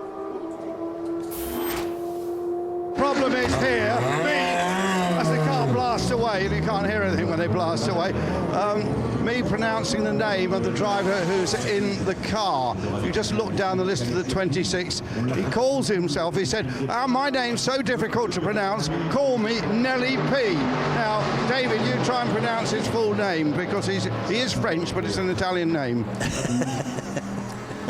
Oh, thanks a lot. Go on, David, try it. Well, it's Nelson. Look down at 26. Nelson Pandiatisi. Something like that. That's, you got it, you got it, well done. But he says, everyone gets the name wrong. He says, just call me Nelly P. Or is it Panciatici? That would be my guess. Nelson Panciatici. Well, with only one C, maybe it is a soft C. Yeah, he's a very good runner, though. We'll just call him Nelly P from now on. Nelly P. That's a great shot of our leader in P2 right there. Not that car, but the number 44, Ryan Dial, right in front, just went by. They've had a great race. You know, I've been very impressed. You know, the fact that these guys just put this team together before Sebring, came out and won that, and now leading here in P2 with 3.5 hours left. So I think it's been a great showing by Peter Barron's team. I think it's absolutely fantastic. Obviously, with 3.5 hours to go, it's a little bit premature to put them on the podium, but certainly looking very, very strong for that P2 win at the moment. Car's going quick. All the drivers are doing very well in it.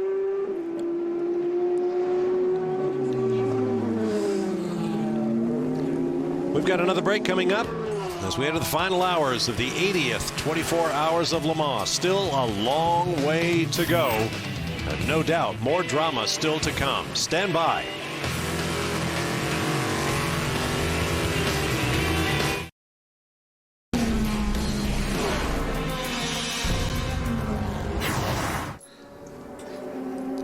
The minutes continue to tick away in the final hours of the 80th running of the 24 Hours of Le Mans. We're glad if you've been with us every step of the way here on Speed. With David Hobbs and Scott Pruitt, I'm Bob Varsha. This will be our final segment before we turn it back over to Lee Diffie, Calvin Fish, and Dorsey Schrader to take you to the checkered flag. It's been an amazing race. Boy, I mean, the racing has been absolutely fast and furious. They must be heading towards I wouldn't be surprised if they're heading towards a record. 326 laps in the book already. That's nearly 2,800 miles. Very high speed run, much more so than I think they figured, because obviously the weather forecast was pretty dicky all week, and in fact it was raining very heavily yesterday morning, Saturday morning for the warm-up. Bingo, stopped raining, and it's been sunny and warm ever since. Pit action continues. We'll be counting down the final stops. This is the number 3 car, Romain Dumas. While they make that pit stop, let's go to Andrew Marriott standing by with the leader in the GTE AM division, Pedro Lamy of Portugal.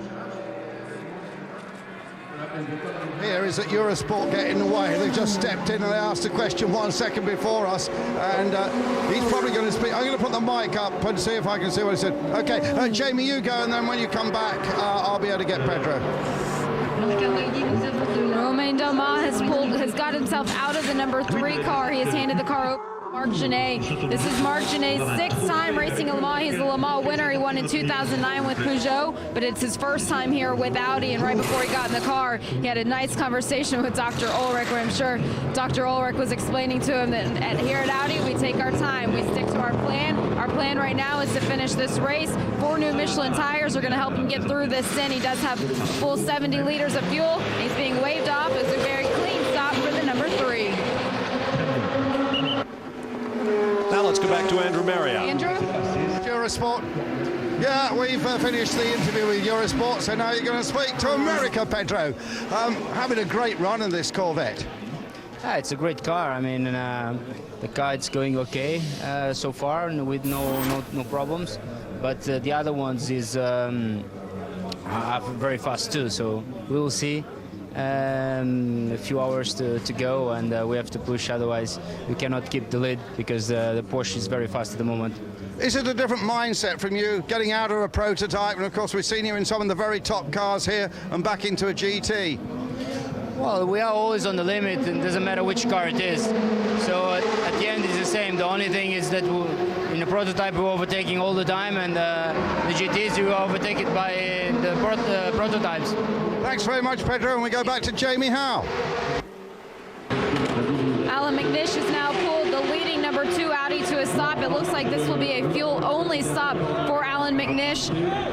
We're about to get a lot of action in pit lane as the number 67 IMSA Matbook car is also going to come in. They're 1 stall ahead. Audi crew sticking to their paces. 67 is in. It was clean entrant. Fuel-only. Michelin engineers are still taking a look. He's being waved off. No tires. Fuel-only for Alan McNish. And that's the sort of pit action we get toward the end of the 24 hours of Le Mans. Back in the day in the old pit complex, that pit lane would be absolutely jammed with people, and the teams would actually use lengths of rope strung tight by the mechanics to just sweep all of the photographers and media people aside so that the cars could get in and out. Choulier back to the lead over McNish. Back and forth between these 2 Audis during stops. And that's what's going to be interesting to see how this all unfolds in this final 3 hours and 20 minutes of this Le Mans. It's going to be very interesting to see how the team manage these last 3 hours and 20 minutes of this race. Yeah, I've been working it out, and it seems like the number 2 cars typically going about 12 laps, where the number 1 Audi is going 11 laps. So that's certainly going to come into play. It just went by the American-based Krone Racing Ferrari, still holding down 3rd place and a podium spot in GTE Amateur.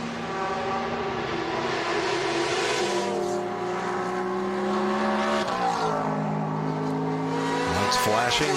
Benoit Trullier continues down to Mulsanne. This is the 2nd chicane, the left, right, left. Lucky boy is our Trullier, having that incredible spin in the night at the Porsche curbs of all places where there is nowhere to go at all, and only just clipped the left rear corner of the car. That was amazing. I mean, just a little scrape on the rear corner. A small ball of carbon fiber and high-tech metal, but instead of which, just a very light clip. Fortunes of war. We've got another break coming up. And David and Scott and I will step aside for Lee, Calvin, and Dorsey, who'll take you to the checkered flag. We'll see you after the 80th running of the 24 Hours of Le Mans is complete. Big thanks to Bob Varsha, David Hobbs, and Scott Pruitt as we say good morning, folks. It's just coming up to 6 o'clock, 10 minutes to 6 East Coast time, 10 to 3 Pacific time. Lee Diffie, Calvin Fish, and Dorsey Schrader back with you all the way to the checkered flag here at Circuit de la Sarthe. And great to have Jamie Howe and Andrew Marriott working pit lane as always. And this is actually a lot more exciting than what we thought it was going to be many hours ago. Cal, we've got a race on our hands. We certainly do. The two hybrid Audis going at it hard. Benoit Trollier suddenly leads this race after Alan McNish just made a pit stop. Alan right now is 14 seconds behind. I just did a little bit of math over the last 10 minutes. My prediction is if McNish can do 12 lap runs, not 11, he should be able to do the rest of this race on just 4 more stops, and I believe the #1 car will need 5. That could be the difference. And right now, of course, Dr. Ulrich is letting this play out. He's going to let this race come to him. We still have over 3 hours and a half left to go. So, I mean, with that being said, anything can still happen. Yeah, Dindo Capello said absolutely there are no team orders within Audi. No team orders. This is a fair fight, one-on-one, both hybrid powered cars. Cars 1 and 2 running positions 1 and 2. I think this could be a battle between two drivers at the end. I would have to anticipate that the #1 car would have Andre Lotterer back in to go for that final run. And the way the rotation is looking, maybe it'll be TK, the man himself, Mr. Le Mans. It'll go head-to-head. Will we see the passing of the torch here today? Lotterer has just been a giant here throughout the course of this race. Are you saying he's Andre the Giant? Oh, boy. Oh, boy. Well, there's a new name for you. We know that many of you will just be switching on and brewing the coffee, so welcome, good morning. There's a great scrap going on here in LMP2 as well, and we're really excited to say that the American StarWorks team continues to lead the way. British driver Tom Kimber-Smith has just taken the wheel, but the AM driver, the gentleman driver in Enzo Podolicchio has just done a super job, and so too has Ryan Dial. Let's switch gears from prototypes to GT cars, and Andrew's standing by with Dom Farnbacher. I certainly am. It's a pretty good battle here with the two Ferraris at the front. Dominic, you're second at the moment, pushing hard. Do you think you can do anything about getting that lead car? Yeah, it will be very difficult. The AF Corse car, of course, is very strong.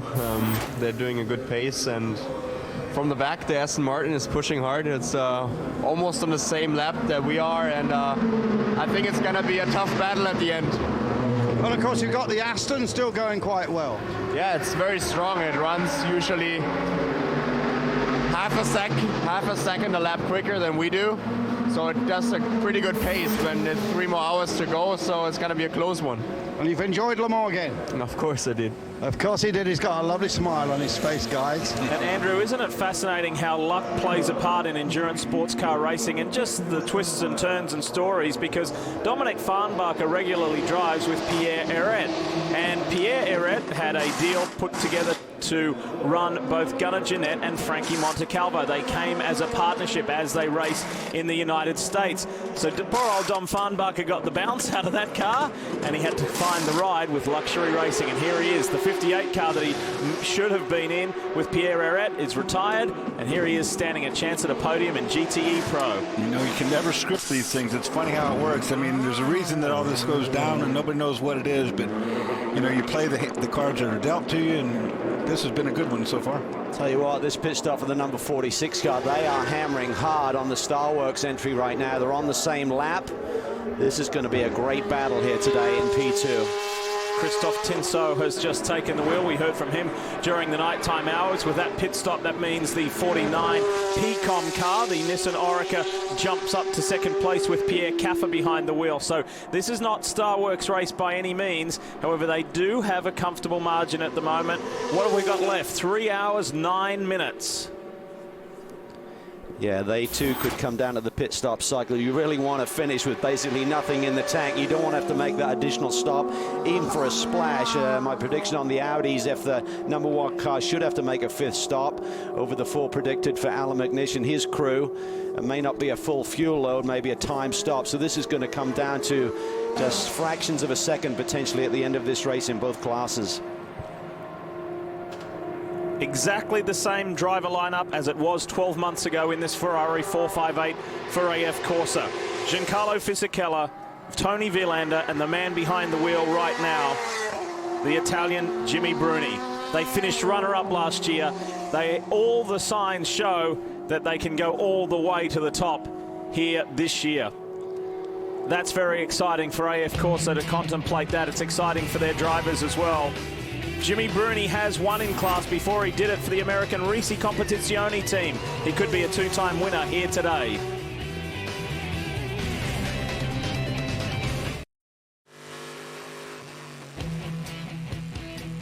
Enter now for a chance to win a 2013 Corvette 427 convertible with the 60th anniversary package, plus a trip for 2 to next year's 24 Hours of Le Mans. Visit racetowincorvette.com now to enter. Terrific battles all throughout all 4 classes for honours to stand on top of the podium here at Circuit de la Sarthe as we welcome you back to our live coverage. What a day it's been. What a day it has been for HPD and Honda, particularly in the LMP2 class. There's only 2 of those cars, and they're both the American teams, Level 5 Motorsports and StarWorks. And they're up against a throng of Nissan-powered cars that are well proven. And yet for the many, many hours in succession, we see an HPD Honda on top with the StarWorks organization. One man linked very tightly with HPD and Honda is Nick Wirth. He's with Andrew. Nick Wirth is with Andrew, and Andrew needs a box to stand on to talk to Nick Wirth, who I've known for many years. Nick, it's going phenomenally well here. Yeah, no, our new friends at StarWorks are doing a fantastic job. Fingers crossed the car seems to be reliable, and yeah, we're having a good run in P2. P1's not quite so simple, but we're doing our best. Now, Nick, this is an ongoing program. We've seen these HPDs and we've heard them called Acras over time. Have you still got backing from Honda for these cars? Absolutely, they've been wonderful partners for us. We're into our 11th year with them overall as a business, and we've got great plans for the future. The 2014 regs have just been announced. We're going to be doing a new car for that, and supporting our customers all the way through. So I'm really excited about it. Nick, I've got to ask you this. Formula One, you were obviously with the Virgin team, and years ago, of course, with Simtek. Is that unfinished business for you, or are you now absolutely dedicated to this HPD program? No, I don't think. I think Formula One is pretty much finished business with us.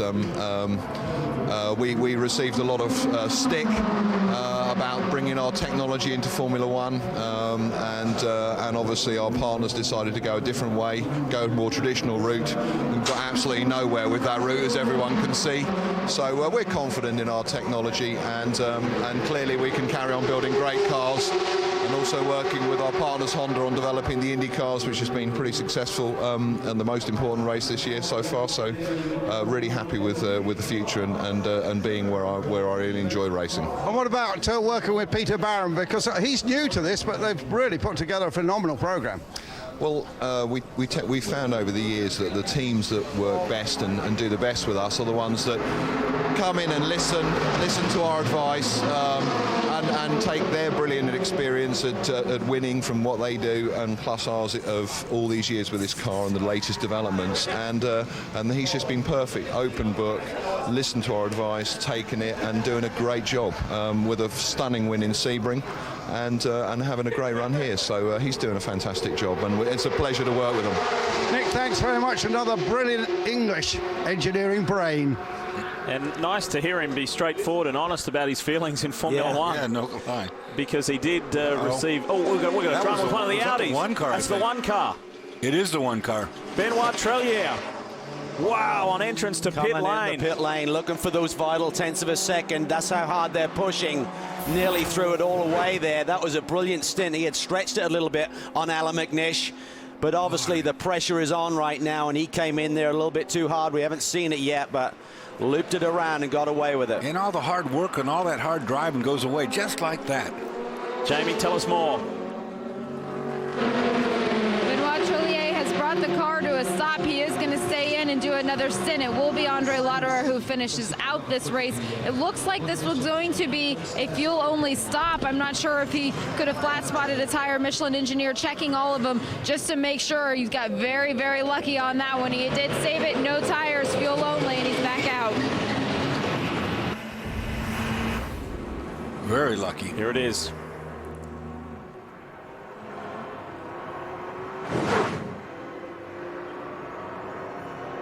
Just rear brakes.